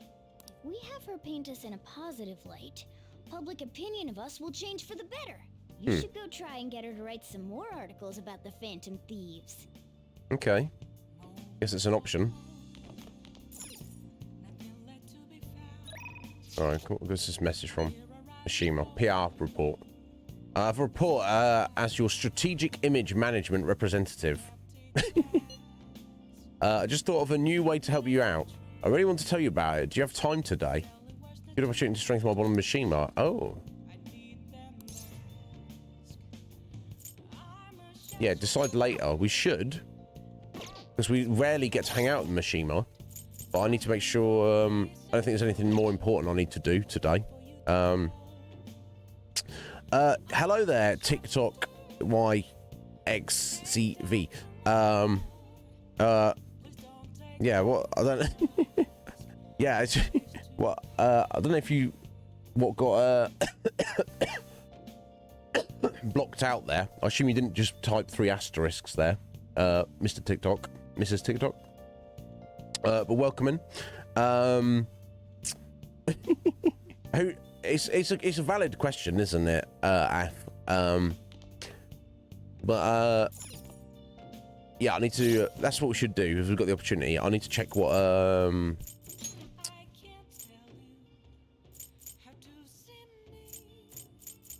Yeah, Mishima. What did I miss him? There he is. Moon. The moon. And we get increases XP earned from battles. Yeah, we absolutely do need to go hang out with him. Do I have a moon persona? I do not. We should go pick one up then.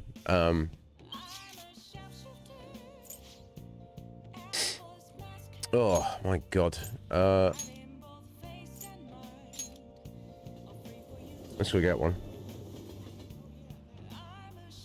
It's a popular word, Sky.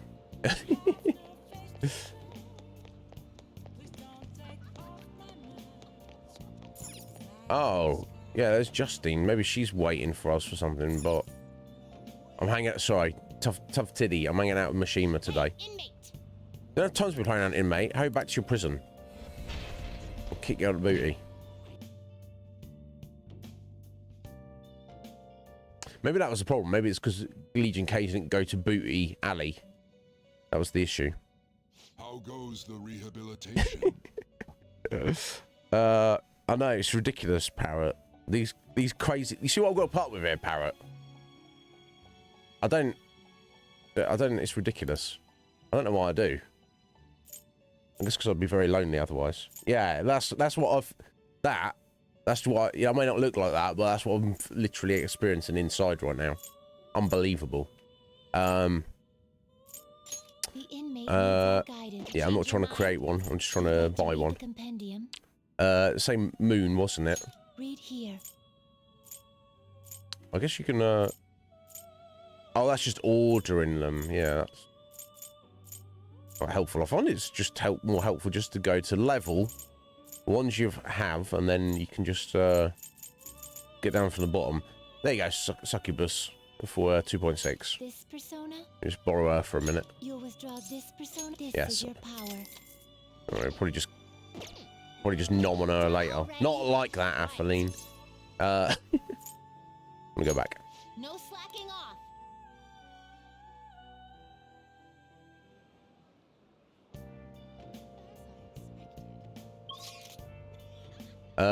Right, yeah, so where's Mishima hanging out?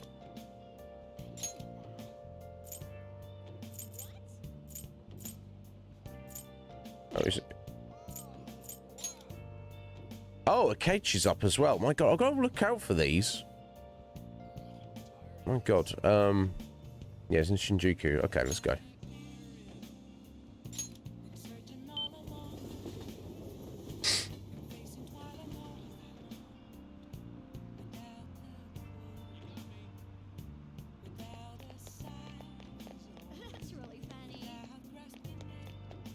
Oh, the fortune teller as well. Seems to be her own thing. To remember that, if we're ever at a spare end, come here in the evening. I think I've written her down. Fortune teller, yeah. Anytime at night time. Unfortunately, lady, and of course we've got the reporter as well. Oof. Yeah, some of these, they're available, but they don't message you and they don't necessarily pop up. You have to just come and check.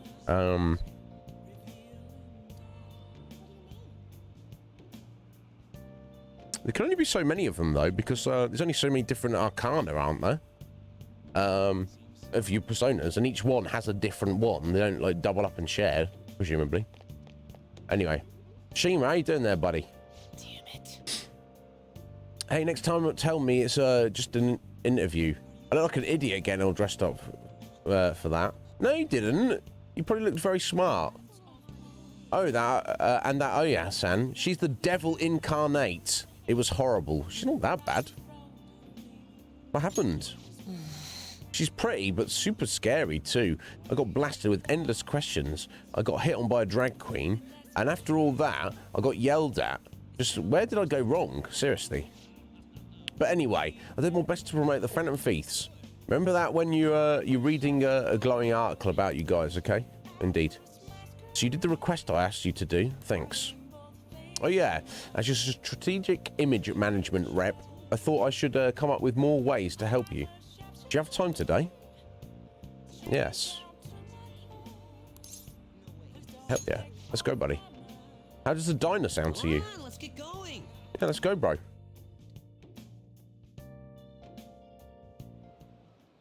Now that you mention it. Oh no, yeah, Parrot, please tell me. Please tell me what you think is best. I've got a rough idea, but obviously I don't know exactly what's the best to do. I feel like Maruki's abilities are good, and I don't know where Mishima's going, but like just getting more XP, permanent XP bonus is definitely not a bad thing, is it? Yeah, I think just before you came in, Parrot, main thing I was musing about is it better to try and finish off people like Anne and Ryuji and get them to rank 10 so I can like tick them off the list and forget about them, or am I better to just try and just focus on whoever's available who happens to be the lowest level? I'm not sure. Oh, excellent. Thank you, Parrot. I'll take that. Okay, we're gonna put Miss Reporter to the bottom of the list, and we'll check out the others. Right. Okay, so maybe I should focus Anne and Ryuji. Obviously, you understand, Parrot, from that JRPG mentality. You're thinking maybe I don't want to rush an individual because there could be a time, a day, an afternoon after school where nobody contacts you, no one's available to hang out, but there would have been Anne there if there was any, or Anne wants to hang out with us, but there's no point in hanging out with Anne. It's not as though, or hanging out with the confidants is very, I feel, one of the most important things to do. There's always something to be doing. It doesn't come down to those. So if an afternoon comes along when there's nobody to hang out with, it's not exactly the end of the world, is it? We shall see. Yo, Doc, how you doing, Doc? And how's that going? Are you playing on Merciless though? Are you feeling the benefit of being that OP? Yeah, and I feel that Ryuji and Anne are, there may be more Phantom Thieves joining us in the future. They are in terms of story, they're our closest buddies, and in terms of use, we're definitely going to keep using them, aren't we? So yeah, fair enough, bud. Damn though, that's crazy. Now, have you done grinding to get to that? I assume you're not looking at that level by just playing through the game like normally. I assume that was some measure of grinding to get that strong. Anyway, Mishima. But you're meeting up with some fangirls today. Oh, fangirls? Oh my god. All feasts are supposed to have some special ladies, right? I mean...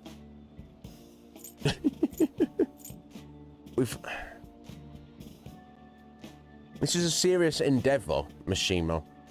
It's not just about pulling chicks. It's...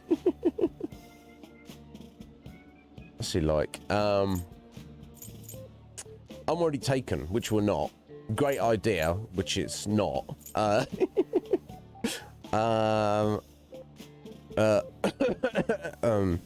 Is it, Parrot? Okay. Off various things. Not too much grinding. Okay, so you're following, like, a guide, Doc, or a plan that you've set out yourself and sticking to it to get to a certain thing.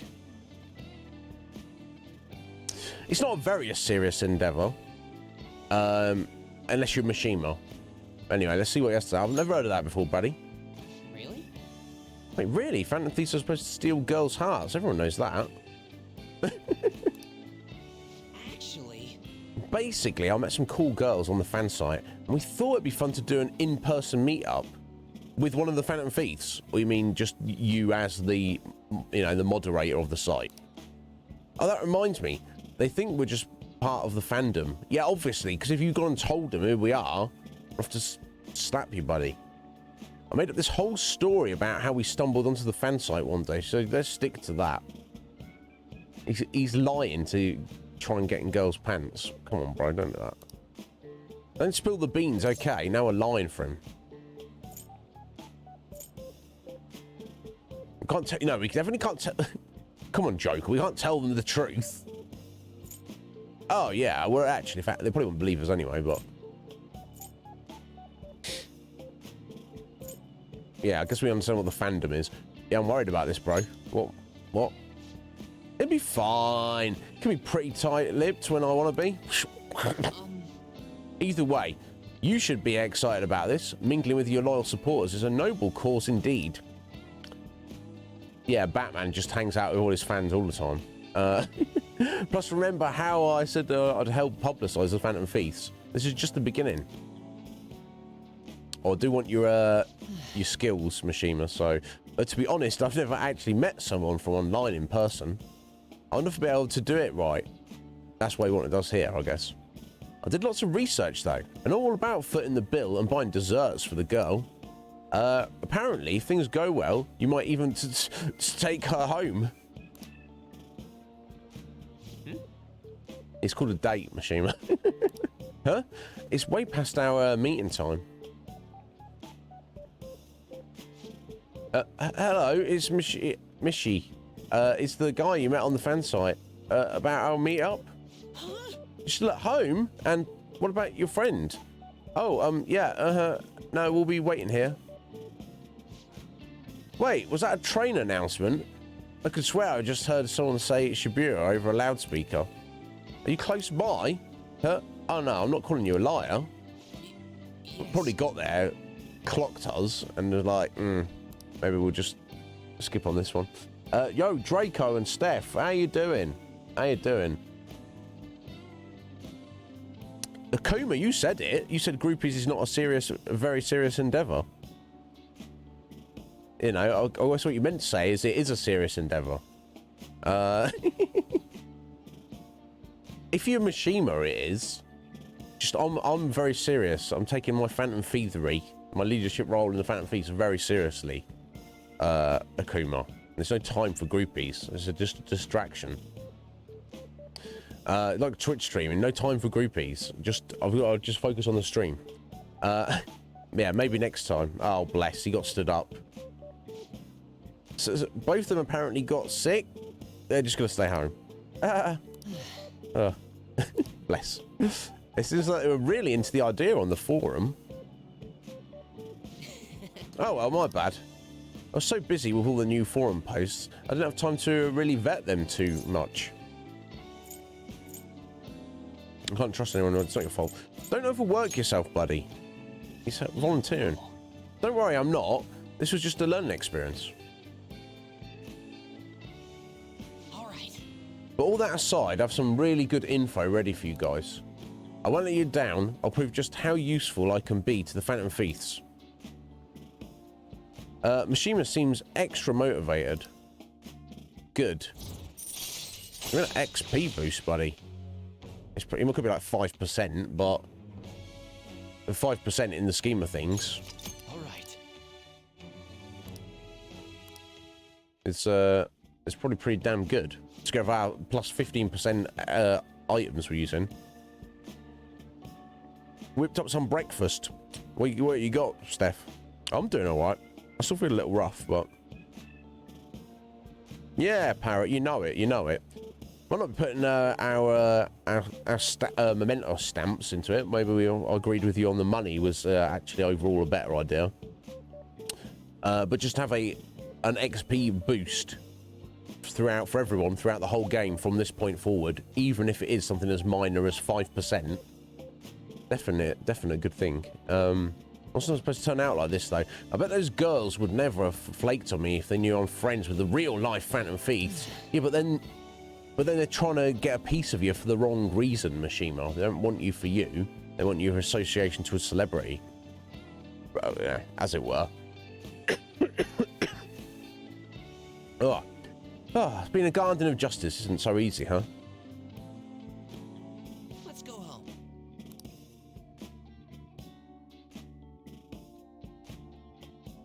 Okay. Well, you know, our bond strengthened with him. Scrambled eggs, bacon and waffles, and some grapes. I hope the grapes are on the side, Steph. I mean, it's not for me to judge. I wouldn't want grapes with egg. And of course, you gotta get the coffee, of course. That goes without saying.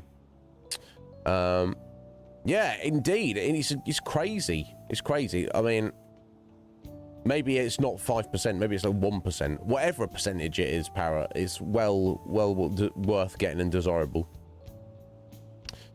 Oh, now you're just getting crazy, Scotty. I'm imagining a large mug of coffee with all that food in the coffee. Only onions, mushrooms, and cheese. I mean, I just assumed it was just none of those things, Steph. That sounds amazing. Damn. Steph don't mess around when it comes to breakfast, guys. She's working hard, and she's definitely a breakfast person. Unlike me. I'll work hard at streaming. I'm not a breakfast person at all. I could be. I definitely could be. But I'm not. Oh, McNissy, sorry for dragging you out for no reason. No, it's fine, bro. People typically use an alias online, so a lot of them don't hold back when they comment. I thought it was going to be a great opportunity to hear their opinions on the Phantom Thieves.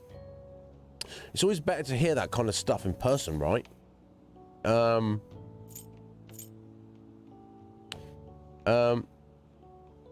You get it right next time, bro. Yep, leave it to me. Next time we're going to get some real hot intel. Alright, I'll get back to modding. Trust me, everything's going to turn out awesome. See ya. Thank God the salvation of humanity is not on your shoulders, Mishima.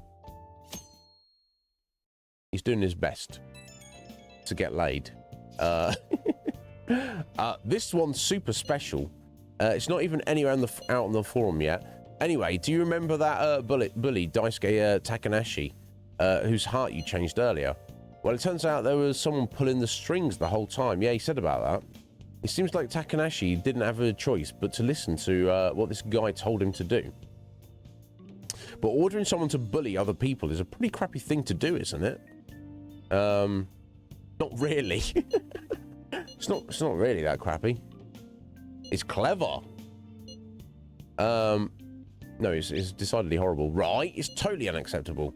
This guy has to be somewhere in our school, right? You should go take a look around. In the meantime, I'll secretly do a little more research too.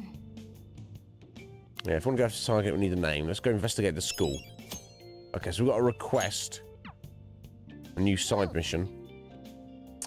But we're going to have to ask around at school to get a clue on it first before we can go into mementos, because we don't know. We need the guy's name, basically. I think that's the only requirement you need.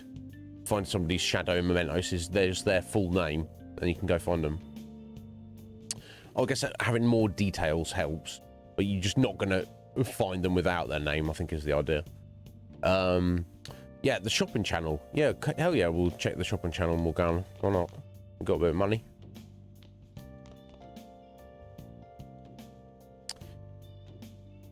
Yeah, grape omelette. Not what I would go for personally.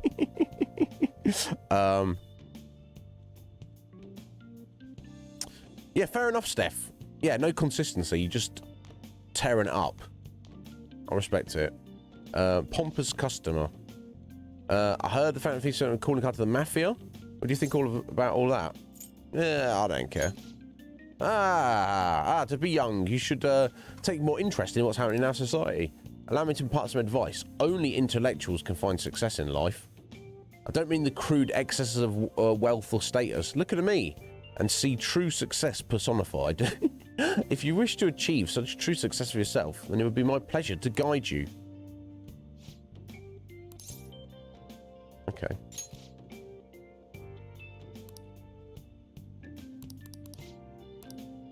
Oh, he decided to go home. Okay. I thought he was just saying the same thing there. Anyway, let's of course on the shopping channel. Dark power set. These mysterious powers, what sort of new path could you open?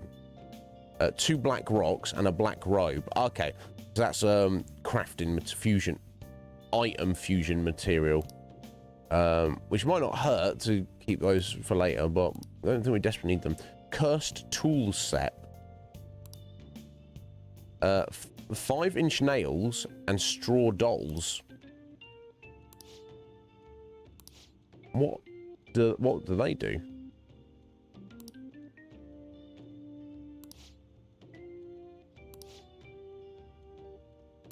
Hey! Wow, okay, the cursed tools was super expensive, relatively. Unless, it says, yeah, horrifying ancient tool set made for cursing others. Is that built-in curse attack items? That might not be too bad, because your curse element is kind of few and far between, mostly. So having some consumable items on it, because the, yeah, dark power set, it was 2 accessories and 1 body armor that are the things that you use as your blanks to craft, you know, a persona into an item. And we've got a few of those, and having more is certainly helpful. I do wonder. Yeah. Agreed, definitely. But, you know, better 5 than 4, right? You know, it's and anyway, so it's the, you know, it's not the size that counts, it's what you do with it. Oh, the Bless and Curse insta-kills.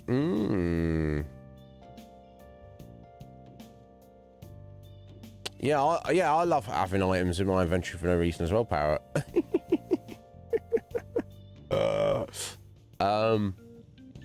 Yeah, let me buy those in case they'll help in a pinch.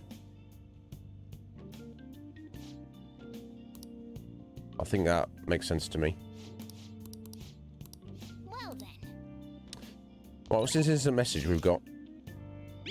Ah, Takemi. Have there been any changes to your health? I want to check you out just in case. I don't have any patients because you're still at the clinic. I'll go. It's daytime, isn't it? Yeah, sorry, I thought it was still evening. Daytime on a Sunday. Okay, well. Okay, so Takemi wants to go see us. She wants to see us every day. And we, you know, she does sell cool stuff, but she's not the most important of people to hang out with, I feel. So it says Makoto's there, but is she actually there? She's not asking to meet up with us. Right.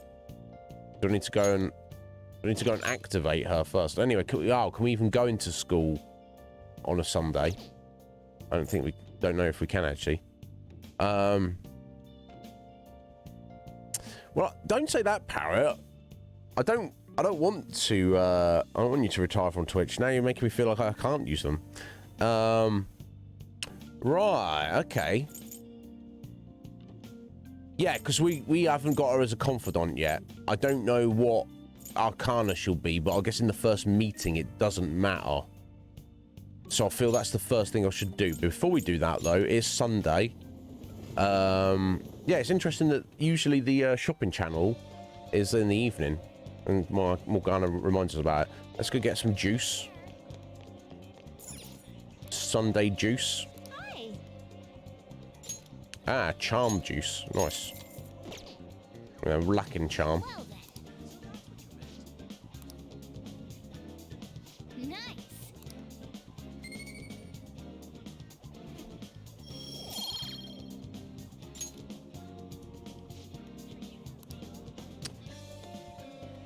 Anything else I need to do on a Sunday? Yoshida might be around, but he's not. He's not marked as being around.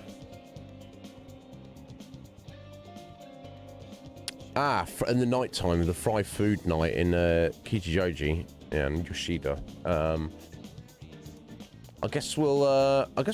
If it'll let us go into school, we'll go and meet up with Makoto. Just start our confidant relationship with her. If it'll let us into school. Oh, she stood outside.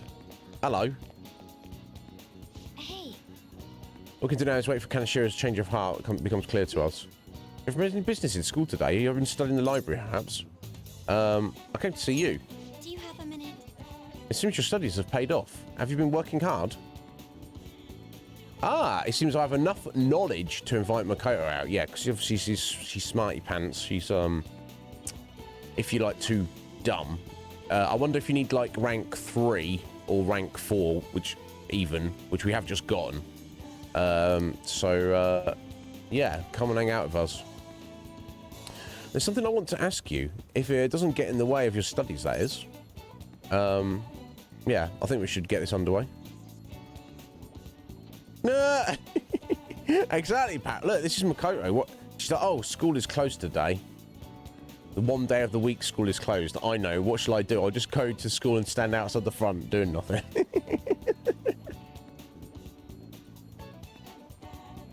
Yeah, I'll lend an ear. Very much. Let's find somewhere better to talk. The courtyard should do. We can go in through the back entrance. Okay. If anyone's got the key, I guess she has. I'd like to talk to you about something. Do you have a moment? Yeah, we already agreed on that. Up until now, I've been the quintessential honor student. I believe I've been handling my position as student council president with ease as well. And I don't mean that in a boasting way, that's simply how I've thought about it. But in the end, I was unable to make any kind of impact with either Suzui-san or Kanashiro. Turns out there's no use for a rule-abiding honor student when things get rough. Now that I'm a member of this team, I want to do everything I can to help you all. All my studying up to this point has kept me quite narrow-minded. I think I will need to broaden my horizons somewhat. Way to go, advisor. Yes, you got any particular ideas? My first step will be to learn more about the other students. Yeah, good idea. But I struggle with that. There seems to be a disparity between my tastes and those of my peers. In what regard?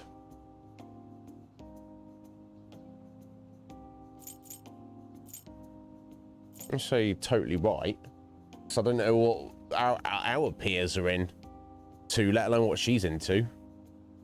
So maybe you're supposed to say that's not true to be like, that's not true. There's bound to be something you have in common. Nah. God, this goddamn narc. There's got to be something. Really? I hope you're right. Yeah, we just got to find I it. don't even know where people like to go for fun.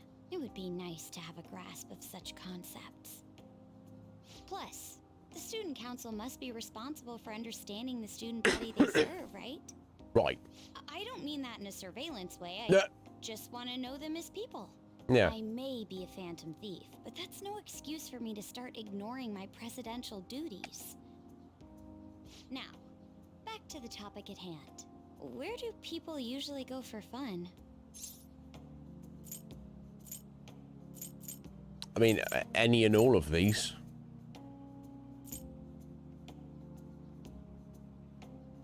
I mean, movie theater is a good, a good option. So we might want to do karaoke. That's also a pretty good option, though. Arcade, also a good option. We don't really get to have time to do any of these, really, do we? We've been to the movies with Ryuji before, haven't we? And the only time we've been to karaoke is when it was like part of the story. And we've not been really able to do anything in the arcade. I wonder if this will unlock one or something. Let's say karaoke, usually. Karaoke, My friends have taken me there a few times. There you If go. possible, I'd like to go somewhere I'm a little less familiar with. Okay. How about an arcade? Okay, there we go. I've never actually been to one. There we Do go. you think you could take me? I'm not sure if it'll broaden my horizons per se, but simply studying won't get me anywhere. Yes, it'll be a field trip. Let's go now. Let's go. Thank goodness. I think I would have been totally lost in there had I gone by myself. It's fairly straightforward. Well, let's get going.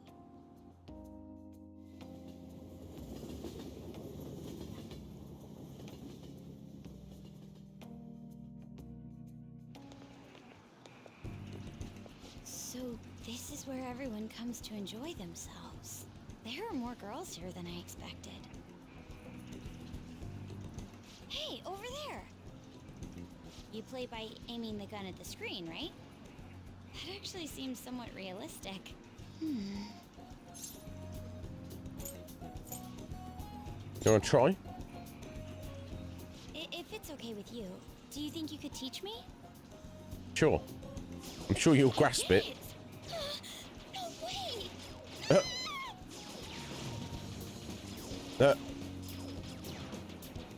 Makoto's loud play has garnered quite a bit of attention. Oh, I missed it. Never mind. Oh, so this is how it is. You're a real gamer. You're really into it. What did you think? Of course, that was just a game. But I wonder if I could apply some of the techniques I learned here during battle. Maybe. Perhaps going somewhere I don't normally frequent is what helped me come up with that idea. Maybe.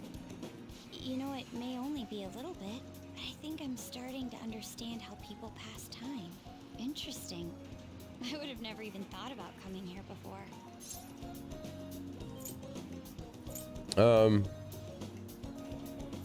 Yes, you still have much to learn, young grasshopper.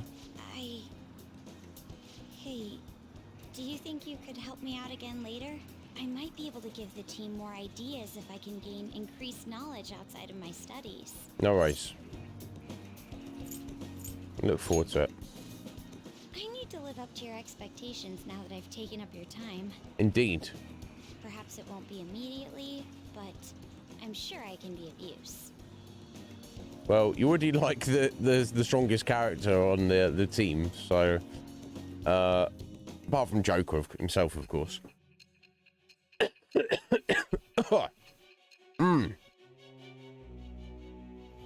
Oh.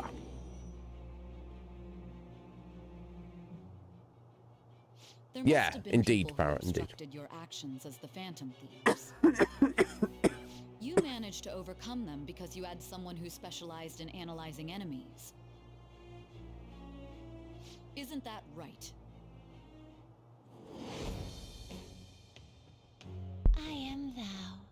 Thou art I. Thou hast acquired a new vow. It shall become the wings of rebellion that breaketh thy chains of captivity. With the birth of the priestess persona, I have obtained the winds of blessing that shall lead to freedom and new power. The priestess. Okay.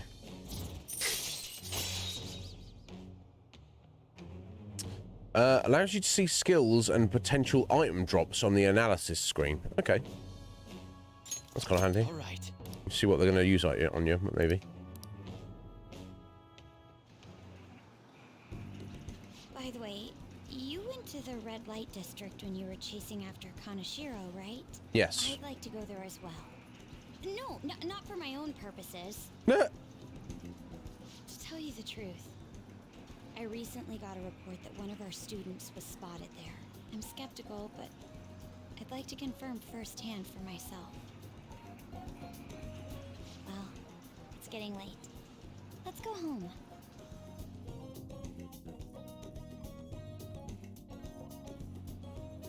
Thank you. Thanks for setting aside some time for me today. Yeah, that's okay. It's always hard for me to come to places like this on my own, so you've been a big help.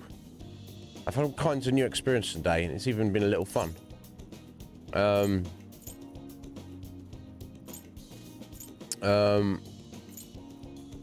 Yeah, heading to the red light district next then. Not right now, obviously. Yeah, thanks. I feel a lot better with you helping me through this. Oh, sorry, I didn't mean to keep you. Careful on your way home. I'll call you later. All right then.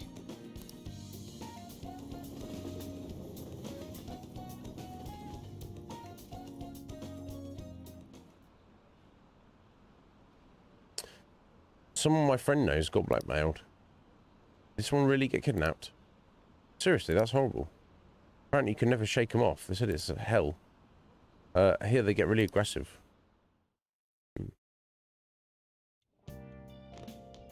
Ah, you're back. Indeed. You know, I've been curious.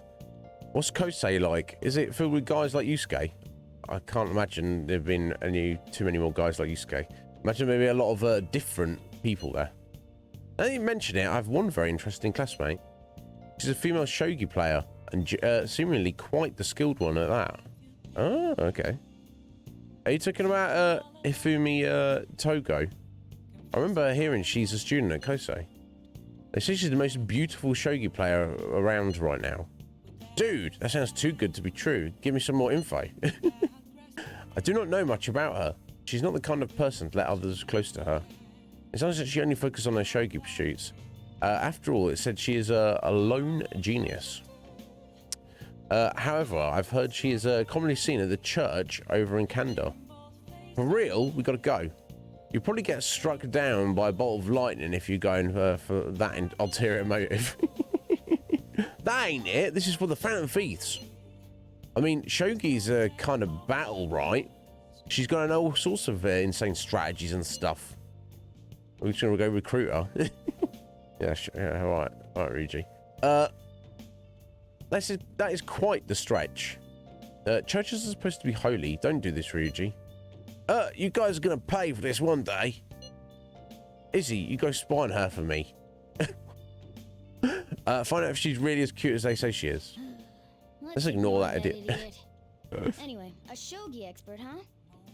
Striking an enemy with but a moment's inspiration? Skillfully strategizing toward victory? Those might actually be good tactics to know for our work as the Phantom Thieves. You said she's at the church in Kondo, right? We should check it out when you have the time. We don't have the time. We're never going to have the time. This historical district contains many famous shrines and churches. Reflect on your past, confess your regrets, and the path forward may become clear. All right. Interesting. I should I've write got something. to head out for 60 seconds, guys. I'll be right back. Oh my god.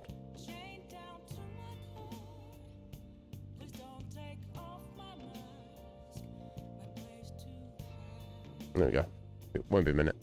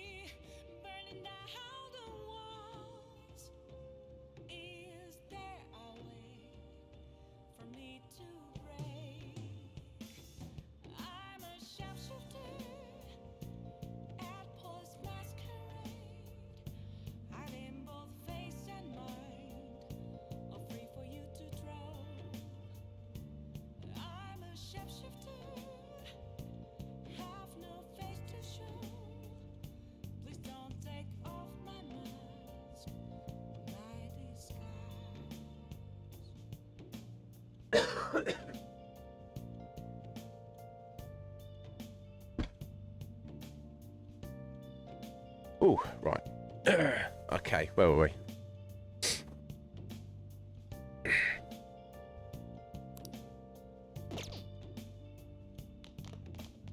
Right, we've got 2 instant messages. Let's have a look.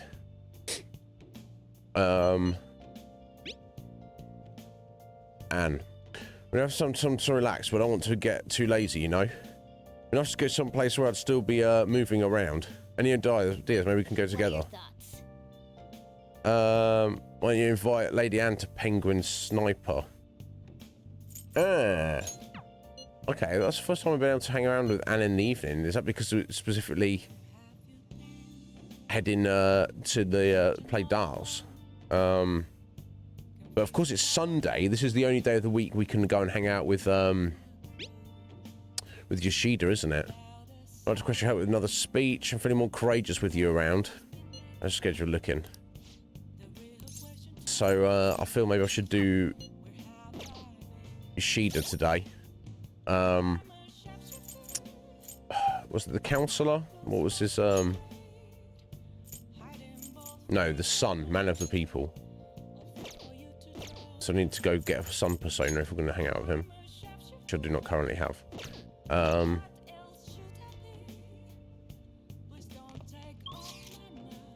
don't think there's anything else I specifically need to go and do. Oh, of course we could call up Kawakami as well now. Presumably have the guts for that. Maybe we need another rank of guts. I don't know. And we need to go visit the fortune teller as well. Okay. One evening. And oh, of course we've got have a gander at the church.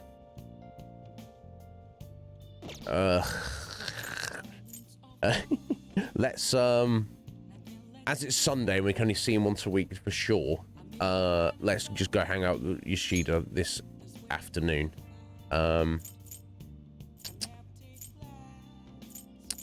Central Street, right, looking for a sun persona to buy.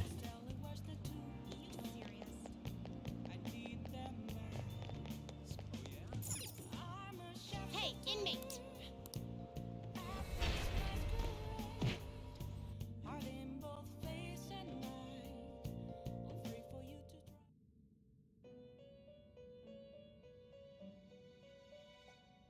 Do you have... You'd like to read the complete here.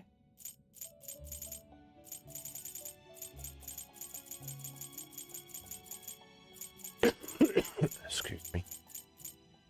Suzaku seems to be the only son. Maybe not the only one, but the cheapest one. You'll withdraw this persona? Yes, yes, we shall. This is your power. Done already? What? What?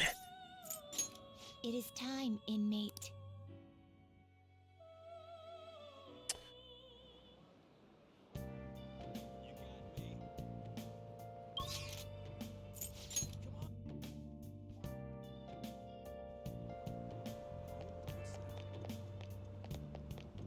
Everyone.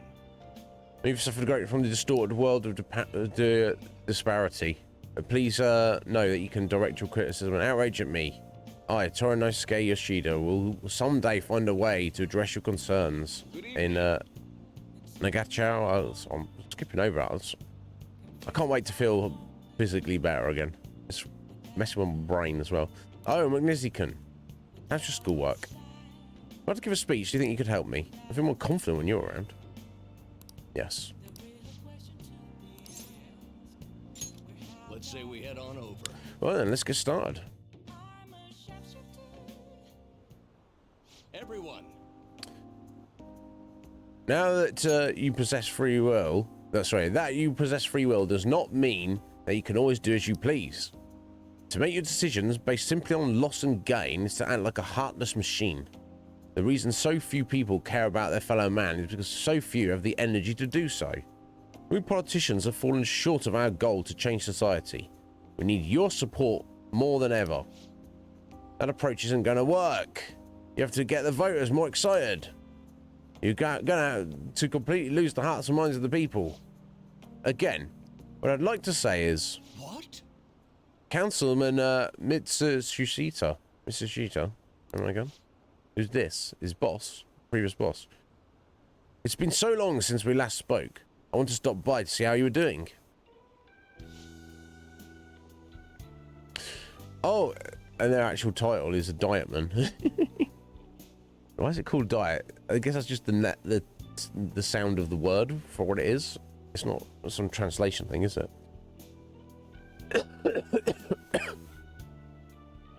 Oh, you have a high schooler volunteering for you, huh?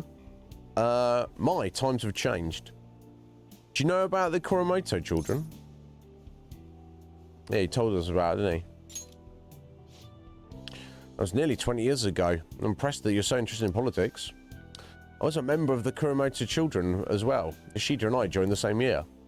I made an amazing career change going from a pro wrestler to a diet member. Oh, wow. Okay. I was elected easily. I had no idea what I was doing. Yeah, I'm sure most people here know. In Japanese culture, pro wrestling is like a big deal. As it is in America, like with the WWE. But in Japan, it's not just like an entertainment thing. They also the pro wrestlers are greatly revered in Japan. Not, you know, obviously WWE wrestlers are revered by the fans, but not culturally. No one gives a damn about the wrestlers, American professional wrestlers, culturally. In Japan, though, it seems like it's like a super honorable thing. Like it's worthy of much respect. So it's certainly not only possible for a pro wrestler to probably switch into politics if they wanted to. Whereas obviously in the West that might be a bit seen as crazy or weird. In Japan it's just it might be unusual, but just not. It might, who knows, it might even helped him get into politics. He's like, yeah, I'm that pro wrestler. It's like, oh cool, you're a celebrity even outside of the sport. Is the vibe, the gist I've got about it anyway. I was elected easily, but I had no idea what I was doing. I realised I wasn't elected on my own merit when I failed to be re-elected for a second term. Sorry, my itchy nose. That was true for the both of us. No. You made a great comeback, though. You're truly an inspiration. How are you, old friend? You're working harder than anyone on the campaign trail. Oh, there's no need for false praise to impress the boy here. Yoshida's well informed about the inner workings of politics, so I'm sure he'll be a great teacher. However, I suggest you only do as he says and not as he does if you want to become a Diet member. And what might that mean? I'm guessing he doesn't know. You really think you can win the election by being completely honest and making good arguments? You've got to secure votes, or else you'll be forever known as no good Torah. What? Without honesty and good arguments, there can be no political justice. Huh. It's been a while since I've heard one of your grandiose speeches. Magnificent, was it? Tell me, what about Yoshida here drew you in? Yeah, his message. Magnificent. Yeah. You address matters quite directly for a young person. It seems you have been taught well. You're right. I intend to teach him everything I know. That's what we agreed on. Okay. Done. Rank up. Rank 3. Fundraising. Okay, allows you to ask for large amounts of money during negotiations. Right. Okay. Ah, yeah, we did that yesterday, didn't we? When we there's like a random persona. I was like, oh, I don't need to kill these. I don't know what the reason was. I was like, let's try and get some money. And then they were like, oh, she was like, oh, hey, I'll give you like $5,000. And I was like, no, give me more. And she was like, whatever, jog on. Maybe now this ability allows us to ask for more money than we're initially first offered. Which is kind of cool.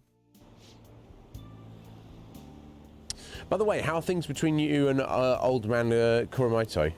Yes. We're still not on speaking terms. There's something I'd like to get your opinion on, so I'll be in touch. Very well.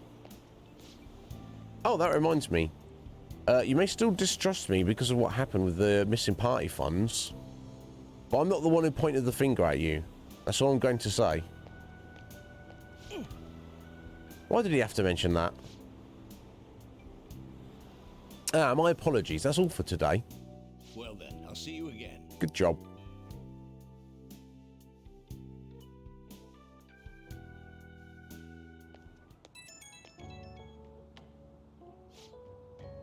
Hello, thanks again for your help today. What a mess. Past mistakes can really come back to bite you. It's hard to feel like you're ever truly escaped them. Some people can fight their way back up like Masashita, but many end up suffering under the weight of labels. Even after 20 years, I'm still nothing more than no good Torah. But I will not give up. It's true that I lost a lot, but I did learn a great many things along the way. Somewhere in the middle of it all, my old stubbornness was tempered into conviction. My one redeeming quality.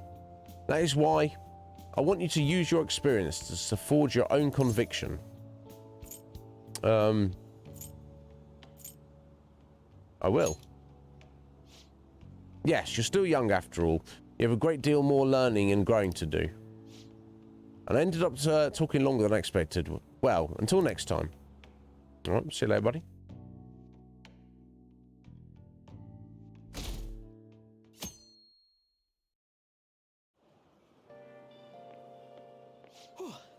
I Catchy. made it on time. I suppose I'm still safe if you're here.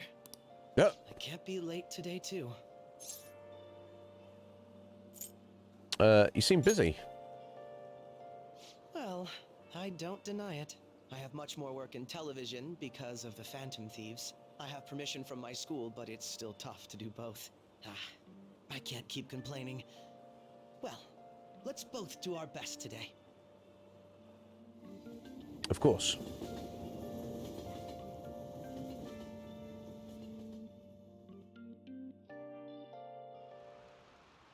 So sorry. It's so gross and humid, even though it's the end of June. Oh yeah, in Japan, when the rainy season ends, we say it opens. But in English, it's more common to hear people say the rainy season comes to a close. Be careful. Expressions for the weather are totally different depending on what country you're in. Now then, Mr. McNizzy. How about you? Which of these animals is involved in an English idiom about the weather? Interesting. Now, we're only in June of the whole school year, which runs to March, right? And already, we've just got our knowledge to rank 4. I feel that I need to just ease up I don't need to do any more studying, basically. I did like too much of a big chunk before we went to Kanashira's palace of studying for like a whole week when it was raining. So I was like, oh, it's raining. I think if I get some of these right throughout the year, I won't need to ever study again and still hit rank 5. I don't know. It could be getting from rank 4 to rank 5 takes as much as getting from rank 1 to rank 4, but we shall see. Which of these animals? Yeah, I mean, I assume it's dogs, right? Raining cats and dogs. This is it. Good. That's right, raining cats and dogs, yeah. Means it's pouring rain. The strongest theory for its origin is that the sound of rain resembles that of dogs and cats fighting.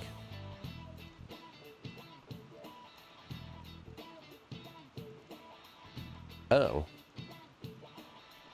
I wonder. I always interpret it as, it's like, it's raining so much, it's coming down so heavily that there's even cats and dogs in that rain. As in suggesting there's so much rain, there's extra stuff caught up in it, including, yes, live living animals. I know it doesn't make sense, but obviously that's not a literal real thing, but that was my interpretation of it. But I never heard this. The strongest theory. Yeah, I don't know. There's not many theories going around. You thought it's because it's so loud? I suppose if, depending on where you're inside, with the rain coming down like real heavy constantly, it's like... Well, I don't know that you'd ever mistake it for cats and dogs, I guess. I guess whoever came up with it, is just like... It was quite quiet, and the only loud things were rain and dogs and cats kicking off with each other. I guess. It sounds tenuous at best, but... Okay, if she says so. Some other European languages describe bad weather as dog's weather too. Okay. Interesting. Nice going.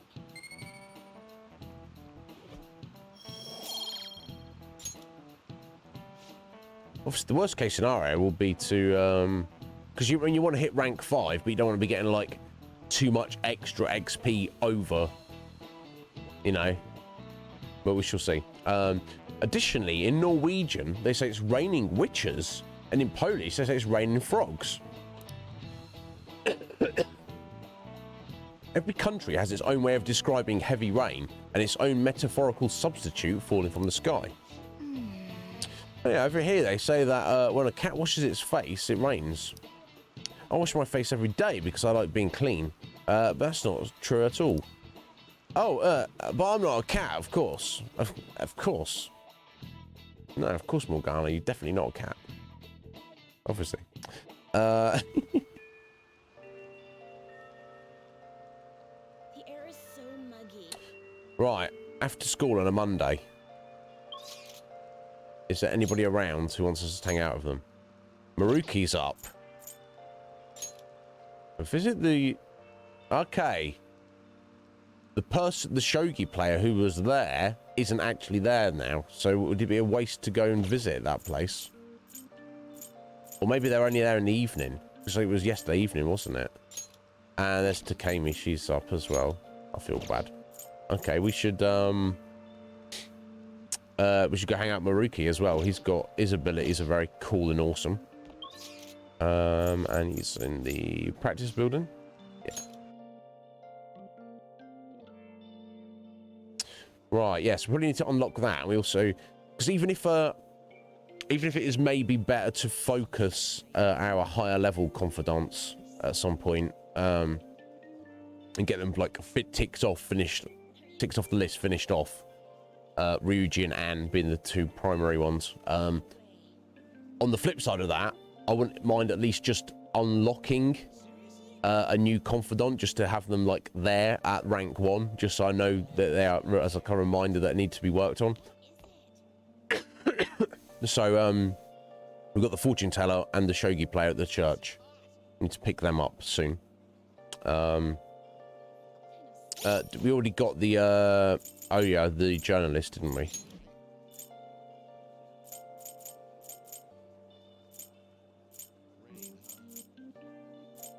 Or did we not? Oh yeah, I'm not seeing her on the list there. Yeah, there's Keiichi there. Okay, so that's like 3 people I need to go and meet just to, yeah, I've not seen Kasumi in quite a while as well, but it should be fine. She just pops up when she wants. Now, before we hang out with Maruki, though, let me remind myself what we need for him. When I'll find him, where's... it's right down the bottom. I need to pay attention. Counselor persona. Which, of course, we do not have. So let me... let me go and pick one up briefly. Stood in front of him. He's like, hello, you come to hang out? I was like, I've just got to go and head into another dimension and pay some money for a spirit creature to be my buddy for a bit. So then when I'll come back immediately back and hang out with you for a bit. Our bond will deepen further. No Maruki, just be like, oh, okay. Okay, cool, I'm not going anywhere. I'll see you in a minute.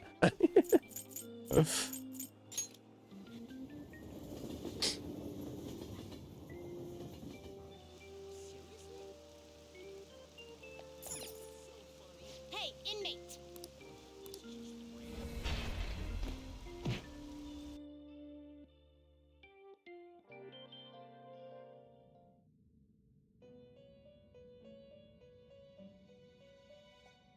How goes? Justine, you handle this. Yeah, I've got space as long as I as long as I have them sorted out before our next jaunt into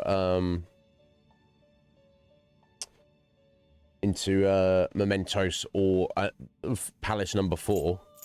It should be all good. There we go. Ah, the Kushimatama. It wasn't a lower level one, was there? No.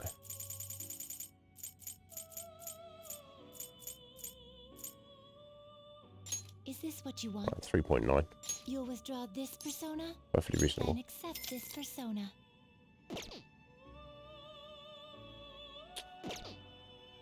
Done already?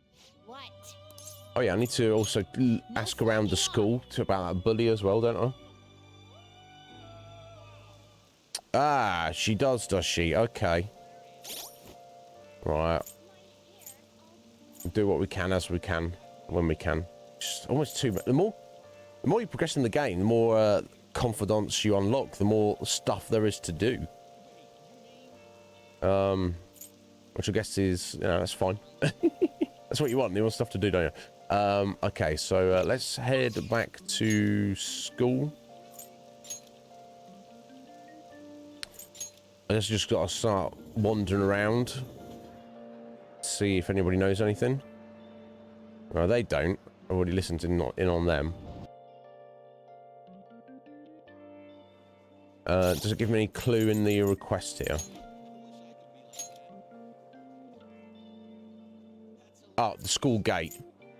Okay, cool.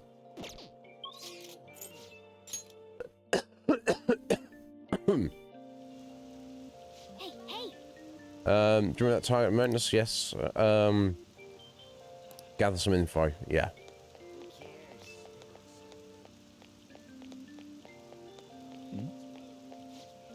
You sure about that? I can imagine you want me to release this video of you stealing. Fine, just stop making me bleed people dry, Sakoda. Oh. Okay. This is it then. Hey, did you do all that on your own? You really want to show this to your teachers, huh? Takanashkin. Another word out of you and I'll debut your film to the whole world. The Yoshimori Sakoda tapes will be a huge hit. Come on, you made me do it, damn it. There we go, we got his name. Okay, well, I need to go to the hideout and check how everyone feels about it. We're not going into Mementos any time soon anyway, so it doesn't really matter, does it?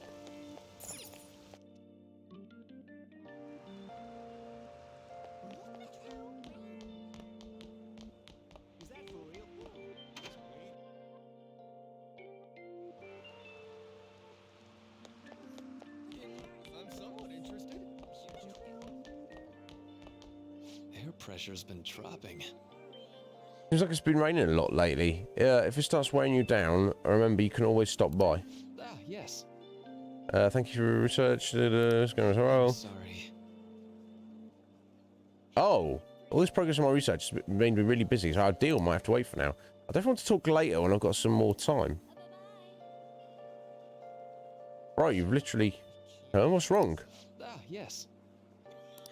I'm sorry. Bro, you've literally got a card above your head. You blew carded up. What's going on, bro? Okay, he doesn't want to hang out with us. Even though apparently he does, according to... Oh, he's greyed out. But the blue card's on the mini map, on the world map there. Weird. Okay. Takemi's like, how have you kept me waiting so long, you naughty boy? And it's okay. Time to be drugged. Ah, I need a death though, don't I? God damn it. We're doing some space. We've got one space.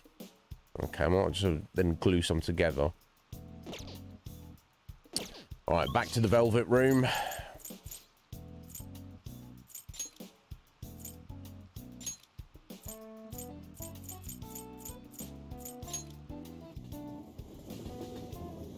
It's like a level 4 Mandrake, isn't it? I think, for death.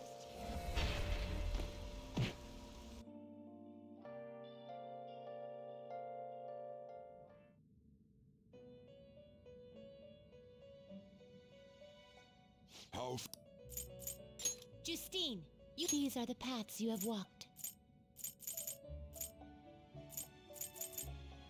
Oh no, level 3. There you go. It's only 2k. Perfectly reasonable. You'll withdraw this persona. Yes. And accept this persona. This persona? You'll withdraw this persona. Then accept this persona. Did you say persona? Lee! Bless you, Lee. Boom. 7 months. Buddy, you don't have to do that. I'm just pleased to know you. How you doing, Lee? What's going on? How's your absolute... Well, a couple of questions for you, Lee. What are you doing, buddy? Are you well? How was your Christmas?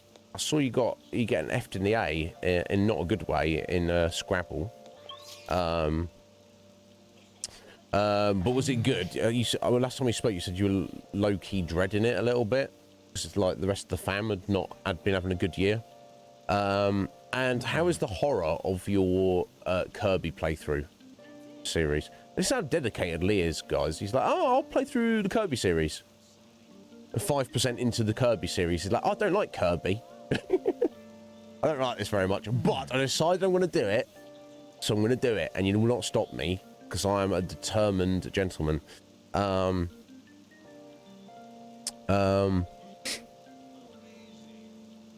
Yes, there we go. I could have guessed that was maybe the case, Af. Yo, Liz, how you doing, Liz? Are you well? It was hard, was it, Lee? Really hard. Oh, shit. Oh, my God. It is done. That's the thing. Time. The passage of time. Time waits for no man. It's just... Even if shit is awful, the day will end. A new day will dawn. You know, a new week, a new month, a new year. It never stops. You just have to hope it's not awful all the time, don't you? Right, so we got our little mandrake. So now we're heading back to Yongan. And hopefully... Takemi's like, oh, finally. And we're like, we'll take some drugs, lady.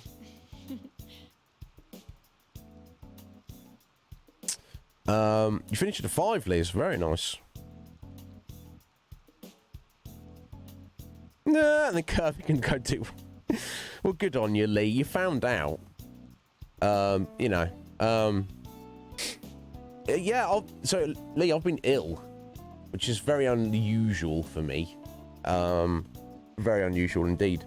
I think that's like the second time I've been ill this year. And that's also the second time I've probably been ill in the past decade. So, it seems to have lasted a bit longer. It didn't ruin my Christmas day, though. Christmas Eve, though, was the worst of it. And I didn't eat anything. I was just ill in bed, just with crazy strong fever was the worst of it. And I still felt like shit Christmas morning, but by the time I got up, dragged myself out of bed, jumped in the shower, and just kind of got myself ready and out of the house, I was like, actually, I'm not too bad. And by the time I got to my mum's, and she's like, try having some food. And it's been like about 44 hours since I'd last eaten. I was like, actually, you know, I reckon I can do for this. I didn't fully have my appetite back, but the fact that I'm not eating for so long kind of boosted up a little bit. So yeah, it was a good day. And I've been gradually getting better since. However, I don't feel any better today than I did yesterday. I feel physically fine, I'm just like bunged up in like my head and my sinuses and a bit of annoying cough as well. Other than all that, Lee, it's all good. It's all good. But good on you for persevering with Kirby when you just like me. Yeah, they really have. Most people have. Oh, bless you. Thank you, Lee.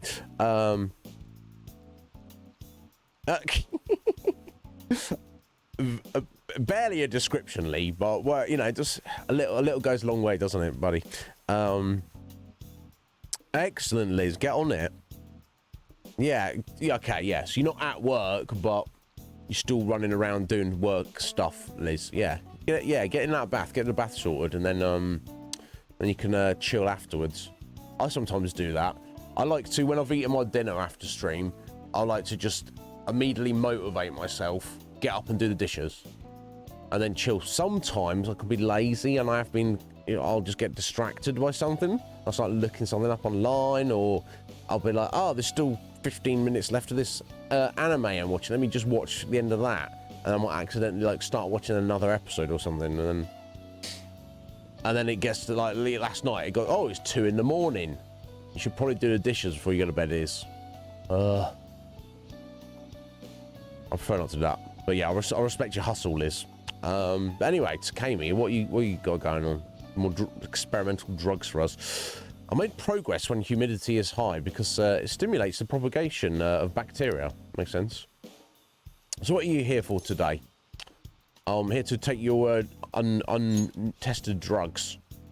I made some more refinements to the medicine. Could you, could I have you come in? Yeah.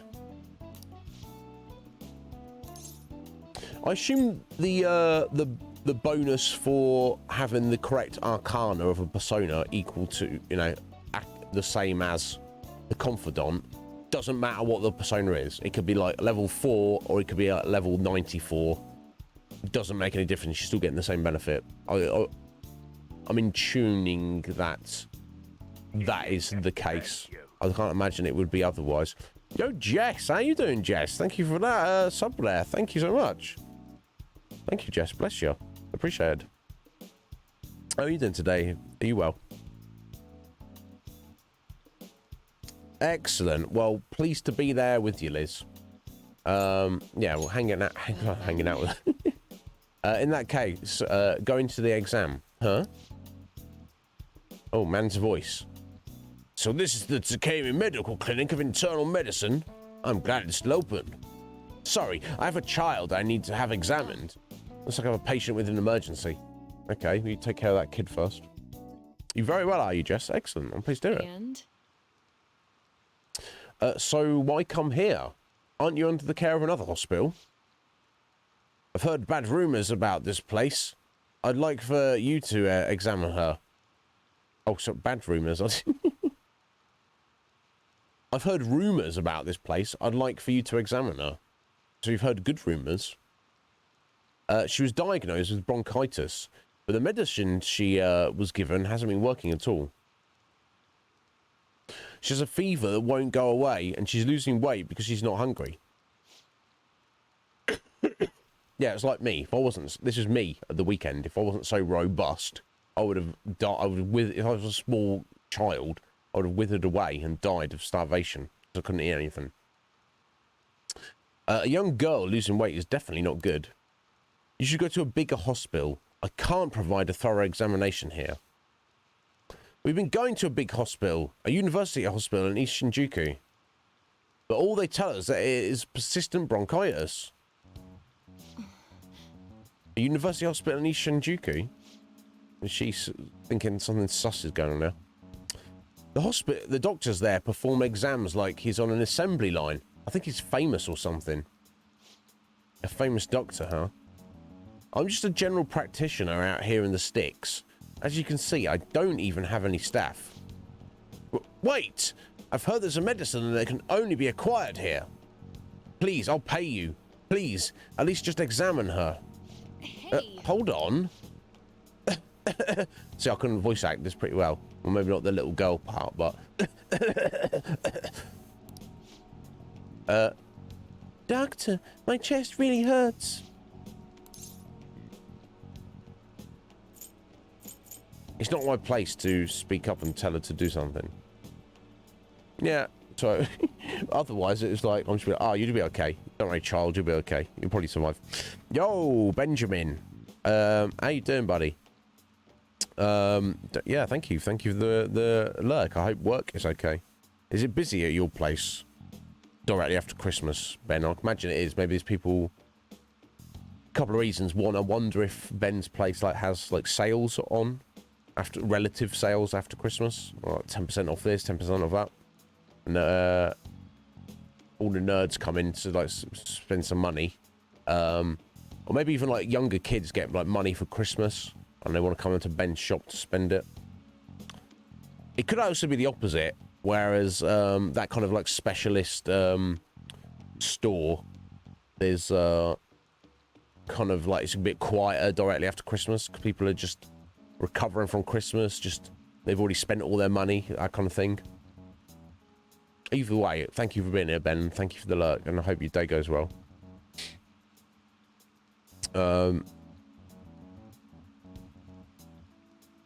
What was it, Liz? What did you do? Yeah, maybe it sounds a bit callous, but it's not for me to say speak on somebody else's behalf. Because then if I say that, we're kind of dropping her in it. Let her speak for herself. Yeah, now pouring sounds fairly simple in layman's terms. However, when it comes to dealing with, like, you know, important chemicals and stuff in a laboratory, I'm sure it's far more nuanced than it sounds like. But yeah, good on you, Liz.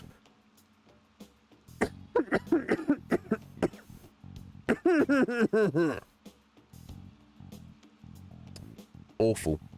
Yeah, Liz, we did the second part of our series with Legion Cage earlier, although we kind of got a bit stuck. We'll be returning, that's usually every Thursday. Not every single Thursday, because Cage has to do stuff. But I expect when we're doing it, you're going to be at work. That's the only problem, Af. Liz will be at work.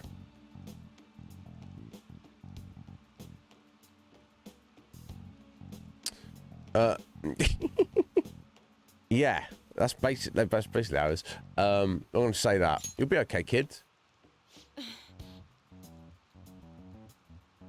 That's a very irresponsible thing to say. Well, I felt the other thing was it more irresponsible. Doc, I was trying to cover for you. Doc. Doctor. Fine. Is your vision blurry? How about your throat? Does it hurt? No signs of swelling. Are you sure you've told me everything about the symptoms and treatments you've tried so far? Yes, I'm sure. Hello? Hello. Uera-san. It's Dr. Schweitzer. Is Dr. Schweitzer there?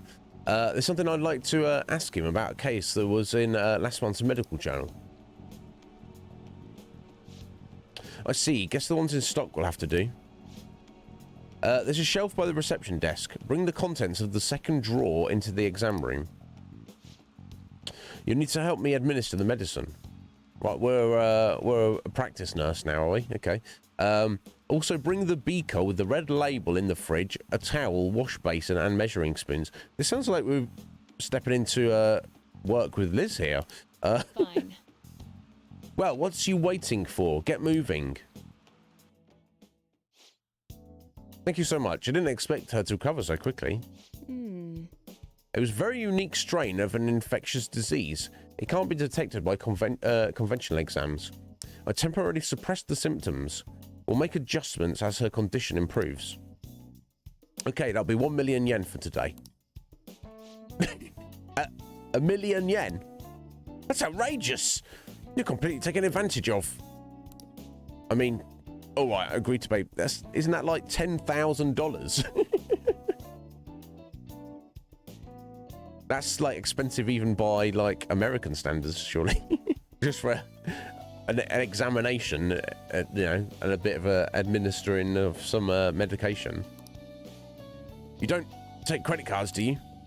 I'll go withdraw some cash right now. What? Wait, you're actually going to pay? By the way, that famous doctor you mentioned earlier, was it Medical Chief of Staff Oyamada? Yes, are you familiar with him? I knew it. In that case, I'll make this free of charge. Free? First it was 1 million yen, and now it's free. Yeah, it's because you've got some rivalry with that guy or something. You seem happy. Doesn't it feel good treating his patient without permission? By the way... thanks to your outburst earlier, I'm going to perform a very special exam on you today. So is he your assistant? He seems awfully young. Yeah, I'll work here now, apparently, bro. My assistant, Guinea Pig, is about to put in a lot of hard work today, aren't you? Seems like it. Cool, rank 4. All right. I've got access to new items, or if I need to get to rank 5 first. Doctor, can I go back to school now? Not for a while. You need to start eating and gain your strength first. Can you do that for me? Yes, thank you, Doctor. Don't mention it. Your turn. I wonder what kind of response you'll have this time. Maybe you won't be able to make it home. There we go. Let's increase my guts. Excellent. My single point. It all adds up. Bye. Okay, good work today.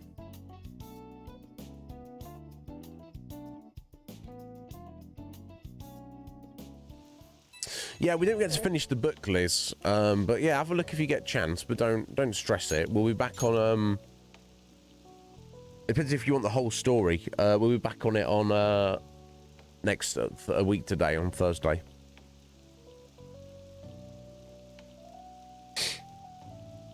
$10,000 might be about right for a hospital with a night stay.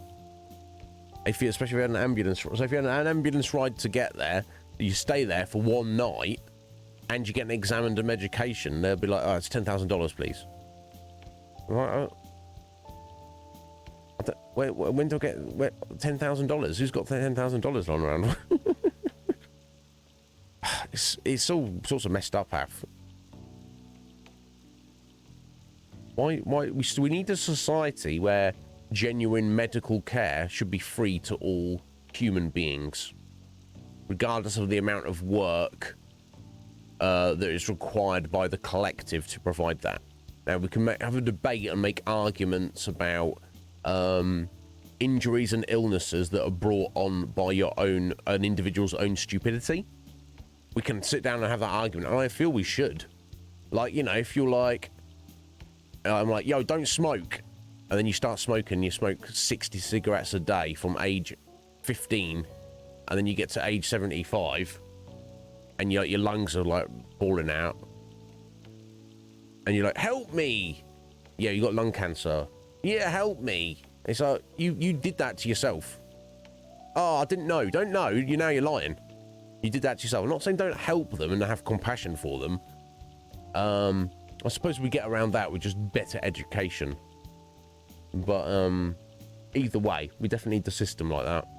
Not, oh, I'm really ill, I'm about to die. Ah, well, you can't afford it. Just, you know, just go die.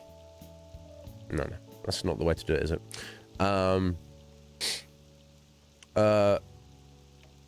Yeah, how are you feeling now? Today's drug was kind of a rough one, huh? Yeah, well, I could go for some drugs, honestly. But it was just what my careless little guinea pig deserved, huh? Especially after proving that girl's consultation without my permission. Excuse me, Takemi, I purposely didn't do that. I said the other option. That's a bit of a gloss over in the dialogue there, I feel. Punish me more? What's going on here? I mean, tempted to say that. I'll reflect on my mistakes, mistress. I mean, sensei. Good boy. While only letting this go today. Don't pull anything like that again. The drug does seem to be more stable compared to the early stages, though. It's probably thanks to your cooperation. Feels like I'm almost there, so try not to die just yet, okay? Alright, take care.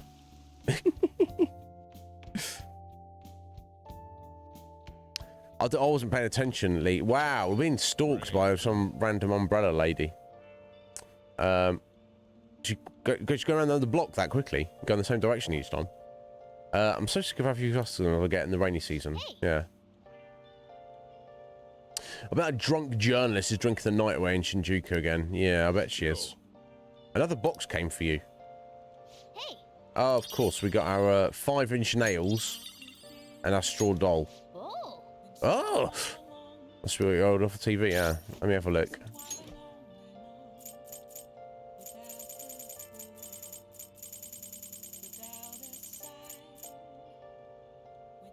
Okay, so the 5-inch nail does 50 curse damage to all foes, and the straw doll is a medium chance of curse insta-kill to one foe.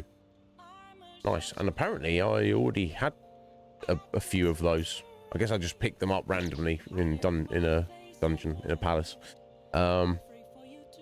Excellently. Oh! That wasn't quite right. I've got to do it just after Morgana does it to get almost there. I mean, we also need to go and still check out, check in with Kawakami about this maid service thing and see how she's getting involved in all of that. Well, she's grayed out there, so maybe I don't have the guts yet. But okay, let's head over to oh, what's the? Let me check the date real quick. Okay, 3 days to go. Write something. There's nothing to really do on a Monday evening, is there? Okay, let's head over to this church and meet this Hifumi,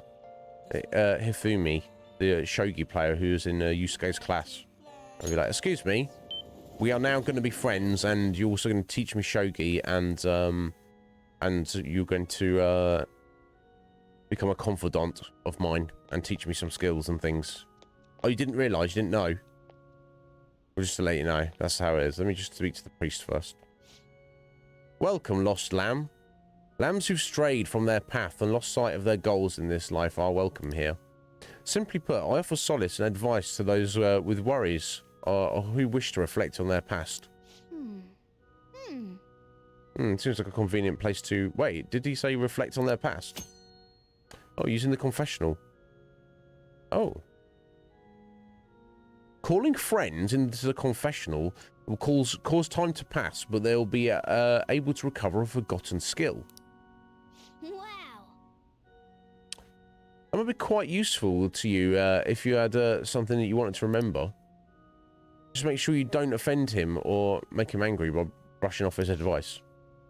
Oh, I should also mention that every Sunday we collect donations here at the church. With modest reward prepared, so please come visit if you're interested. Oh. Okay, I can't afford to just give you money for no reason, buddy, but... Another thing on a Sunday. I'll just write church donation.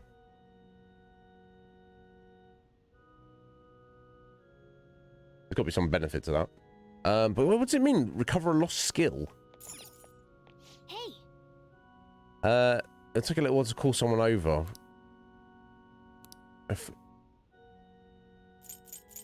Right, the only ones who are available are Morgana and Ryuji. Okay, it's literally if you've replaced a skill on their persona, you're like, oh damn, actually, can I have that back? You can get it back. But one, you shouldn't need to do that anyway. 2, it takes time as well. So as long as I'm just careful with my, if I consider my choices, I should never actually need to do that. It's not a waste of time. Anyway, Ifumi, how you doing? Hey. That girl's playing shogi by herself. Maybe she's Hifumi Togo, the one Yusuke mentioned. Indeed. Yeah, if anyone doesn't know what shogi is, it's kind of like Japanese chess. I watched a pretty damn good anime on it. What was that called again?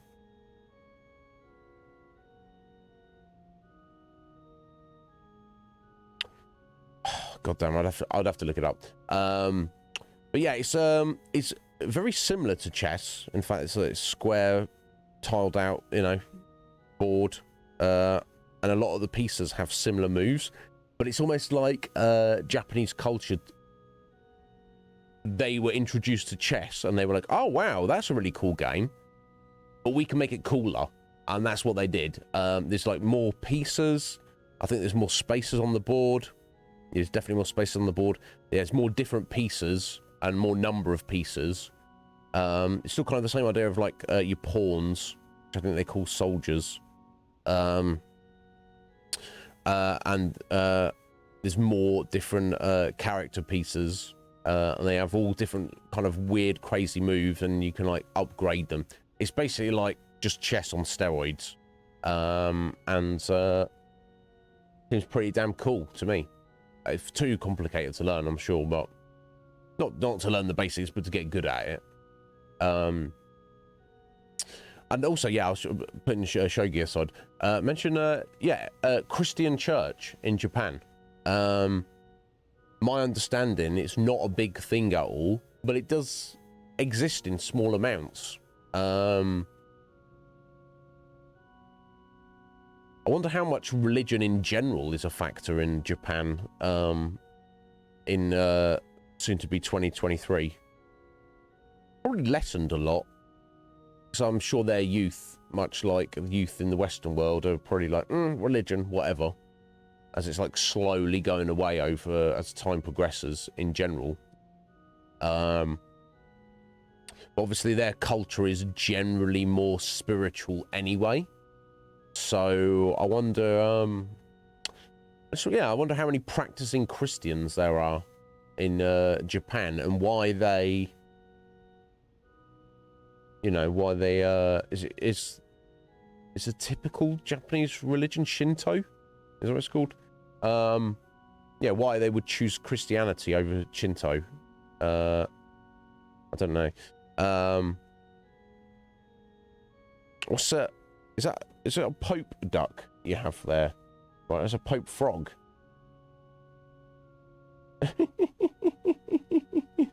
Excellent. Excellent one. And then of course we've got a little Baphomet. Which is your preference? Or are you easy like, no, they're the same thing? Depends who you ask, doesn't it? Yeah, a bit of Buddhism as well. And it's kind of like, maybe it's like even a mix. Maybe it's normal to like just kind of, I feel they're generally more open-minded, Akuma, in the sense of, you know, in the West, it's like you're either one religion or you're another, or you're not religious, and nobody like interacts and mingles, and generally speaking, you'd be like, oh, I've got the right religion, you've got the wrong religion. It's wild, isn't it? How everyone just, every religious person happens to have found the right religion. No one's like, huh, this is my religion. I don't know if it's the right one, but it's mine. Everyone's like, no, I've got the right one. I'll find the right one. Everyone else is wrong. Curious that.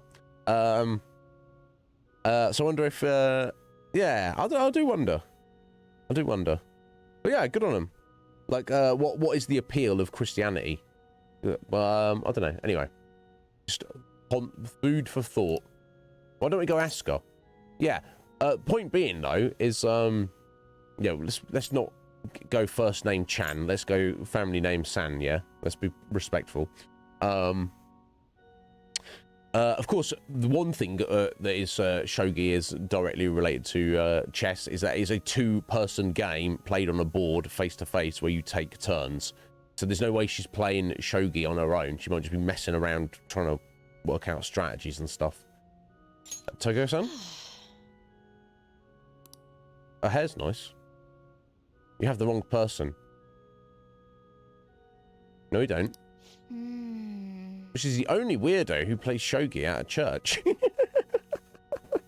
On her own, at church. She's a famous shogi player, so maybe you need a certain level of charm to interest her. I gotta get charm up to suave level. She might listen to me. Right. Okay. We are not charming enough yet, unfortunately, guys. Who'd have thunk it? I thought I was pretty charming. Not enough. We're not suave yet.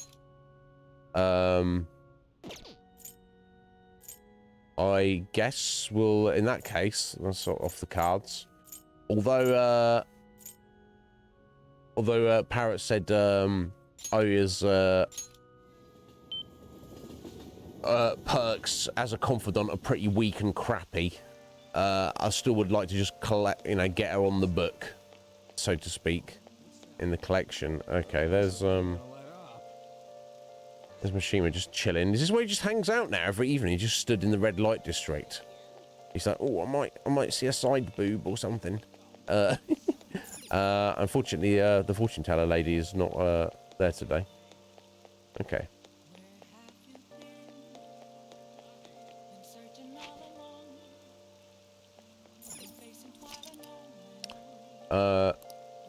Yeah, let's head in now. Oh, honey. Yeah, you know what? I've not seen it, Ryan, but I've heard of the Queen's Gambit, and everything I've heard about it says it's very good. You give it 11 out of 10, do you, Ryan? Well, well, well.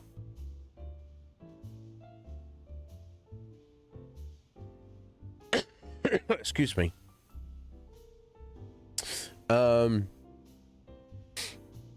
Yeah, I saw that, Red Mage. Yeah, I'm not going to work on it. I'm just going to do any confidant I can at the time being. And then I guess the first thing I want to do is chunk through DVDs and books, maybe. Not too many books, because obviously you miss out on your train opportunities, but as opposed to going to play darts or billiards or, like say, the bathhouse and all the rest of it. Anyway, Lala, you're here again, boy. Don't blame me if you get eaten alive, okay? You know, no one's getting eaten alive. I just come to see my girlfriend. I mean, my mother substitute. Hmm? I mean, my,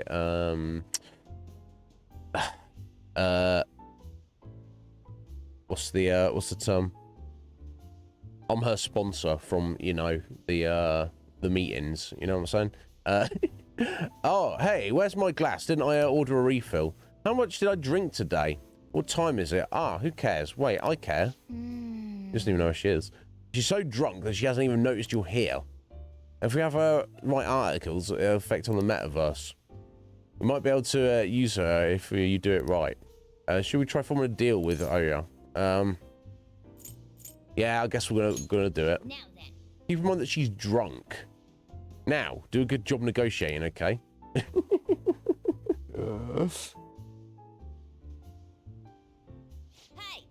Lala-chan, are you sure this isn't just water? It's clearly not just water. That's some hard liquor you're drinking there.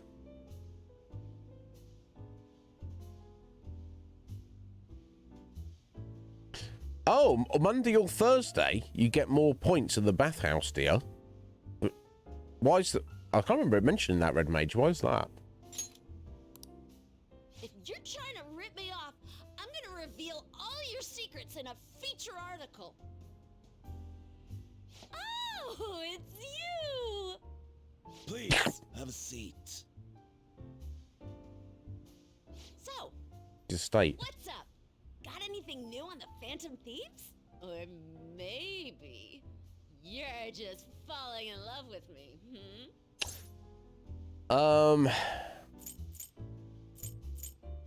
Right. No, not that. No. No, not that. I've got some news on the Phantom Thieves. Should we just play along, though? Is that the idea? Oh, they use special herbs on certain days. Oh, I didn't realise that, guys. I don't know if I need to, but, did you say Monday and Thursday? Monday or Thursday, okay.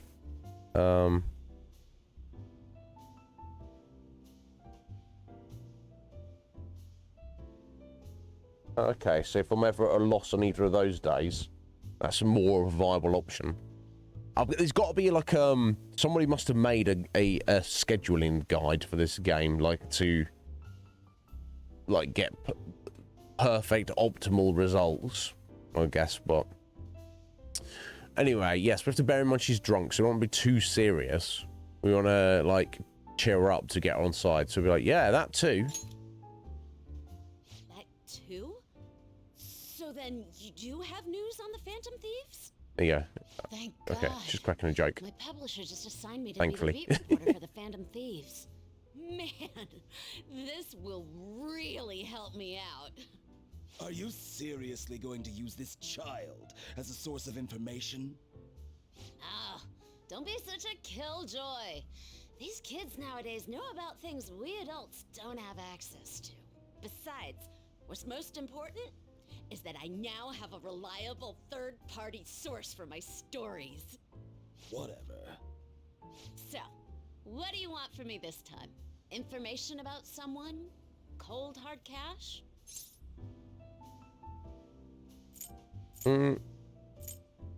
I'll let you know later. Huh? Lucky me! My very own golden goose just appeared. Now I can take Not it too easy. sure. Maybe I'll take a little vacation with all my free time. Maybe do some work instead. As if. What do you Sorry. want? Just tell me. Last time it was info on Kaneshiro, right? The office has been a buzz lately. I think it's Kaneshiro related. Something's fishy.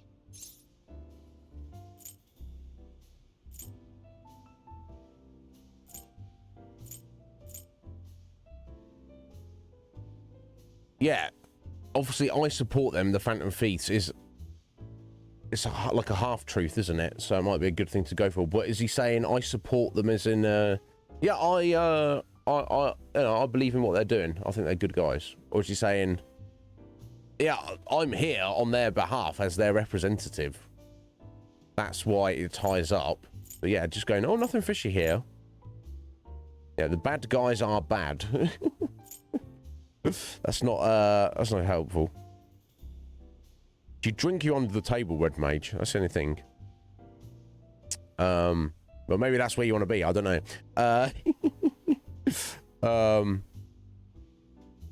Right, fair enough, Akuma. Yeah, is what it is. Yeah, just go with the flow. I don't think you're gonna get to the point where you're I can't complete the game because I didn't go and see Ryuji on this day like 6 months ago, and I went and saw somebody else. I think I went to the bathhouse on Tuesday instead of a Monday. Therefore, can't complete the game, right? I think we should be half honest here. I'll support them. Support the Phantom Thieves? Yes. But I see what's going on here. Hardcore Phantom Thieves fanboy. Yes, that's what I am. A hardcore Phantom Thieves fanboy, not the leader of the Phantom Thieves. So you could take a vacation. A vacation? Oh, I was just kidding. I'm conducting a private investigation during my off hours. No one at work knows about it. Don't tell me you're... Hey, how about we do this? You supply me with info on the Phantom Thieves, and I'll write articles based on what you tell me about them. You know, the Phantom Thieves who you love oh so much. Deal? Write something good. I will. But the quality of the articles will depend on the info you provide me. All right then, it's a deal. I can create a lot of positive PR for the Phantom Thieves, so be sure to give me some good scoops. Okay, made a deal. There we go.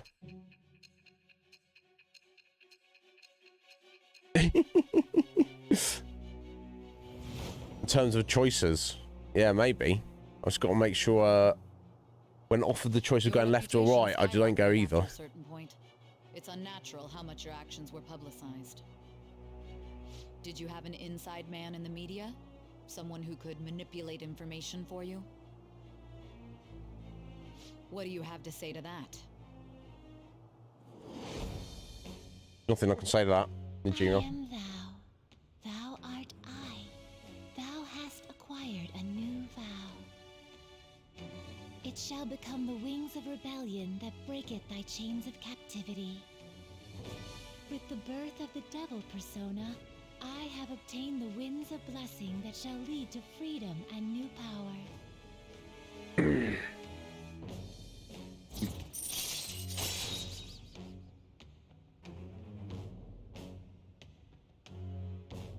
Right, the Devil Arcana.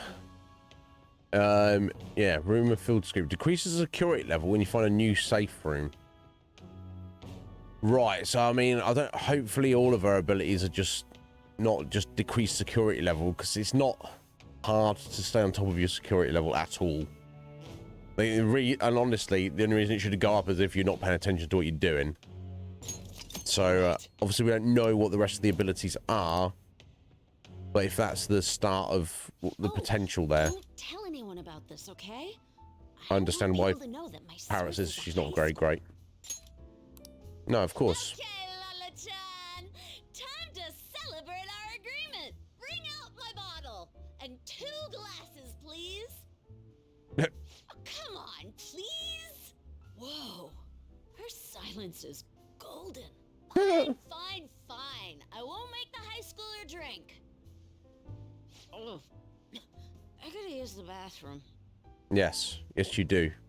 Ah, she's gonna be in there for a while. You should go home. Okay. We've got a charm up by doing that. Interesting. Cool. Alright, okay. We got her established at least. Take care now. Yeah. Careful on your way home. We'll do. Thank you, Lala. Don't stick around Shinjuku too long after dark, honey. We got a lot of shady types coming out of the woodwork. Hey, Lala-chan. Where'd you go? Hey, Lala-chan. Come on. Where are you? Honestly, that lady's gonna be the death of me. Yeah, maybe. You better head home. If she catches you, you're gonna in for an all-nighter. Oh, an all-nighter. Doing what? Oh, that drinking. Or listen, watching her drink. Sounds like a good time. Not really. Thank you. See you later. Yeah, Red Mage was here. I'd let Red Mage take over, but he's not, so... Oh, that's adorable. He's gonna be a real heartbreaker in a few years. I'm just teasing you. Now go on home before some degenerate in a gutter spits on you or something. Oh, jeez. I'd better get back inside. You'll always be welcome here, but head straight home tonight, okay? Okay, nice.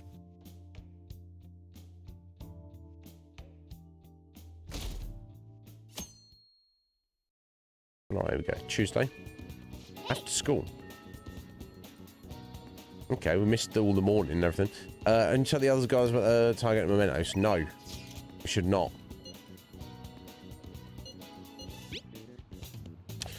I have a question regarding that red light district issue. Remember I told you I wanted you to go there? How does today sound? I'm unfamiliar with the area, so I was hoping you would be able to guide me around. Can you make it in time? Decide later. Ryuji wants to hang out. We can do that. Just have to wait. It doesn't jive with me. I'm still hanging out in the hallway. Let me know if someone comes up.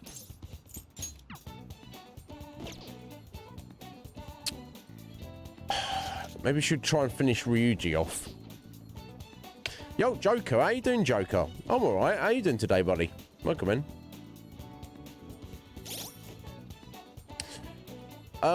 If I do that, though, I'm going to need to... let me remind myself what Ryuji's is. Yeah, the chariot. I need to get a chariot persona then if I'm hanging out with Ryuji. Means I'm starting to glue a couple of these together, maybe, I guess. If I can, if possible.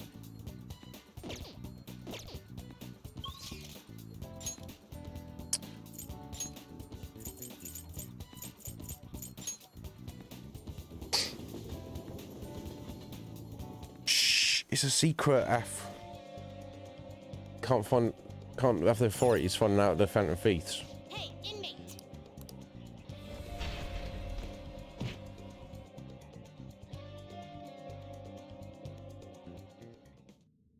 Oh. Yeah. I've been told there's distinct differences between the two versions. Whereas, Royal has more content, new features, and because of that is generally somewhat easier of a game. But because of that, you know, there are reasons to go back and play the standard version. But yeah, I'm glad you're doing all right, bud. How goes the rehabilitation? And, oh my god, today's... Well, we only got like an hour left of stream, but so be it. Time for some rehabilitation. Is what it is. Well, let's make the most of it. Right, what can we make? Is there anything new we can make? Right, it's Nagi. We've already got a sand... Maybe I'll make the Sandman. Let's free up some space. It's a magician. I can make the Andras. Clotho. Fortune. We don't have done that yet. Okay. I guess we'll do this then. Just to make some space. Not terrible, but not impressive. No. He's just a random weirdo, isn't he? Select the skills you'd like to inherit. It doesn't really matter, does it? I'll go for the combo. No, I'll go for the intense focus. Right, let's take nuke and fire.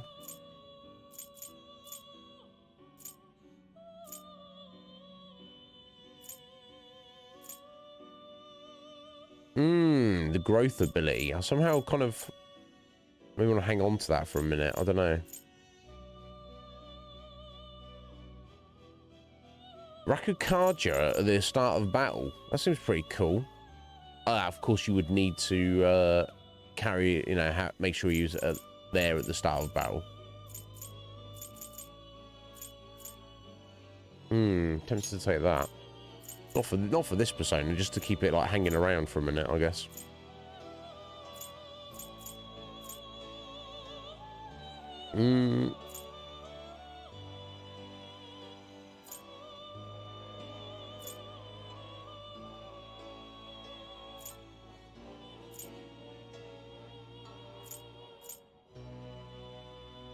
Yeah, I don't know. Desperately matters which of these I'll pick. I'll probably just sack him in a second anyway. No worries, Liz. You get on that tea.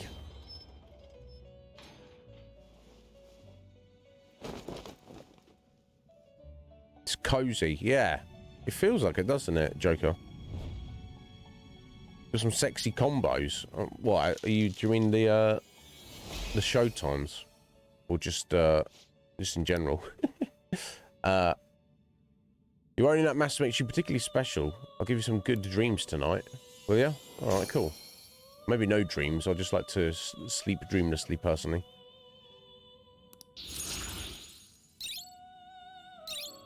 Skunda, null sleep. What to worry about?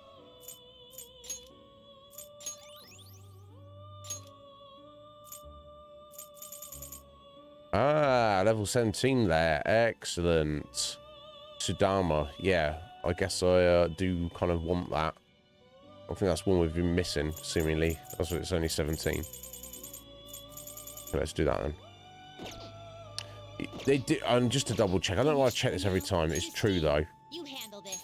Yeah, as soon as you create a new one, that version automatically gets registered. What path do you want? Okay. Will this truly help you? Oh, right. I think I missed this one. Will this truly help me? Yeah, in terms of completing the Pokédex, it will. To inherit.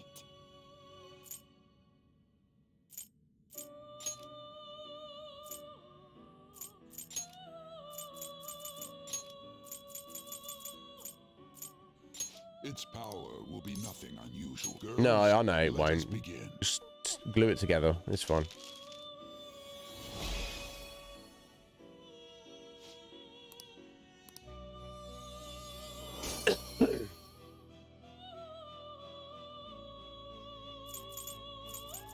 Right, and I can make a clotho there. You okay with this?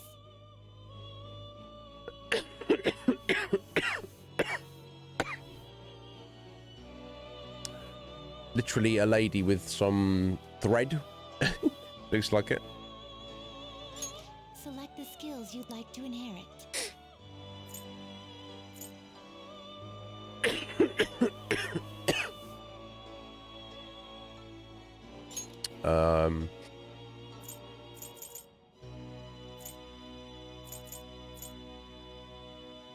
I should probably check what Makama does there. Low chance of bless insta-kill. Okay. It's not that if it's got a low chance, it's not that useful then, is it? Relatively speaking. Select the skills you'd like to inherit.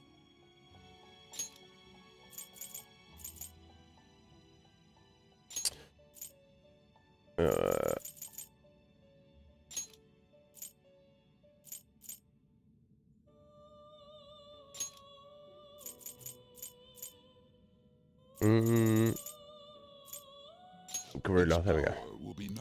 Oh, we know. He'll probably get sacked again in a second.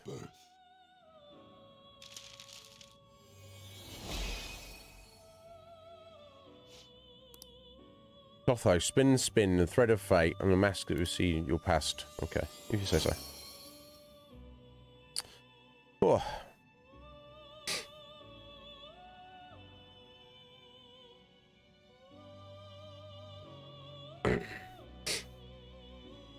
Ah, one of the fates from Greek mythology. Ah, okay. Cool, thank you, Kuma. Okay, that's done with... Oh, no. Oh, it's Anarchy there. We already have him. Keeps coming back. You change your mind? you'd like Alright. to read the compendium, Cool. I these just are want the to paths buy you'll a walk. chariot now for Ryuji. Yeah, let's try and get Ryuji and Anne finished off as soon as possible. Agathian, there he is. Is this what you want? A fee Yeah. is required. Then accept this persona. Come hang out with me for a minute, buddy. What? What? It is time, inmate.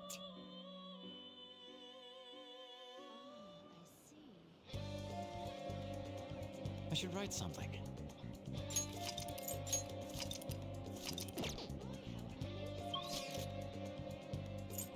Alright, cool. Back to school. I'm gonna go hang out with Ryuji. See if we can't get him like finished off sooner rather than later.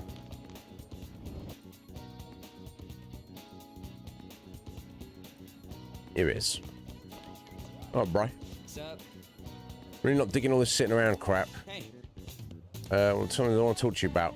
He's got to do the track team. You didn't mind hearing me out? Yeah, he's bro me, isn't he? You're a lifesaver, dude. I'm feeling real hungry, so let's get some monja while we talk. It's on me. Alright, yeah, nice one, bro. Thank you. Man, I'm stuffed. Didn't even get to see the feast. That's a shame.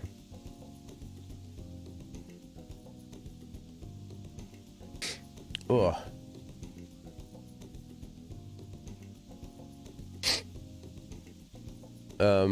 Yeah, whatever. Sorry, I missed that.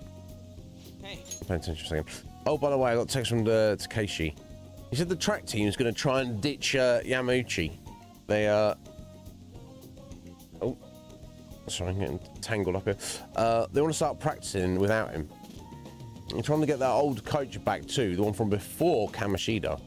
It's like they're finally walking their own path.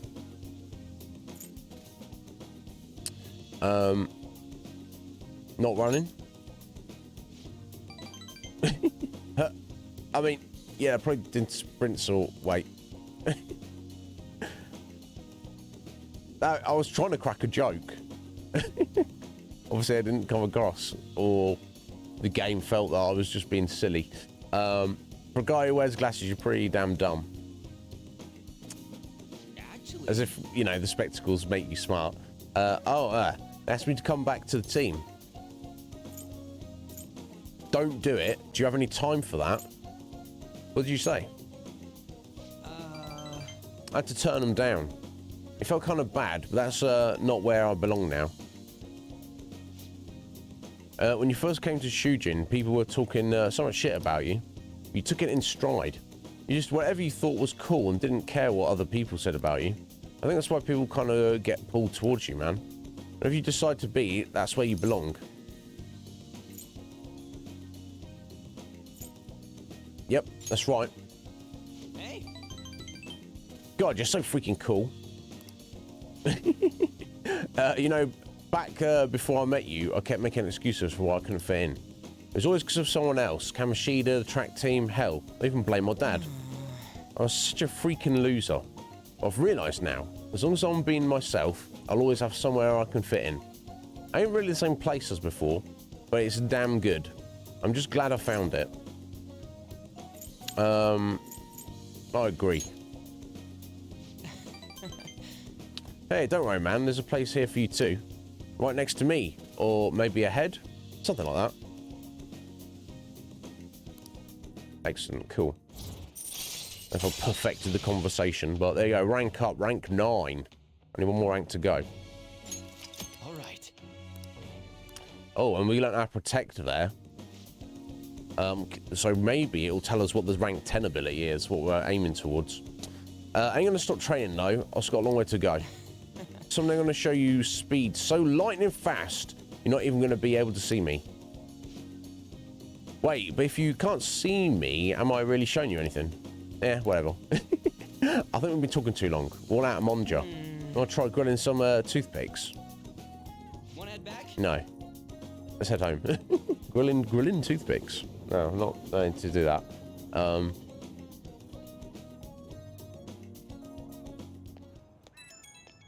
Yeah, he's not cool, but he's perfect. Yo, get this. I just got a call from Nakoka. and them earlier, telling me that the track team's officially going to be restored. They're apparently keeping Yamauchi as their advisor for now, but it's cool. Sounds like they got him under control. Congratulations. Thanks, man. I've got to pay you back. Come, you can get some ramen on me. Nice. Let's top it off with some seafood soup. A toast to the success of the new track team. But yeah, we can let the track team handle the rest of their problems. They got to do the running from now on. Hey, I'm not going to let my guard down now. I'm about to lose to them. Okay, I'm going to go for another run. Keep on bonking. What's he like? He's got bonking on the brain. That vulgar boy bonk. Yeah. The popular fortune teller must be the same one that predicted horrible misfortune for Ryuji, right? She must have some kind of trick. Maybe we should check it out. We should, indeed, Morgana.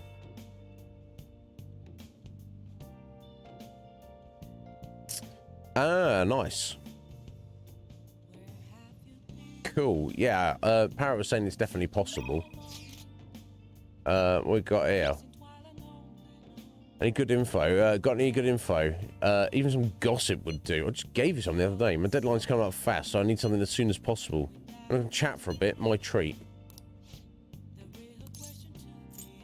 Decide later. We've got other things we might need to do. Oh yeah, and you're not that important in the scheme of things, apparently. Mishima, what's going on with you, buddy? Things going well on your end? Some new achievements as your image management representative. I have a report to make. It's good news for you. Do you have any plans today? You won't regret hearing what I have to say. Okay, we don't often get to hang out with Mishima, so maybe we should take advantage of that. Okay, well first let me let's have a look. Oh, right.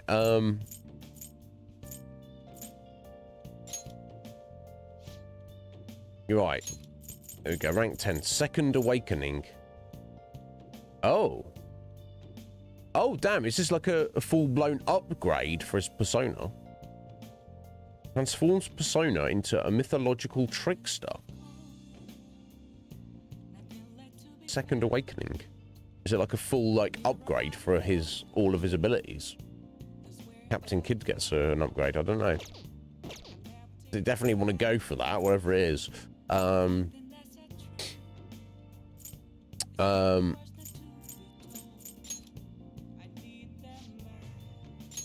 Shock and Scoop. The security level raises slowly and lowers upon defeating an ambushed enemy.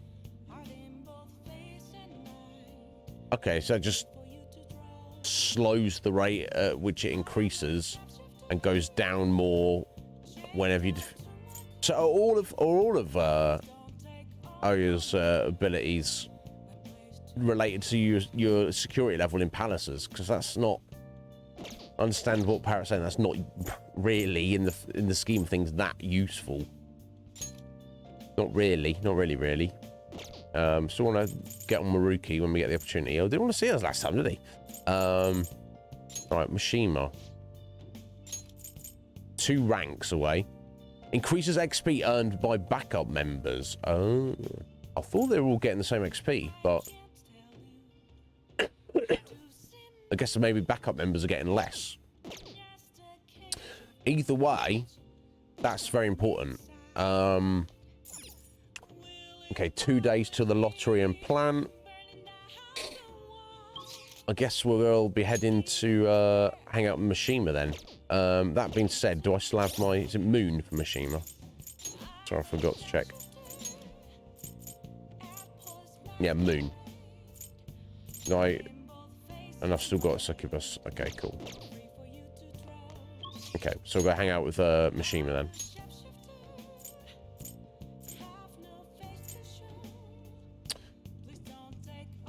I don't think there's anything else I need to do.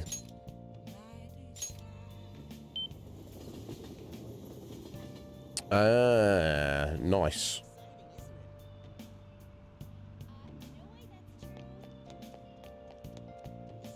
Hello, buddy. Hi. Finally made the big primetime debut. Info has started pouring into the fan site too. I'm going to be a busy bee. So did the request I asked you to do? Thank you. Thanks. Hey, so I figured out another way I can help with as your strategic image management representative. It's a great deal for you, of course. Are you free today? Meeting up with Mishima, we'll do it. We're going to an expensive buffet open in Shibuya. Right, let's go. Don't worry about the price though. Come on, follow me. Got money, has he? Today's my treat. Oh yeah, we've been here before. Phantom Thieves are all about fancy stuff like this, right? That's why we're here. Yeah, that's what they're all about. It's just the two of us, so don't be afraid to go all out. What do you want to eat? Dessert, organic veggies, steak. Oh man. All sounds, I mean all three, but steak sounds like a good start. Oh yeah, you like that? Doesn't it? Meat's perfect for tough guys like us. Yeah, tough guy like you, Mishima. By the way, this place is all you can eat. So let's make sure we get our money's worth. 100%. Actually... Anyway, I posted on the fan site that I had connections to you guys. The fandom really ate that up. Don't worry though, I didn't say anything that would point to my real identity. I didn't end up talking about how expensive it is to run our little organisation though. The donations I got after that were pretty generous to say the least, hence why we're here, spending the money. Oh my god. But I guess our loving sponsors just wanted to show some support. Not bad for strategic management, huh?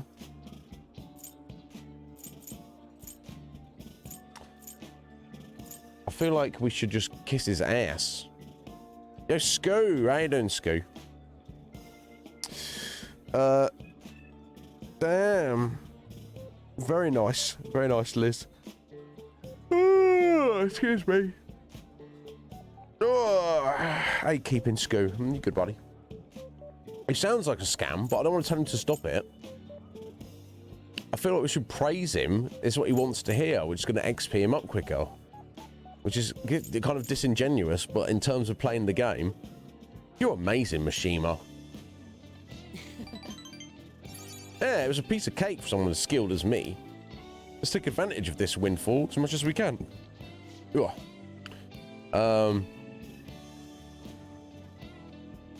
Oh, it's okay to consider this meal an organisational expense, right? Wait a minute. I've seen on the news that using donations for stuff other than what's publicised is a serious crime. Food is definitely an acceptable business expense, but can the same be said of an expensive buffet? Or at least he's thinking about himself. No, is the answer. The more I think about this whole thing, the less I think we should use the donations here. I mean, people would get mad at politicians for using tax money for personal affairs. The same probably applies to the Phantom Thieves. I guess returning the money would be the best choice. You're right. That's right. Yeah, we need to make sure we keep the image of the Phantom Thieves clean in our fans' minds. I think I would return the money and take the fandom for their and thank the fandom for their generosity. They'll love that. Might be a waste of some nice resources, but it's all good as long as it boosts our popularity, right? Man, maybe I was born to do this strategy stuff. I'm honestly getting pretty good at it. Don't worry, I'll still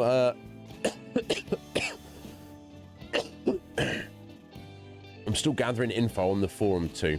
I actually have a few solid leads right now. Everything so far has been close to home, but these next ones are gonna blow your socks off. Machine seems particularly enthusiastic today. There we go. Boom, rank 4. No new ability. All right. But halfway to the next ability, which is awesome. XP, so. Oh. So for returning the money, how are we going to cover our meal? I'm flat broke. We're not. We're just going to hang out and like just street bums. I guess we'll just go home. There's food to eat at home, right?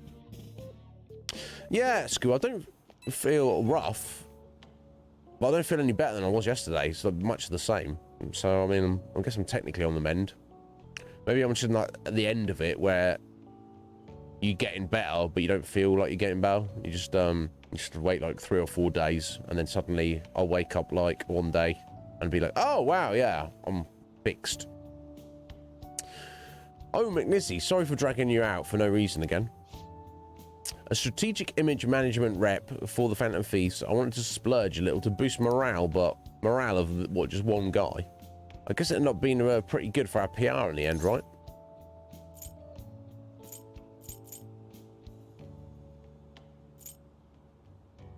Don't want to discourage him. Yeah, you're going to get better ideas, buddy. Yeah, leave it to me. We'll just consider today an investment for our future. There's still so much I have to do for you guys. I'll work even harder. I want to be a real asset to the Phantom Thieves. Okay, bye. Yeah, you're doing all right, bro. Don't worry. Keep going. Yeah, 100% Scoot, as you should. As everybody should, but you especially. Oh my god.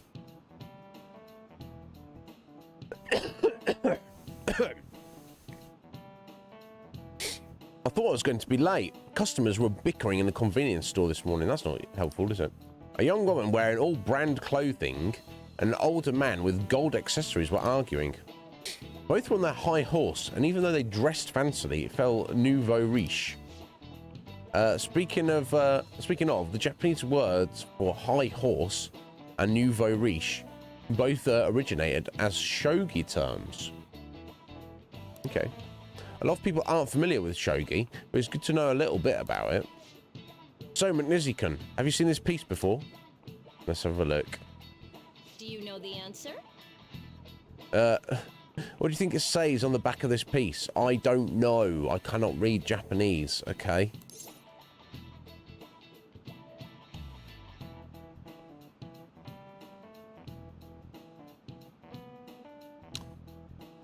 So you have kanji on one side and hiragana on the other. It could be a trick question. There's nothing on the back. It could also be gold. Kin is kin, the word for gold. I remember from the anime I watched, they did refer to like, oh, you'd have your king, and then you'd have like, oh, you gold, not king, general. They'd like have a piece called the Gold General, stuff like that. So I really don't know what the answer is. It says Bankai. Yeah, essentially. I'm gonna guess gold, just because I know that gold is the name of some things in shogi. It could be, of course, it could be a red herring, a trick question, and there's nothing on the back. The hiragana character toe, how and why it might be. I'm just going to guess gold.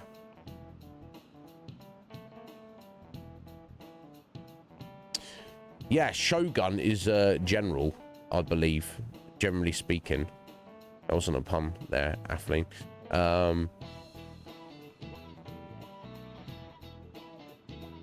I'm gonna guess gold. This is it. Exactly. There we go. I only knew that because I knew there's like a gold general in, that's a name of a piece in shogi. I think it's like your #1 piece. I don't know. Okay, there we go. The lance and the silver general also have the kanji for gold on the back. By the way, it said that the toe on the back of the pawn piece is a cursive form of gold. Okay, there you go.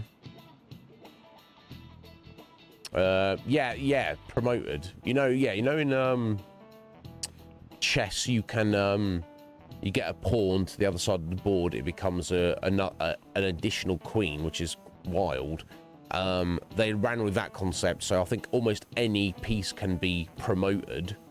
And they all like just have different abilities. It's not like, in chess, the weakest piece can become the most powerful piece. They're like, any piece can be promoted and it gets a bonus, like, +1 stat or whatever. It can do different things, but it's not like, as I was saying earlier, it's more detail and thought. They've like taken the concept and ran with it rather than just gone, that's good enough. I'm not ragging on chess. Chess is great, but it seems like shogi's got more potential to me. I don't know. Yeah, in shogi you can choose to promote your pieces under certain conditions. If a knight crosses into enemy territory, for instance, they can promote, becoming as mobile as a gold general. A weak piece like a pawn can become gold if they get into the enemy's camp, hence nouveau riche. Wow, really? Yeah. Cool. Nice going.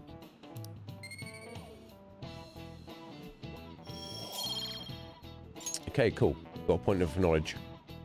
By the way, nouveau riche, like to wear expensive clothes because of a desire to be acknowledged. Once humans fulfill the basic needs of clothing, food, and shelter, our next desire is recognition.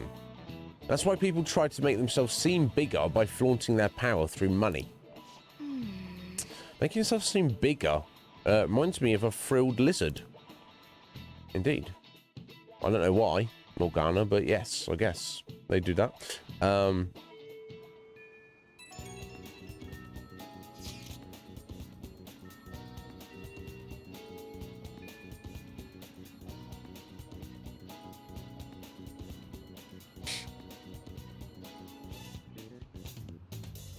Nah, well, Scoo, you're honest. Yeah, because I think it's lovely to spend time with your family and see your family.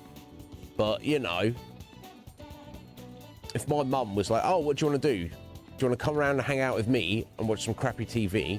Or do you want to just do whatever you do on your own? Anyway, I'm like, you know. So, yeah, just bear with for a little bit, Scoo. This isn't actually a request from the fan site, but a personal one. The truth is, a younger student came to consult with me about something the other day. He's getting blackmailed at his job by the store manager. Yeah, the manager? Yeah. From what he told me, money went missing from the register he was supposed to be in charge of. As such, he's been falsely accused of stealing money from the store. Now the manager's making him pay back the full amount. It's 50,000 yen. It seems odd. Yeah, this guy's like the most honest person I know. There's no way to steal all that money. When I did some research into the store online, according to some rumours, the manager might be the one stealing the money. Wow. And not only doing that, blaming it on other people. He's the only person who checks the registers after all. What a weird thing to do. Steal an amount of money out of the cash register. And you're the manager, and, you know, rather than just leaving it and hoping you don't get caught, you're like, hey, kid, it was you who worked for me. No, it wasn't. I know it was you, and if you try and deny it, I'll go to the police. But if you just pay back the money, it'd be fine to replace what he's taken out of the cash register. So really, if you cut out the middleman of the cash register, he's just going, you know, he's just using that as a way of a blackmail mechanism. He's really just going, hey, new guy, give me your money. And as they work there, it's in a weird way. He's just kind of like they're working for free, and he's just pocketing their wages. Weird, to say the least. On top of that, some other staff members saw him taking cash out when he was calculating totals. Anyway, the guy's name seems to be Nozomi Odo. I found it out when I looked into the store. Please, you got to help this student. Okay. Got a request. Do we need to go and investigate that request, though?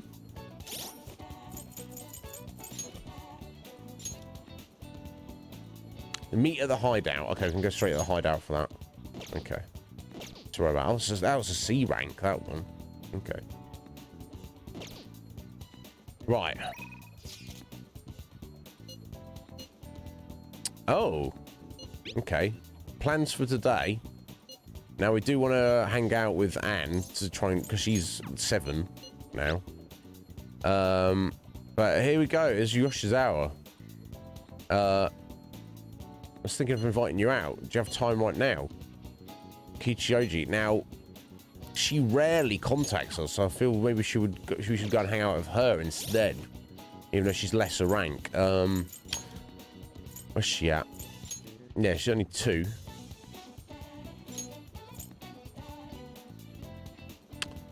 Wow, ambush from a distance by attacking with the grappling hook. That's pretty wild. That seems like a cool ability. Won't get it right away. So sorry, she's the Faith Arcana. Right, so we need to go and pick up a Faith Sona. Okay. Ryuji's there as well. He just didn't contact us.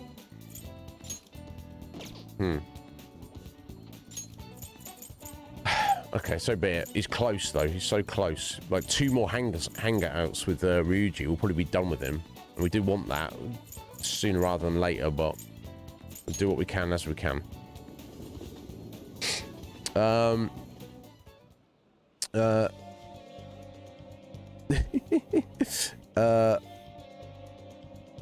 Pink Dinky, do I hate Dushin?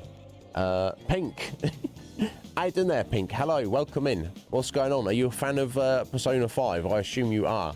Feel free to tell me all about it. My name is Iznib. Call me Iz. It's my first playthrough of it. We completed Kanashiro's Palace yesterday. We'll just do a post on that. Right, let's get in here. Let's get in the Velvet Room. Caroline kicking us in the ass. Let's see if we can get a Faith. Did I say it was? Yeah, Faith, I believe. I better check. Something stupid like that. Yeah, Faith Arcana Persona. If we have one, I think they're few and far between, aren't they? Let's have a look. I'd like to read the read here.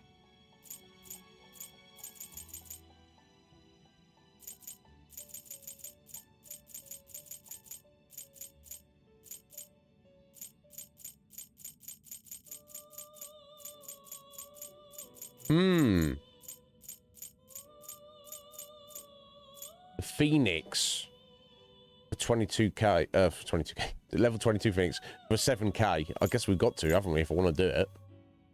Is this what you want? I mean, he's got some nice abilities, I guess. You'll withdraw this persona? Yeah, we will. We'll do it. And accept this persona. Oh, I've accepted that persona. Because I've withdrawn that persona. Because I've chosen that persona.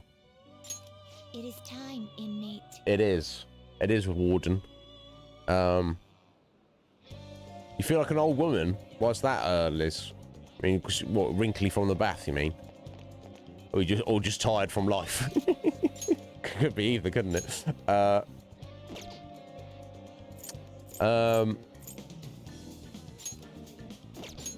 Yep, there she is. Let's go meet up with her.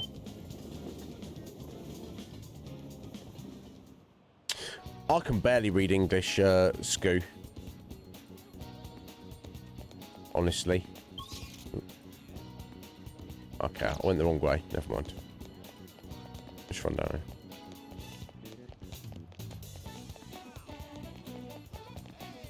I forgot this. You got the Velvet Room over here as well anyway.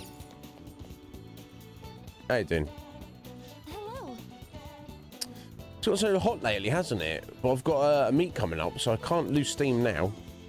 If you have time, would you like to do some stretches with me?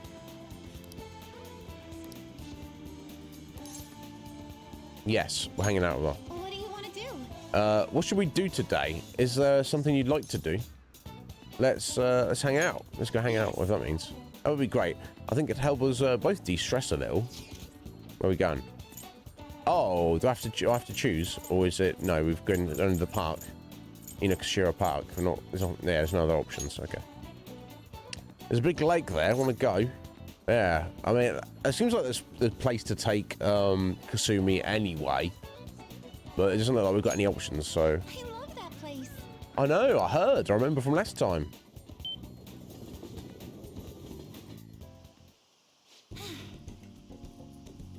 Oh, there you go. Oh, right. Massive fluffy blanket, bed socks, pajamas, massive mug of tea. Yeah. Sometimes that's, you know, sometimes, you know, I would be an old lady if, as well. We, you know, could you imagine if we're just all a world of old ladies just rocking out like that, Liz?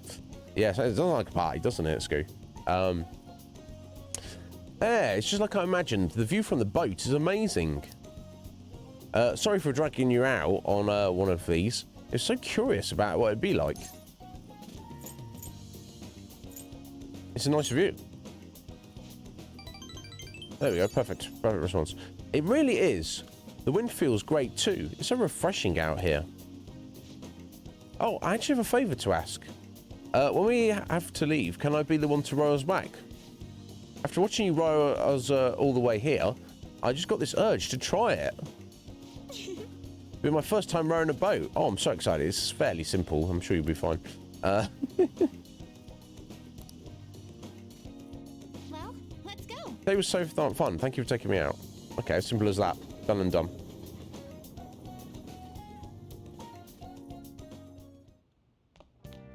Ah, you're back.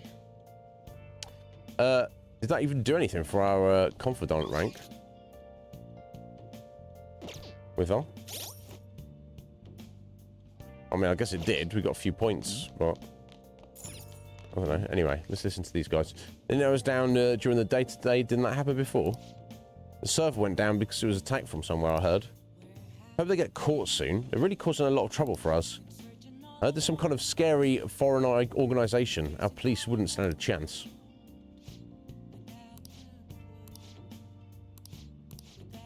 Well, thanks for the coffee. Yeah, they give you the same conversation each time, but anyway.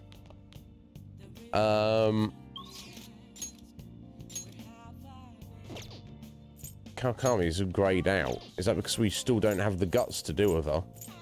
Right, we don't need more charm for Hifumi. We need to work on that. The fortune teller. That's who we should go and see. And Akechi's up as well. Okay.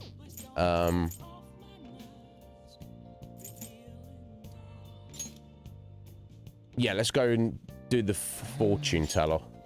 Get her underway.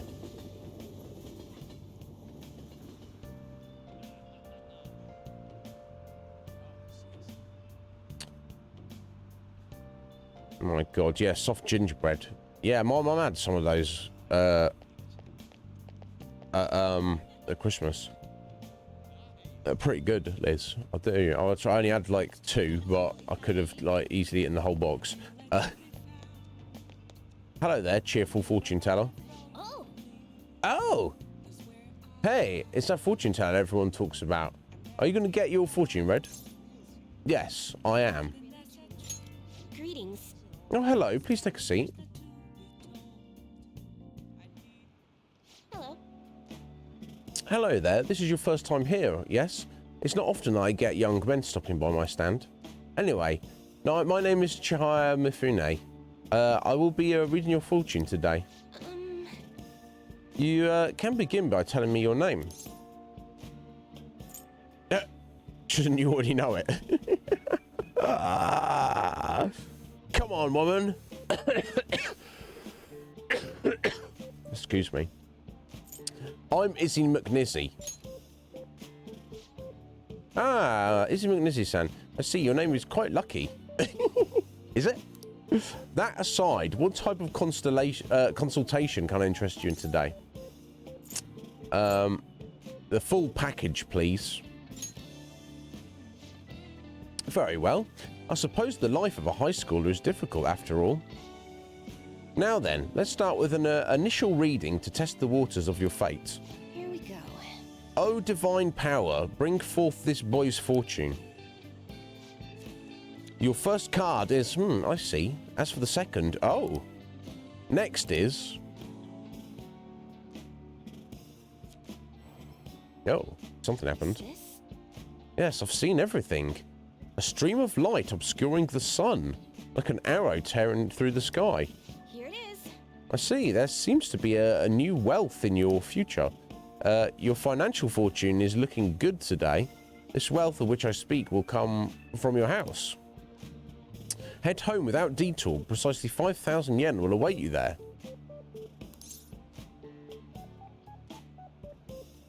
Let's just go along with it. Okay. Yes. As you should. The fate is absolute. I don't see how. But what is this? How strange, McNissy-san. The general flow of your future seems to indicate ruin and an inmate locked away in a lonely cell. Yeah, we know all about that. Whether it's written in real life or in the metaverse. You seem to be a good person, McNissy-san, but you're perhaps mixed up with the wrong crowd. Something like that. Beyond that, it seems continuing on your current path will lead to your death. Don't try to threaten me. Don't be ridiculous. Let's just give her the benefit of the doubt. And how can I avoid that? I cannot offer advice to that end. That's impossible. If the divination is coming to me this clearly, the truth of it is simply undeniable. Wow. Although, now that I think about it, there may be a way you can attempt to counteract your destiny. All you need is my special spiritual object, the Holy Stone. With its power in your control, you can avoid even the most unfortunate of futures. Probably.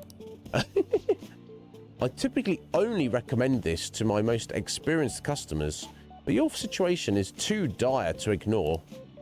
You see, the stone itself is imbued with an aura of joy that will sap away all the horrible energy surrounding you. All you need to do is keep it wrapped in cloth and be sure to recharge its power in moonlight every 3 days. What do you say? As for the cost, it's only 100,000 yen. Oh my god, not bad for an item that can change your very future, yes?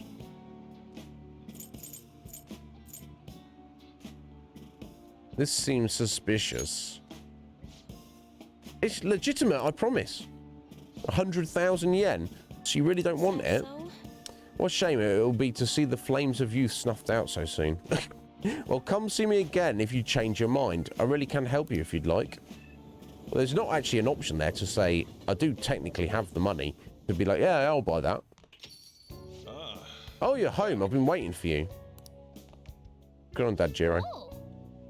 Oh! The chief seems strangely happy. I wonder what's going on. Hey, Izzy, how's your pocket money situation been looking?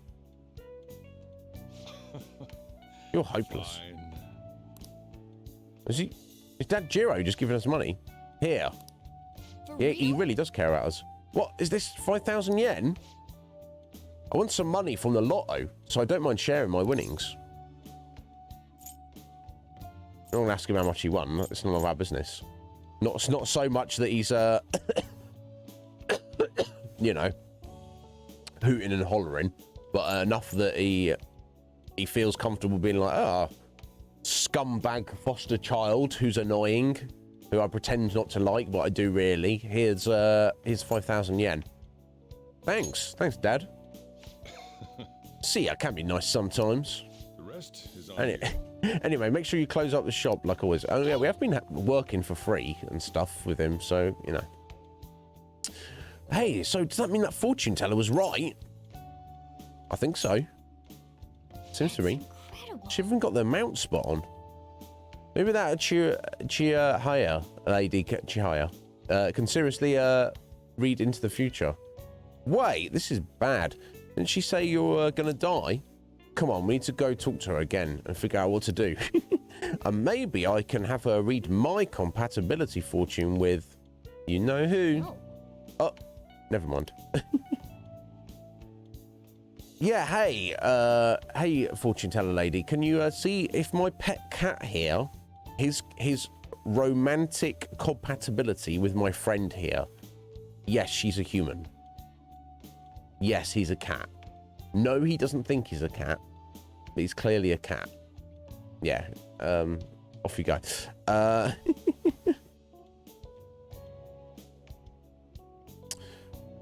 So, calm yourself, Athaline.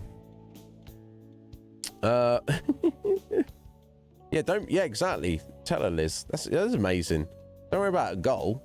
I guess it's good to have a goal because it drives you forward, right?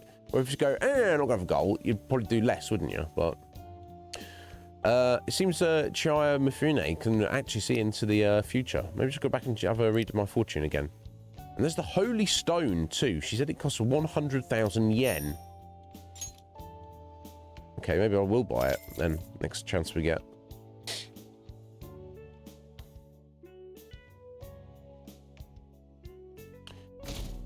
Maybe we need to buy the stone before she becomes the confidant. It's so hot. Yeah, it's so hot and humid. I wish the rainy season would end soon. It'll be gone before you know it, Anne.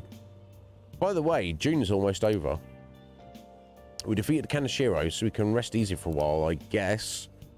So what do you want to do today? Maybe something like a trip to Mementos? Yeah, no. Sorry, Anne. I mean, breaks are important. We have those requests on the message. There's only 2, so don't forget to answer them. We'll do them. We'll get a few more. Although there is an extra section of Mementos now. Although maybe we should, but we have to wait for Kaneshiro to actually go public with his change of heart. My life. Wow, I'm looking forward to being not ill again. Okay, we only got 10 minutes left. My God, flown by. Let's see what we've got instant messages for. Little guinea pig. It's okay, me wants us. How are you, my little guinea pig? If you're in good health, I'd like to do a test on you. Give you a special discount on medicine. If you get a nosebleed from all the excitement. Sorry, mistress, I'm busy. Yusuke. It's about my new piece, Desire. It was selected for the public exhibition. It's already on display there now. If it's all right with you, could we go see it together? Maybe, Yusuke. I need to see what else is around, bro. Is there anybody else vying for our attention? No, just the 2 of them, is it?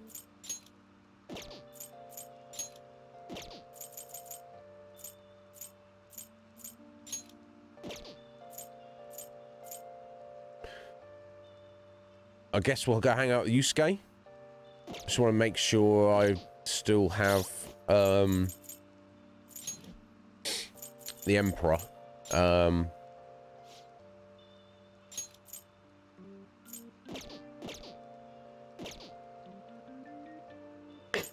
Persona, my God. Got the Empress.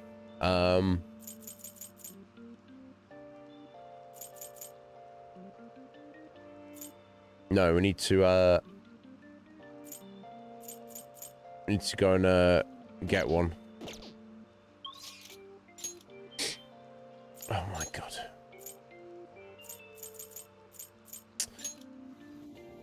Emperor.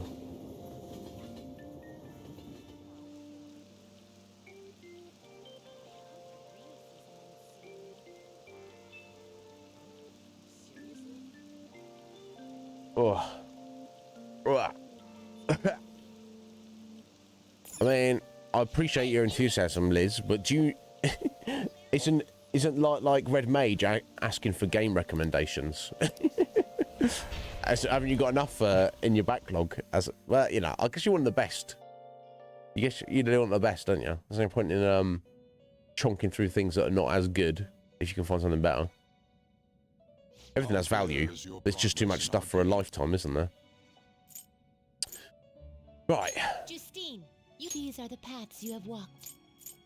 These are the paths we have walked. I agree. Okay, so we can get the region there for 4.2. Wait, there's another one, wasn't there? I think.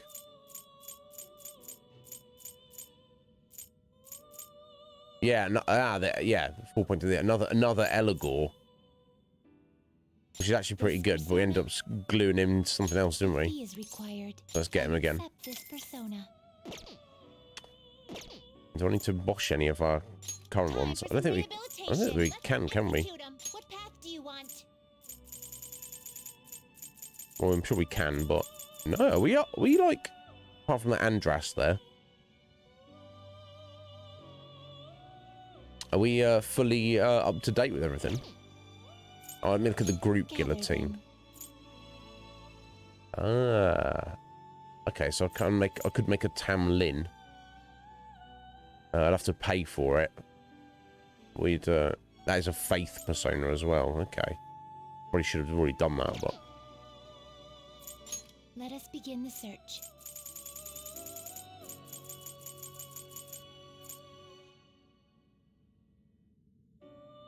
Not terrible, but not impressive.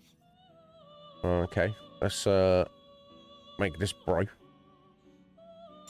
Select the skills you Quite the body on the bird.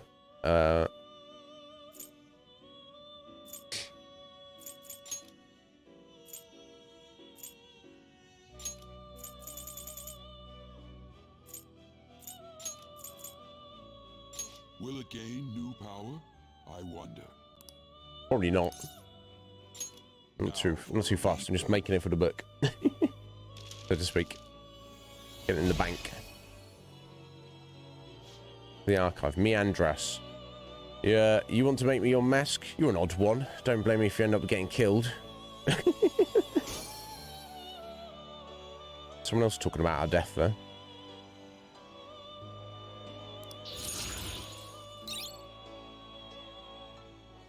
Okay, got a little level there.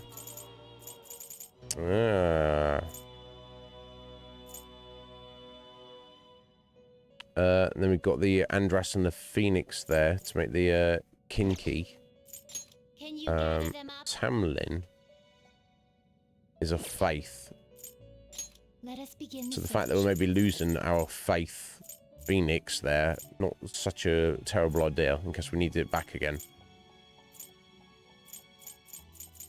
Okay, so let's make the Kinky as well. You okay with this? This bro. Yeah. Strong boy. Select the skills you'd like to inherit. Oh. At least read them.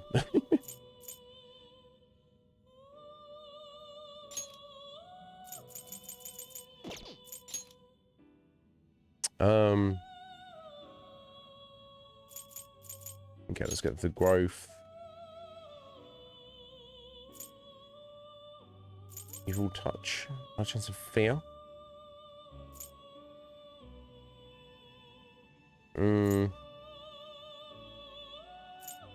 I got the dream needle, and yeah, I guess we'll go evil touch. Will receive a great deal of power. Will it now? Yes, because it's a chariot. Okay.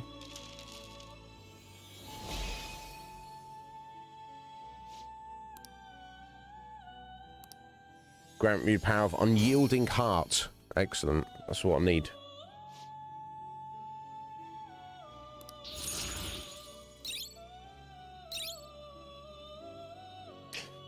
Cool. That's Sledgehammer and Dodge Scyther. Okay, nice.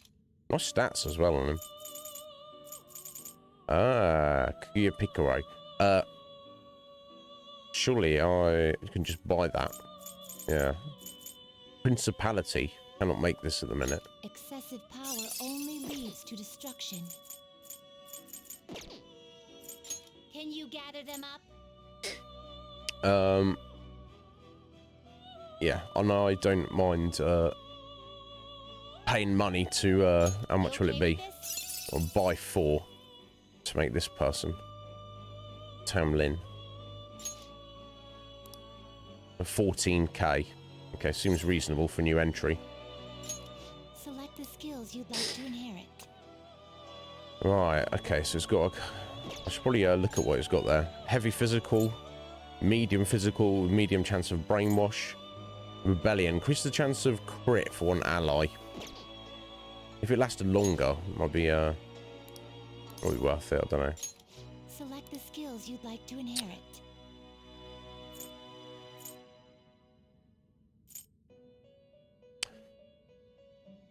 Yeah, okay, was it weak to only curse? It's only weak to curse. Increases damage, not gets completely rid of them. I guess we'll go for technical damage up. Right, and what of these should we take? Let's take the Scio. Might just take the elements.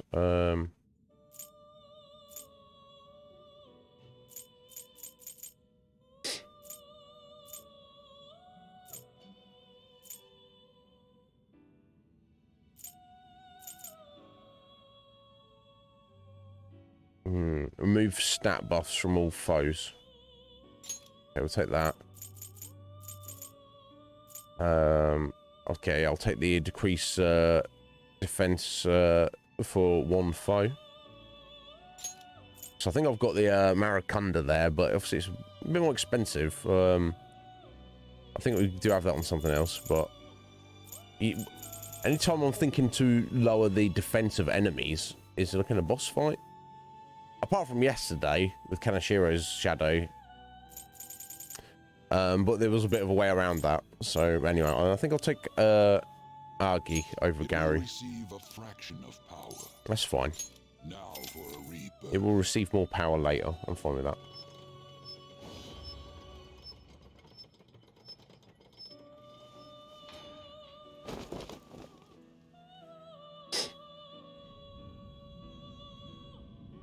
Group guillotine. So strange. It's cool. It's armored spear lady, isn't it? I'm the fairy knight Tamlin. Beckon me when you need my assistance, I shall cut you a path. I don't doubt it.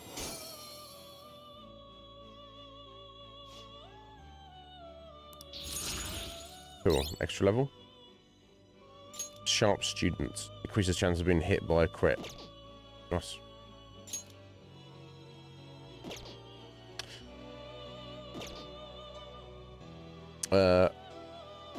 Finished for now? Are you finished? Yeah, who was I going to go see? What did I come in here for?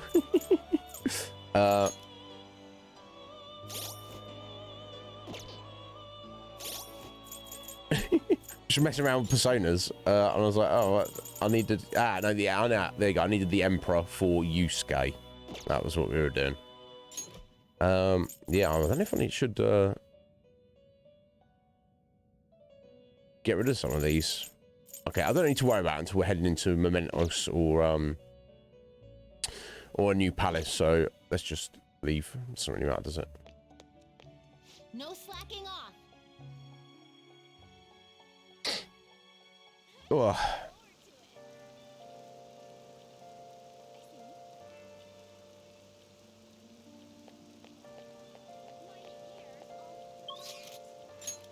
Oh, your hair's all flat. Oh no, that's not good.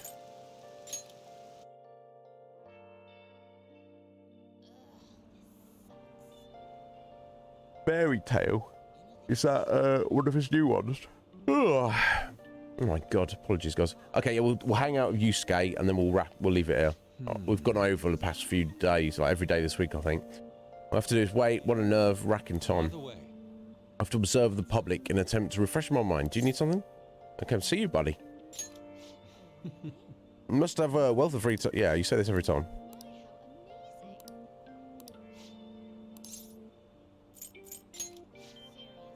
Head to the museum. To be honest, I've yet to actually go there myself. This should be quite lovely. I'm going to take a walk around while you're busy. No worries. Ah, a new location. Very nice. District packed with cultural sites like museums, temples, and a zoo. Many famous paintings and sculptures can be seen at very nice art museums. All right. Cool. Oh, yeah, I've not heard of that one before, Liz. That doesn't say much, though. Yeah, aside from it being AI art, it's pretty good, right? In addition to the exhibition aspect of this show, there's also an evaluation portion. But if my piece truly stands out among the sea of art here, and yet nobody has come to see it. Perhaps they're so afraid of the truth held within that they dare not take a closer look. What is this supposed to be? There's a dark, almost sinister aura emanating from it. The title is Desire. I see no desire here. I understand now. This area is for students. The artist likely decided to paint this on a whim. Indeed, there's neither elegance nor emotion in this piece. Come, dear. There are much more detailed paintings over there. Oh. Yusuke. There's no need to worry. I'm not bothered in the slightest. Liar. There's nothing more than the drivel of unrefined commoners. I didn't pay any mind to them. As long as those who are in the know understand my like, I will be happy. This is... Look, a knowledgeable patron has arrived. I'd like your opinion, sir. What are your thoughts on this piece?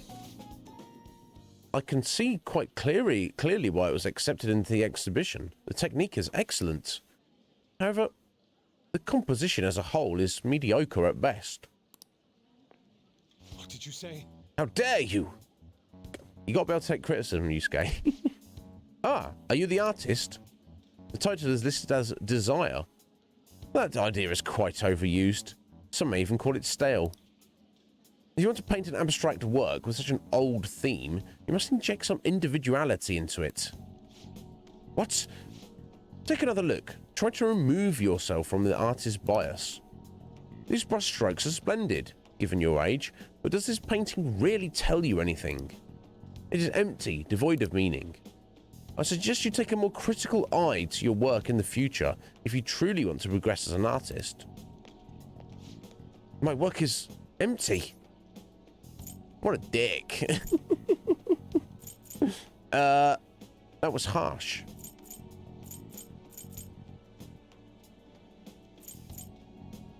I think that Yusuke is going to be like, yes, no, he's right. I need to rededicate myself. And he was asked. But I don't think the right answer is don't let it bother you, because clearly it does. And by bothering him, that will reinvigorate his next piece, won't it? I think that was harsh. Indeed. Why?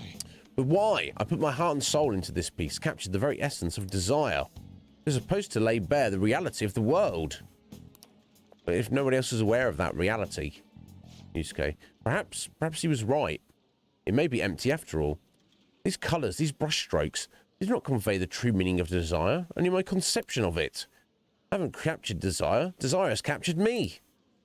How could this be? How could I fooled myself into believing otherwise? It's so dramatic.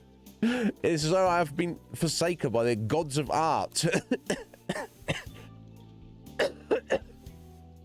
This grave mistake shall be the end for me. This is just the beginning. Do not patronize me. I have no future in this field. What is going to happen to me now? Without art, what will remain of my being? Stand up, Yusuke. What? I see. I must stand up, both literally and figuratively. Failure and art go hand in hand. I cannot simply give up now.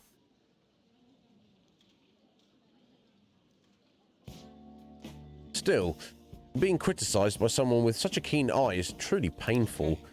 But that is all the more reason I must break out of my slump. I must prove my ability to him. That's the spirit. I will start by painting. After that, I will paint, beyond which I shall paint even more. That is the only way I will learn to capture the essence of emotion. After all, you can only accomplish so much in using logic to analyse the contents of the heart. I hope you allow me to continue my skill card services as well, Izzy. I shall conquer this. Yes, certainly. You seemed especially motivated. Nice.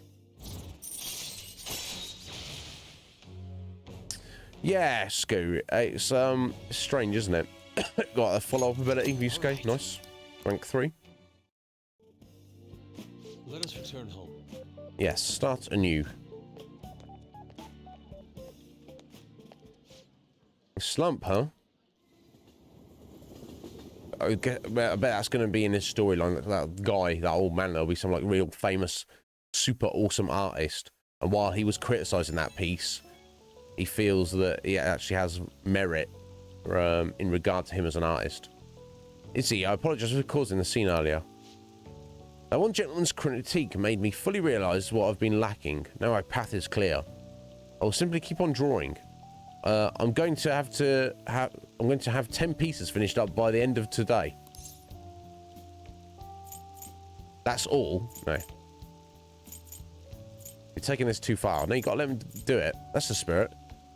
Just encourage him. If anything, I should be doing more. Or should I have been more critical of him? I'll do anything to escape this. 10 sounded like a lot to me, but So I know. With your support, I was able to pick myself up rather quickly today. I hope that doesn't discourage you from joining me again. I will get past this. Sorry taking up so much of your time. We'll meet again soon. Indeed.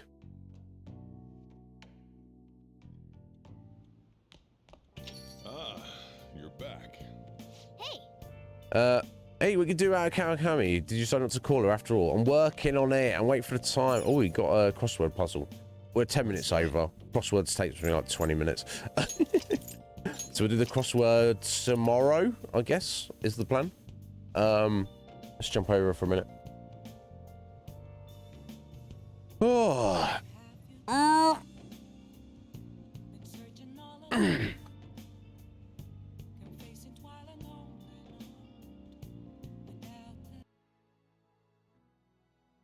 Guys, thank you so much for being here today. And it's been a bit of a weird one. Thank you to Legion Cage for joining us. Sorry, the book got a bit cocked up. Not really actually my fault. I didn't realise there was such well, I spoke about it in detail earlier. I'm not going to go over it again. But we're back on that. Yeah, Cage said next Thursday. I believe he said. The 5th of January. But yeah, then we had, a good few hours more on Persona 5. So it is all good. And I enjoyed myself anyway. It just wasn't not the, flamingoed it right up. The wazoo.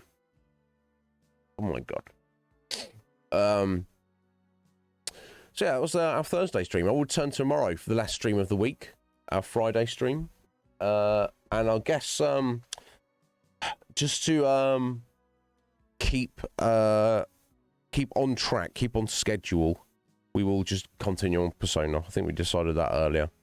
I misunderstand. I'm looking forward to getting back to Elden Ring, but maybe that's what I was looking for. But I'm it was on the back burner for now. Of course, guys, don't forget to get your raffle tickets. Tomorrow will be the final full stream where you can buy raffle tickets. As on Monday, that will be the 2nd of January. We will be having our second raffle draw. Someone will be able to become the producer for the month, or the assistant producer, or even if you win both prizes, an executive producer. As it stands at the minute, we have a lot less tickets than still plenty, but about only about 60% of the tickets bought as we did for our first month, which makes sense. I'm not against that, but be sure to get those in if you would like to be any chance of winning, where you can have a say what we do on the channel. Obviously, that's kind of tied up for the time being with what we've got going on, but no votes are wasted. Every vote counts and is used at some point. So it could be that you become a producer for the month of January, put your votes in, and then maybe the game you vote on could potentially not be played for a couple of months, but it will be played. Oh, there we go. Scoo. Well, thank you, Scoo. I appreciate that. Nine raffle tickets from Scoo. Perfect. I appreciate that, buddy. There we go. Thank you. All right. That's another 9 in there. Perfect. Yeah, we'll do the draw at the beginning of Monday's stream. If you're not around, Scoo, it doesn't matter. We're done live, so it's fair and transparent, so everybody can see. And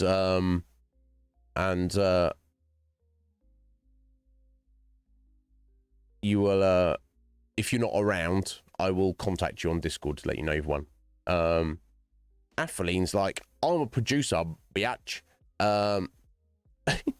Yeah, and if a vote is wasted, as in you've got 9 tickets there, Scoo, if you don't win, you get a free flex out of it. So if you flex anyway, like Atheline, who is over 9,000. Thank you, Af, for the flex there. You get one of those anyway. You won't get me shouting it out, but your number of flexes will be added to the board. So, as I've said before, if you are somebody who likes to spend your channel points on flexing, that's your number one thing to do.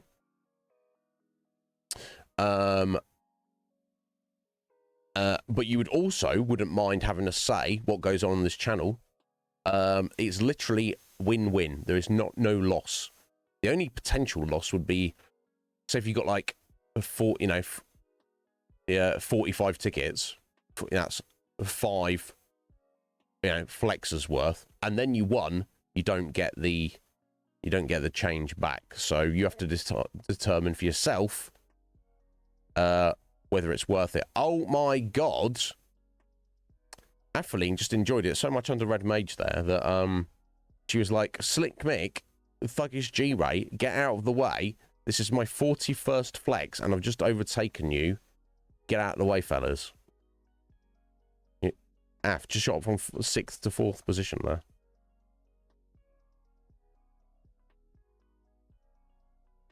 Right, move those fellas down a bit.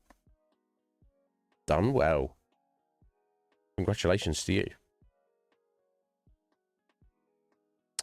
Oh, right, of course. Yeah, don't worry, Scoo. If you win, I'll let you know. And if I'm sure you trust me, and there'll be people here who will have an eye on it anyway. But if anybody is not around and wants to see, you can go back and watch the VOD, and you will see the live draw as we do it. But thank you, Scoo. I appreciate it. Thank you all for being here. Greatly appreciate it. We just need to go and raid somebody, I guess.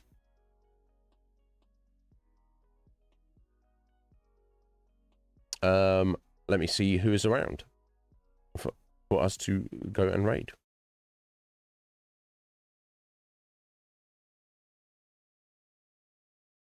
Where are these people?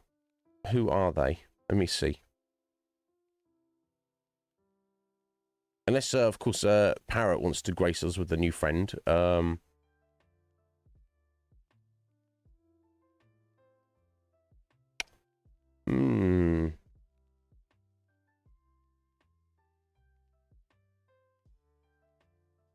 Lots of cool people.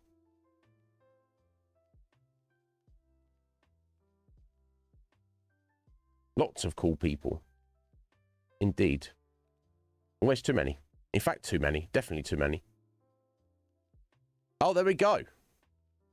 Perfect. Atheline's like, yes, we're raiding Mallet Master. Who? I feel like I know that name.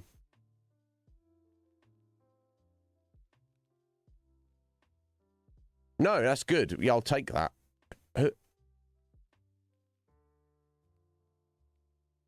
Ah, he's a friend of Garuda's, is he? Perfect. And is he? I assume obviously he's around at the minute. He's not. He's not intending on ending stream anytime soon, presumably. Okay, no, he's only been going 40 minutes. He's playing some Diablo 2 Resurrected. Excellent. Perfect. I will indeed take that. Thank you so much, Atheline. Let's get this set up. Yeah, so hang around. If you let's see who this gentleman Mallet Master is. He is a friend of Garuda's, recommended via Atheline. He is currently playing Diablo 2. Doesn't matter to me what somebody is playing. Are they a cool person? That's what matters to me. So thank you, Af. There we go. I'll make a note. Mallet Master. I want to do my thank yous at the weekend. Thank you so much. Message me on Discord if you would like to get a hold of me for anything. And hopefully I'll see you tomorrow. And we shall do a full chunk stream of, well, it depends if you keep me talking. That's up to you guys. Of Persona 5. And see if we can't get to the point where Kaneshiro publicly reveals his change of heart, and we'll see what the next turn of the overall story will be. Looking forward to it. Let's go see Mallet. Have a good evening, guys, and I'll see you very soon. Take care.